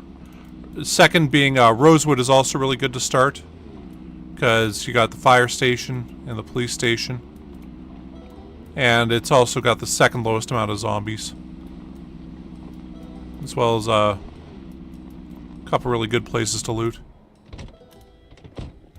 Okay, I guess we're probably going to run back and hide there. Ooh. Okay, we got 2 Molotovs on us. Should be okay.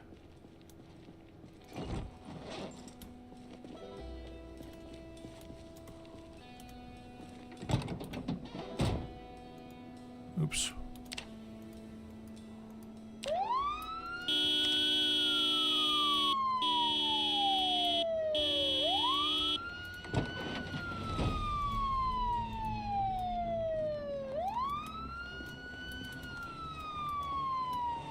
Ooh. Look at all these guys coming for that dinner bell.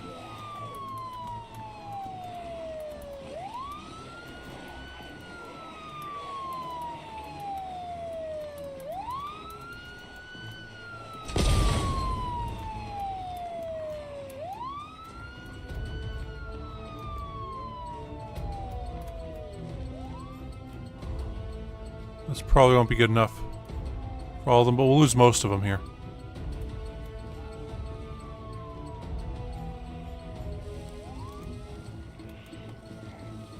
Got them trees now.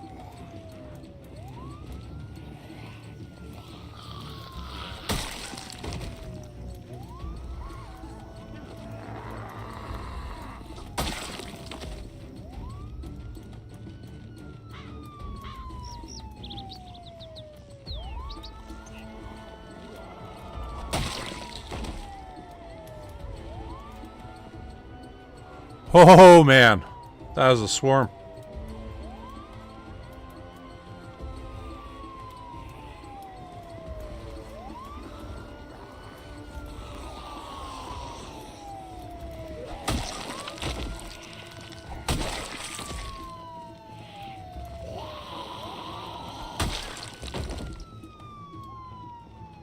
Yeah, that is a lot of zombies going in there.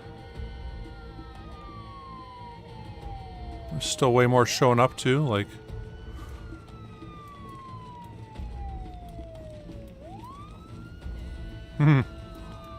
Gotta love it.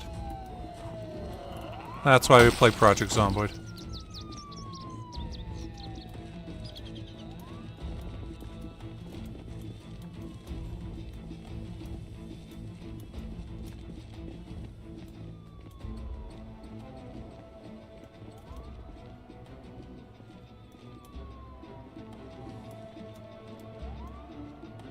Holy shnikes. This is going to be a pretty epic light bar.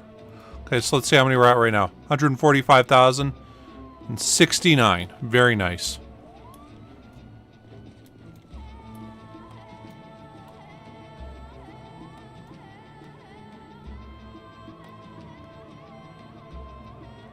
Okay, so we got a chicken place. Got a Spiffos there.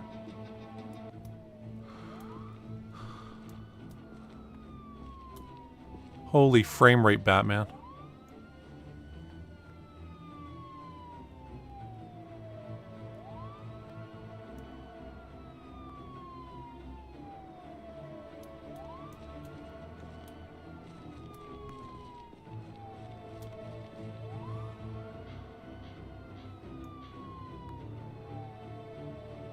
This is almost like the other mall. Okay, so you see here, these zombies that are in color, it will only display up to 500 zombies like that. So that's 500 zombies. So I'd guess that there's at least 1,500 around here right now.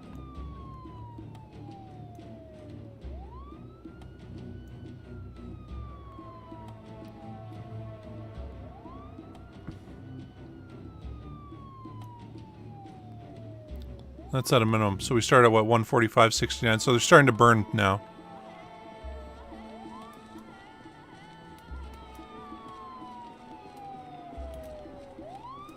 Just gonna back up in our car here a bit.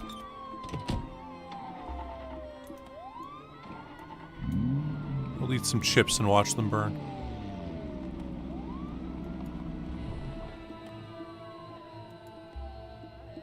Actually, let's eat some gummy worms while we watch them burn.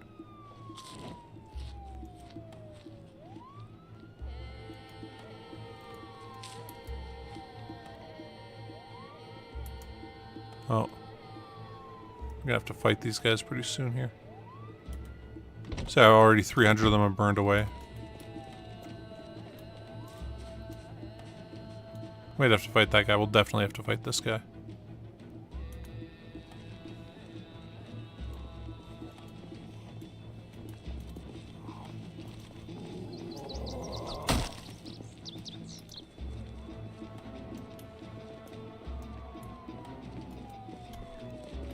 There is some kind of mod that lets you display more than that.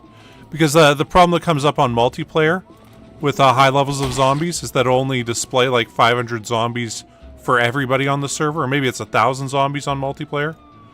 So that'll of course cause problems when you got people in completely different areas.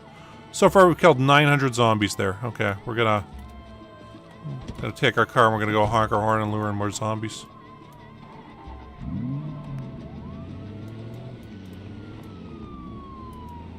This area here.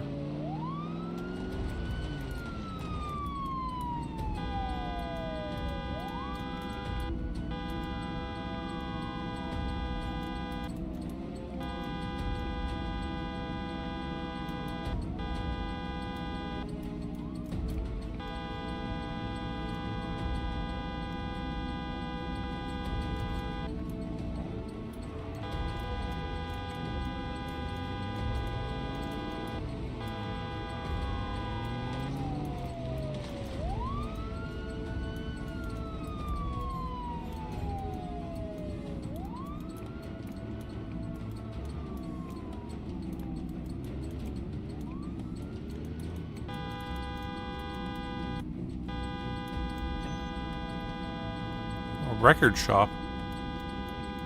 I guess, yeah, those used to be a thing, right?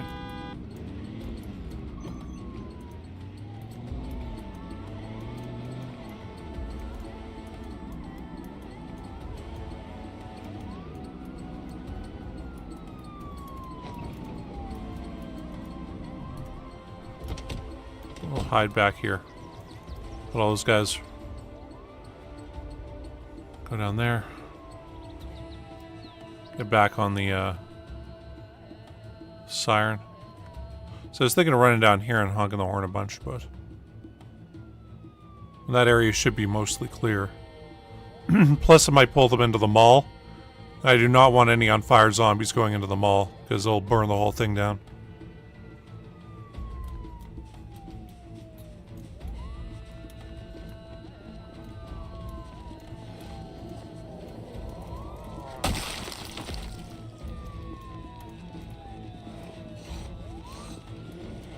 I think this one's got a gun store and stuff in it too.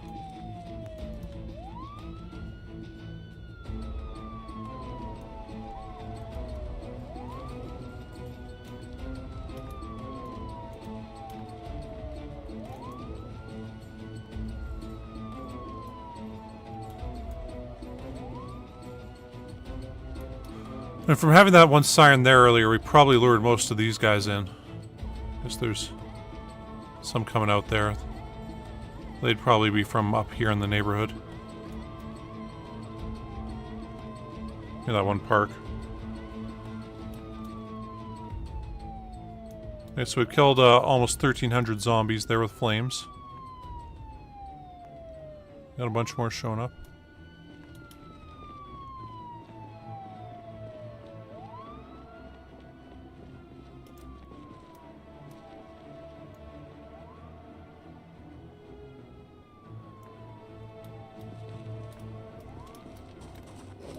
Oh, you scared me.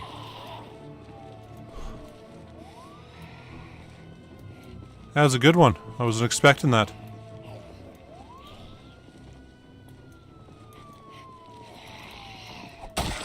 Hey, the jump scares in this game, nothing quite like it.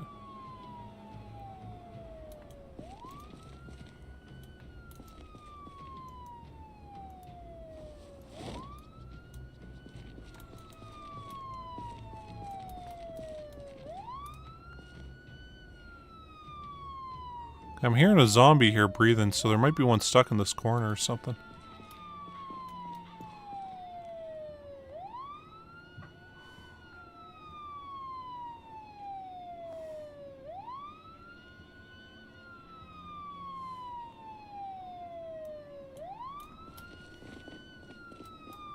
So we'll go hop in our car and kind of back up a bit.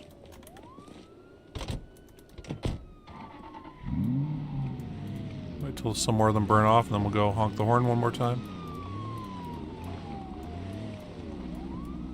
What we have to do to kill large swaths of zombies in this. So let's go over. We went. Oh, there was a survivor house we went into, wasn't there? Let's see, was it like that one? I think it was that one. It was wholly disappointing also.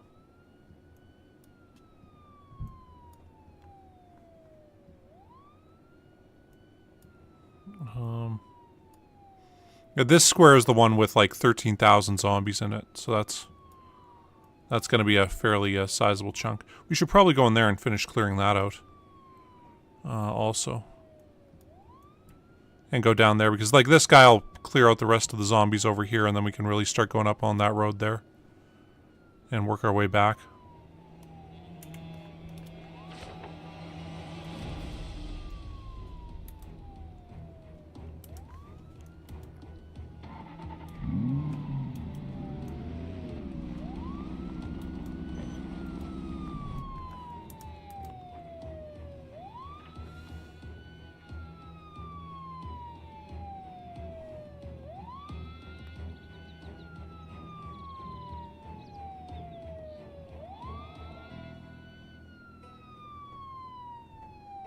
Jeez.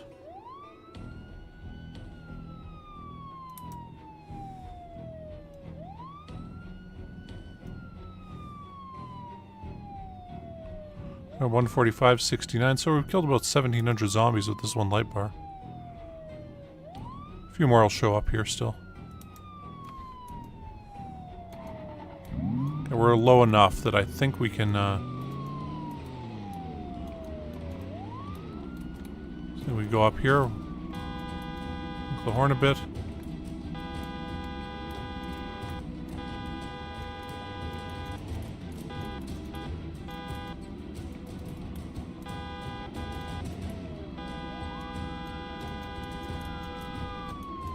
It's an organic food market. So that's what I see so far. Hair salon.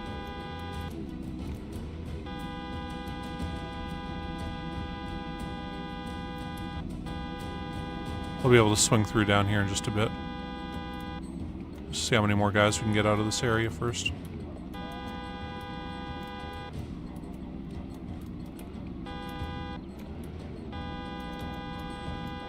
That seems like a food court there.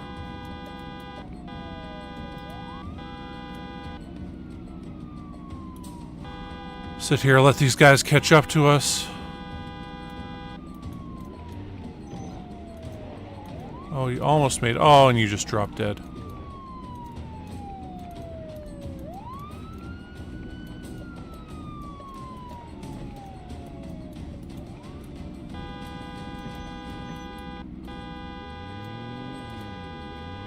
Okay.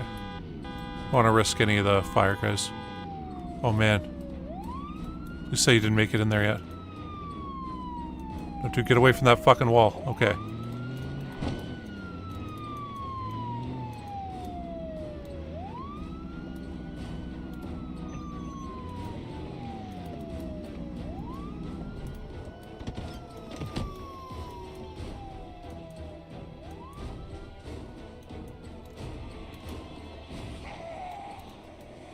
There's quite a few guys showing up there now.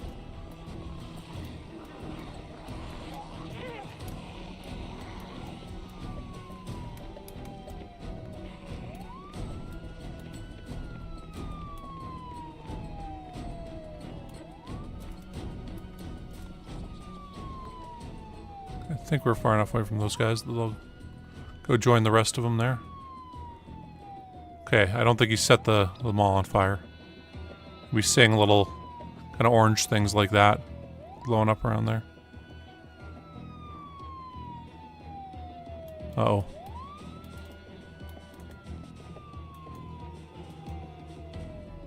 I heard a from a zombie.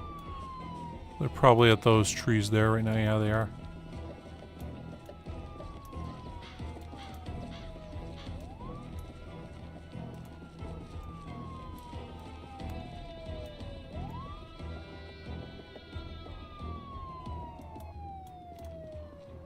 All right.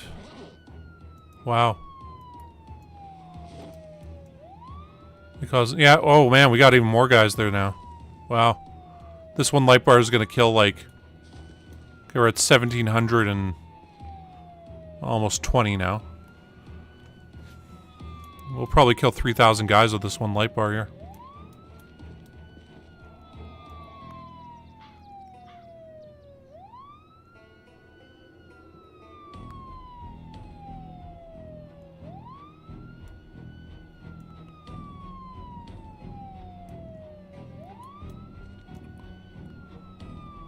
I'm gonna go back to our car, but we'll have to kill that guy, I guess. I don't think there's any other way around it.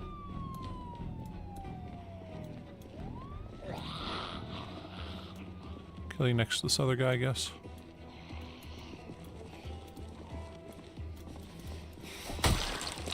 Okay.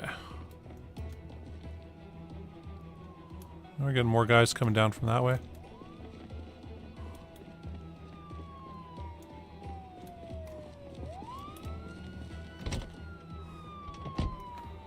No, this might even make a good base to kind of relocate to, right?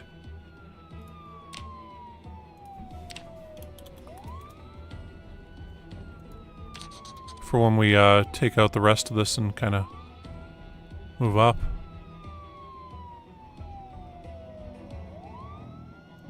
This is starting to take us a little while to get over here, right? So let's speed up the game.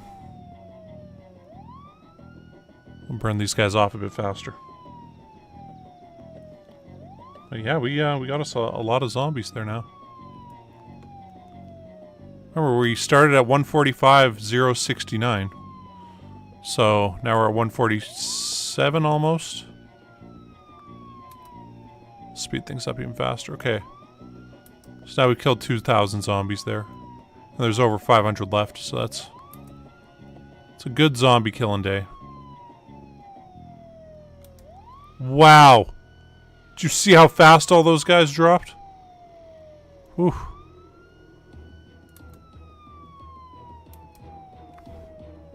Okay, I think what we're gonna have to do here now is, just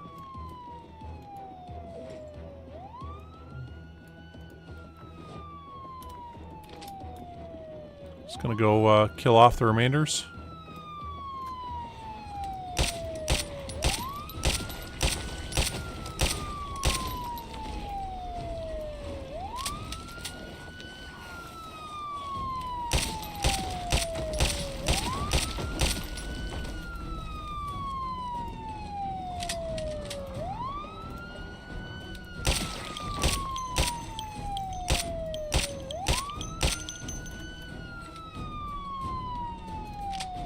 Just want to make sure all these fires go out. Okay, that's good enough.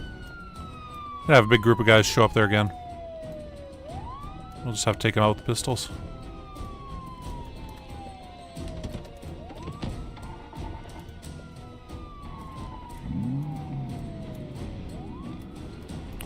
But yeah, so we killed 2,600 and some zombies with just that one light bar. It's always nice because there's supposed to be about 500,000 zombies in Louisville. So, you know, killed 0.5% of all the zombies in the city right there. So I kind of want to see what's in these shops here quickly. Let's see, we got mannequins in the first one. Okay. Some kind of insurance place or something. No idea what this is. Oh, there's a hardware store.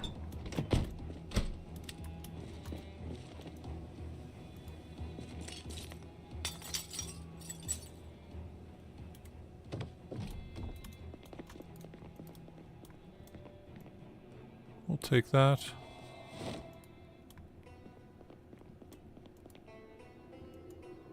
Metal bar, metal sheet. I need another Gerber machete. Take that bad boy. Take that. Got plenty of nails. No more coveralls.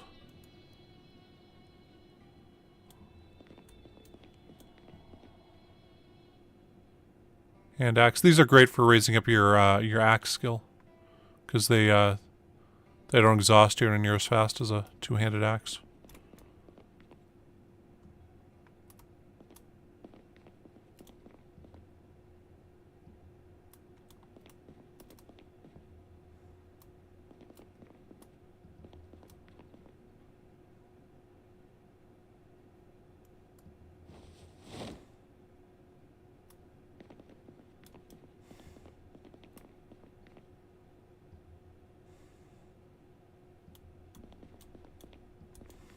Okay, I mean, not too much stuff here. I got a bunch of duct tape at least. I'll let us,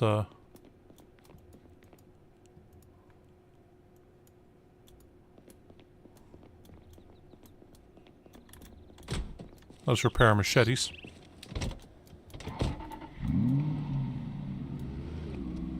So laundromat, is there anything else here though? Oh, just a laundromat. Yeah, it's just a laundromat. Wow.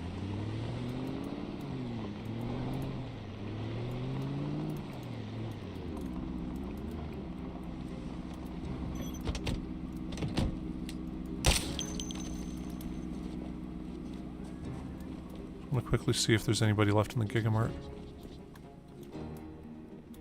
Ooh. This one's a ginormous one. Old Walmart.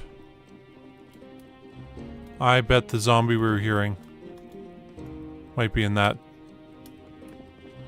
Right there. Maybe not. What do we got here? Like here we got... Oh. Got a bunch of hardware stuff. Another machete. Is that... Yeah, there we go.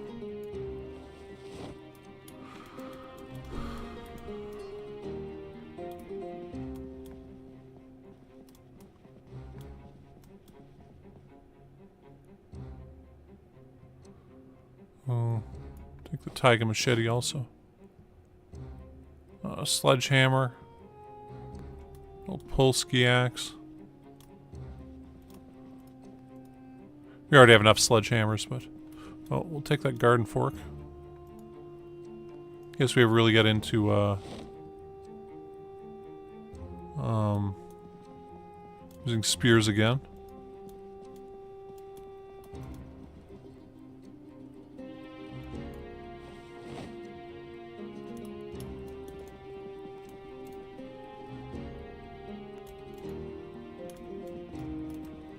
I mean,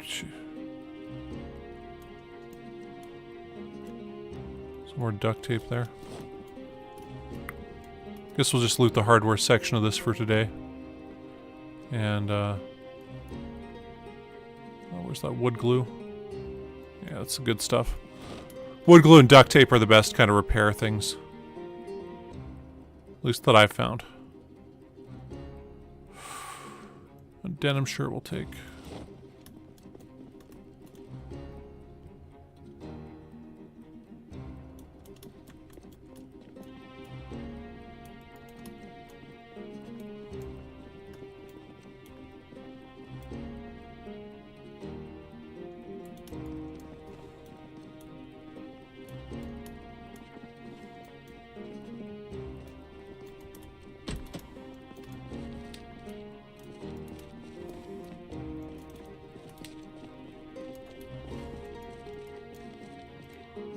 Okay.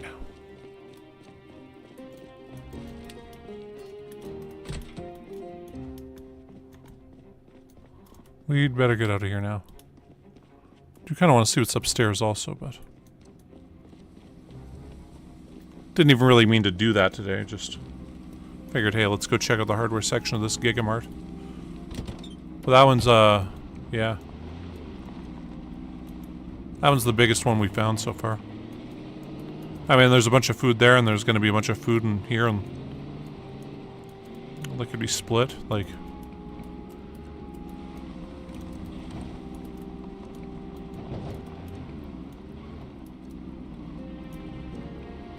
Okay, so hold on, it's 10, or we'll say 11 o'clock now. I want to see how much faster or slower this way of getting home is. As opposed to the other way. Guess we do have these corpses that we got to deal with right here.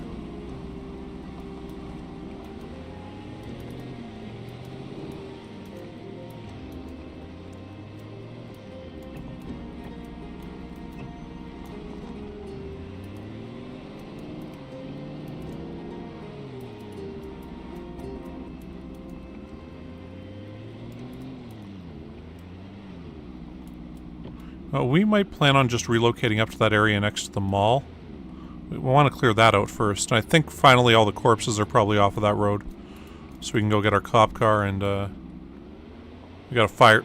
Or no, I think we got an ambulance up there also. They're both in pretty good condition.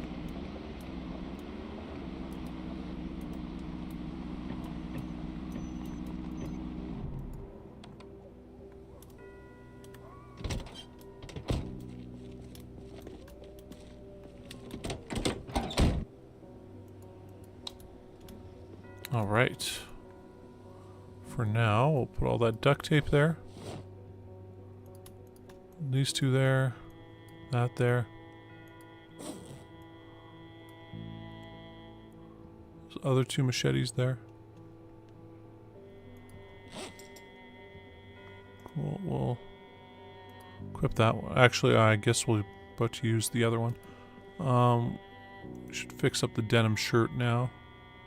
Grab half of those, grab half of those, grab one of those. We will inspect. A patent doll using leather strips. This is why it's great to have level 10 tailoring. So yeah, if you look at our protection now, we got like 100% scratch protection except on our neck. Or how'd our shin get damaged? Oh man. We ripped another pair of leather pants?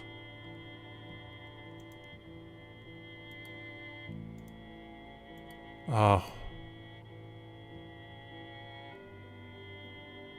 It's still not terrible, but damn. So, you know, we got a bunch of bite protection, a bunch of protection otherwise. But damn, I didn't realize that these pants had been, let's inspect these ones. So those ones are good? Okay, well, so we'll wear these ones then instead. We'll wash these ones off. These ones also have a hole in them, right? No, those ones are fine too. Okay, I guess we just decided to wear the ones with a hole in it. Doesn't make any sense, but whatever. Leather pants are the best in this.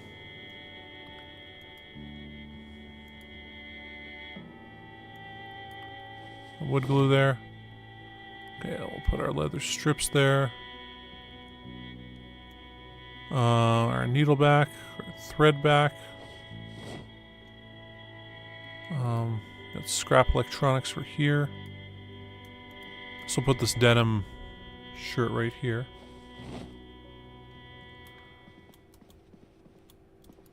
Come over here, we'll drop off our 9x19 rounds. Grab, say, those.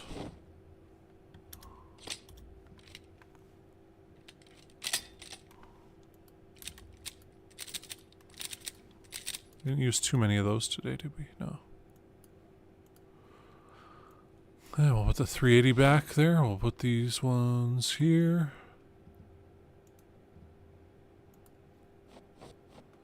Open all that up there. Okay. So aiming's pretty high. I was thinking we should just go on a tear with guns, get our aiming up to level 10. Then, I'll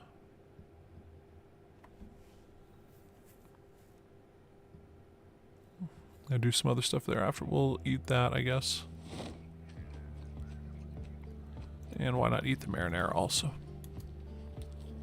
Between those two, we should be full. Yeah.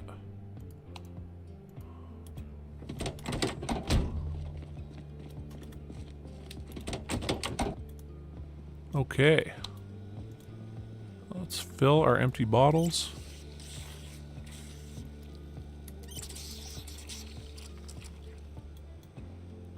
Okay. We should wash everything. This leave us pretty tired, but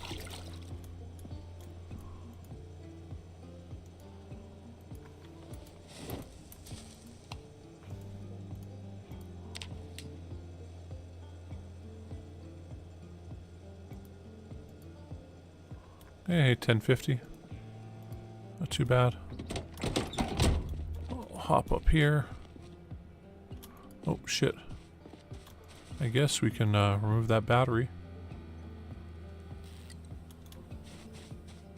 Okay, now we got gas and a battery to go get that extra truck.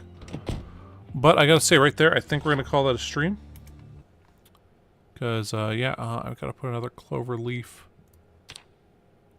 in, truck was, I think, right there. I think it was there. Might have been just up there. We'll leave it there for now. Okay, we can move that. Yeah. Oh. Next that one off. So yeah, you know, we've got a fairly sizable chunk of zombies gone now. We're almost up to the border there. And once we're, you know, there, then I guess we're clearing out there and up there and stuff. But yeah. Oh yeah, I stream Saturdays. I'm gonna go, I'm playing poker in the afternoon. And I gotta be ready for that at about 1... by 1:30 my time at the absolute latest. So I'll probably stop actually at about 1, just so I can get ready otherwise. But yeah, so it'll probably be another about 4-hour stream tomorrow. And yeah. So I look forward to seeing you then. And I mean, geez, we're... You know, it's weird to think we're on part, what, 17 now of clearing Louisville? And so far, yeah, we've gotten all this stuff. Well, it got cleared up to that road there. And you know, we got very sizable portions of it now cleared out. It's like you can see we're encroaching on this area in all directions, right? So, and if we look at the big map here, you know, there's a lot of guys there, and these are two neighborhoods we've cleared once again another sizable chunk out of. That's where that mall is. That's where the Giga Mart is. So, yeah, and then I think this is a high school and a elementary school, or maybe a high school and a rec center or something. But yeah, you know, we got most of that 8,900 out, and I bet you most of these 5,172 are right here along the businesses here that we've already cleared out. And I mean, mainly the goal right now is we'll clear out all the houses kind of surrounding downtown. Because like once we get done downtown or get, you know, deep into there, we're not going to want to come back and deal with this stuff, right? So that's why I'm like, okay, we'll deal with the small houses, the suburbs, before we get into the major areas downtown. Ah, okay. So yeah, I guess 9-hour difference. 1:30 my time right now, so. Anyway. So with that being the case, we'll quickly open this up and we'll see where we're at here. So we got 147,675 now for zombies. Killed. So we killed more than 10,000 this stream, so, hey. 147,675 kills by the end of the stream for 10,220 kills during the stream. All right. Cool, but yeah, you know, thanks for watching, and hope you're learning a bit about, you know, ways to play Project Zomboid and stuff. Hope it's working out for you. And anyway, yeah. Cheers. I'll see you guys next time. And anyway, peace, and till tomorrow. Bye.